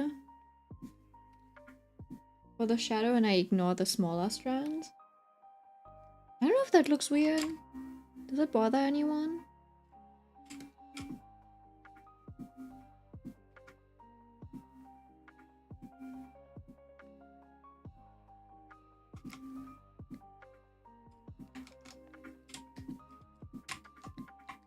I hope people can be distracted by other things, like enough, so that they don't notice this. Yeah, and then just have the head, the shadow.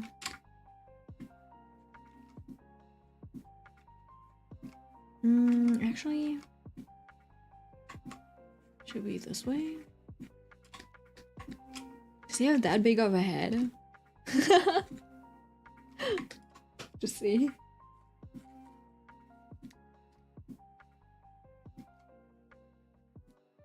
I feel like it might be nice if the lightning's coming from a little bit of, like a little bit above. So it's just top down lighting basically. Should probably be okay. I'm gonna just add a little bit of shadow around here.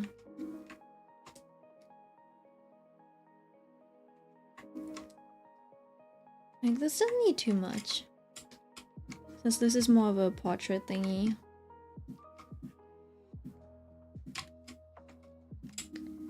Right, and I think for Finan, maybe it's better to be a bit more cool toned.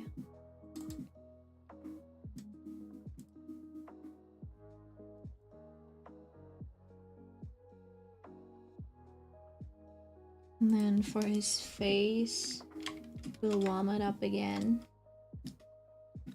Oopsie, maybe not that tone.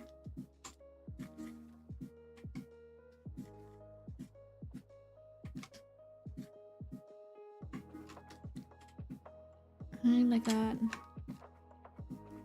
Question is,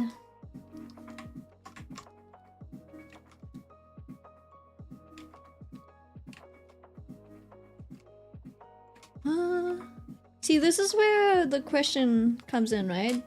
Form shadow? Cast shadow? Very subtly.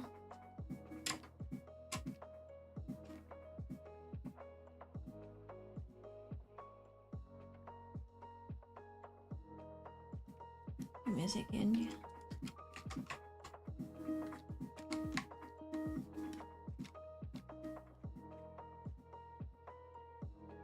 Then you would brighten it up a little bit, maybe.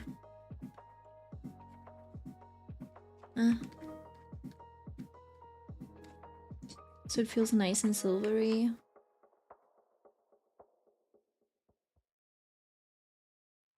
Not too bright, just a little bit. I like, this almost feels sunset-y. I don't know. I do want them to feel similar. Give me a second.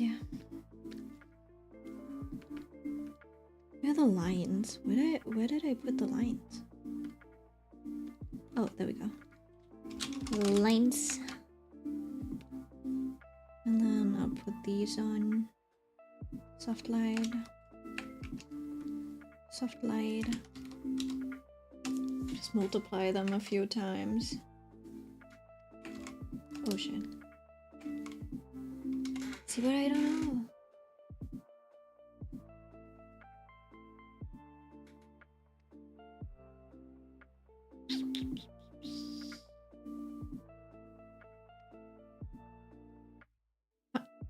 Mighty is also doesn't, like, it doesn't help that Mighty has a gradient on his hair, because it looks like he's got a spotlight shining on his head.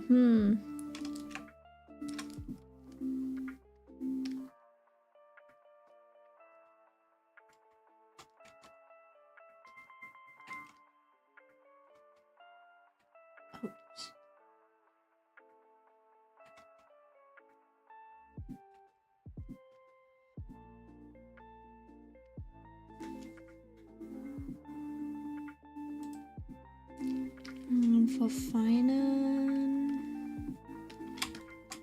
Oopsie. Yeah, I don't think... You know what? And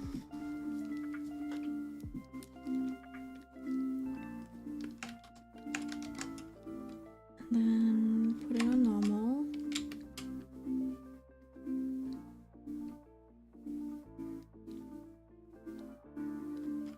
Just extract this part.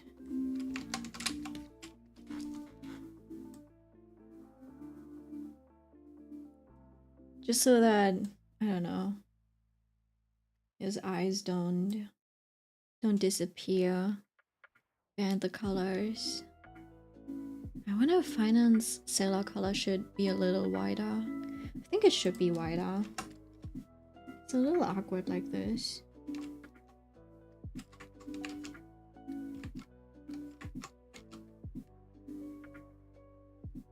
Or might be less awkward if I color in these parts.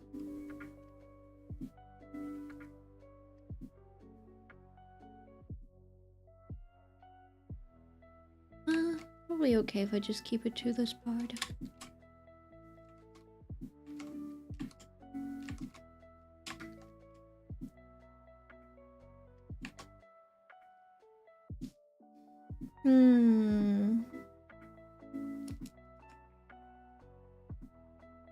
Oh, that's supposed to be hollow.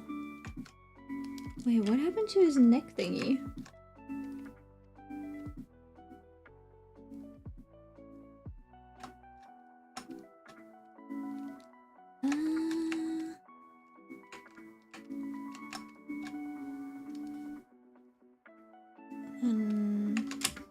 There we go.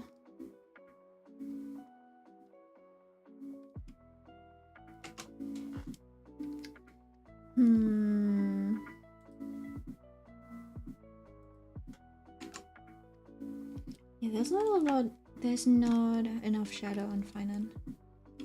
Probably.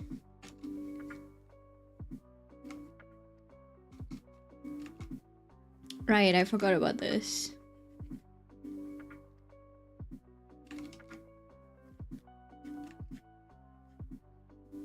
Probably just do this. Some shading over here.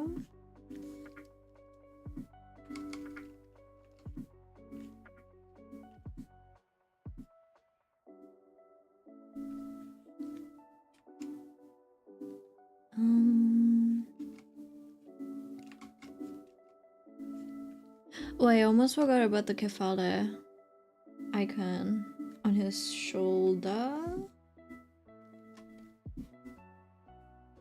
Maybe I won't add it. I do want to add it, but it's like...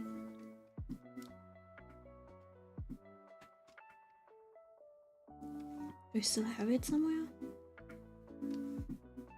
I deleted it.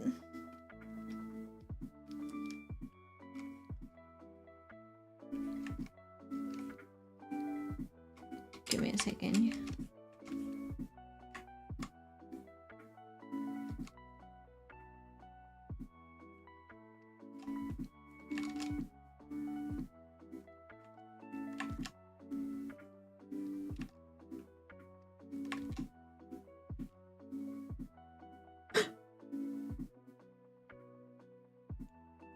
It's been 4.5 hours?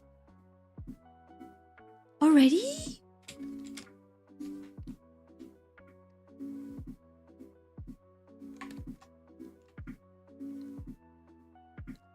Why does time fly so fast? Why am I so slow? I swear by this time, Modare would probably already have almost finished one of these. No, in fact, I think they would have already finished one of these. They do the lines in like 1 hour. They did the lines for Raiden like 1 hour, and then they just like spent 6 hours painting the rest. And then they had the full illustration. I was like, bro. Meanwhile, lines and flats, 2 hours each. So cooked.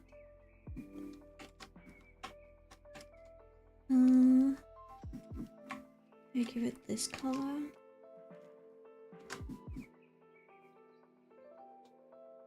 And then question is, it's fine. Well, you know what? Murara is a little bit of a monster, I think. They are a little monstrous. They're a bit of a monster when it comes to being an artist. Well, you know what? This might be fine. Just very subtle. I could almost make it holographic. Maybe I can make that holographic because this stuff is supposed... Whatever's over here is supposed to be,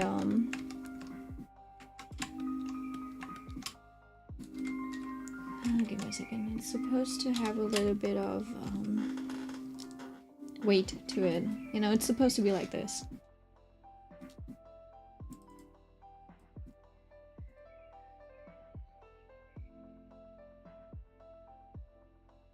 Why is it dark? Like, I want to make this like silver holographic foil or whatever. Why is the foreground dark? What is this? Oh. Ah, I see.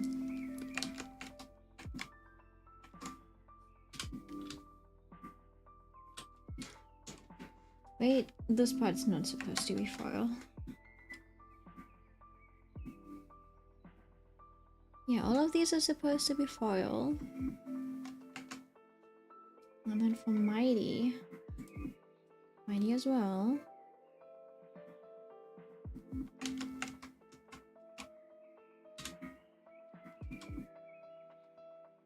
Maybe not this part.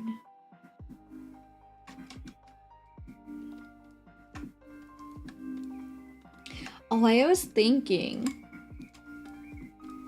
See, I was thinking if I should make this part, like the tattoos. Would it be weird if... It would be weird if they were holographic. No? I don't know, let me try. Wouldn't it be weird if they were holographic?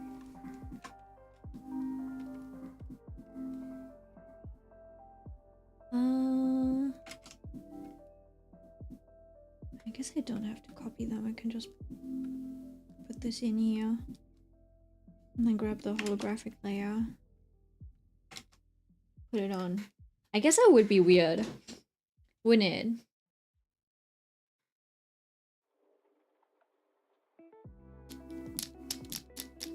I mean, I can give it a little bit of color, technically. I could make it like this. I mean, I could still make it holographic. Even if it's red, to some degree.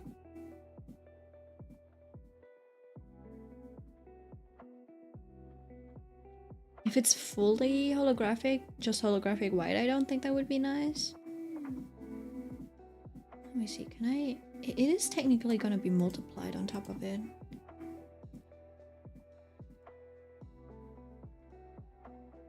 I could have an effect like that, but I don't like the color, so let's see.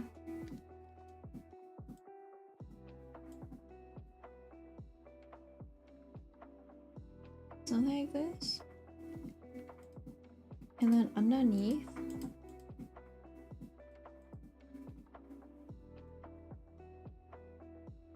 Smashed! Like if this was holographic and it worked out, that would be nice. But I'm a little scared because I don't know how much darker the color gets. Right, so I just want it a little bit lighter. But it needs to look nice. It's printed on the holo.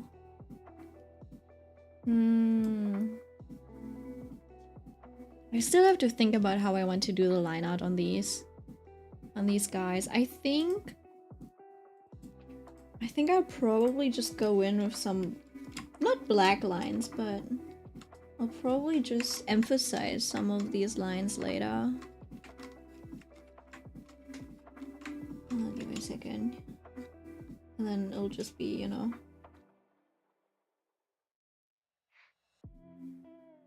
around where the faces, like the features are, just silhouetting them, like where the hair separates from the face. So yeah, I just have to think about which parts I want to emphasize later on. Right?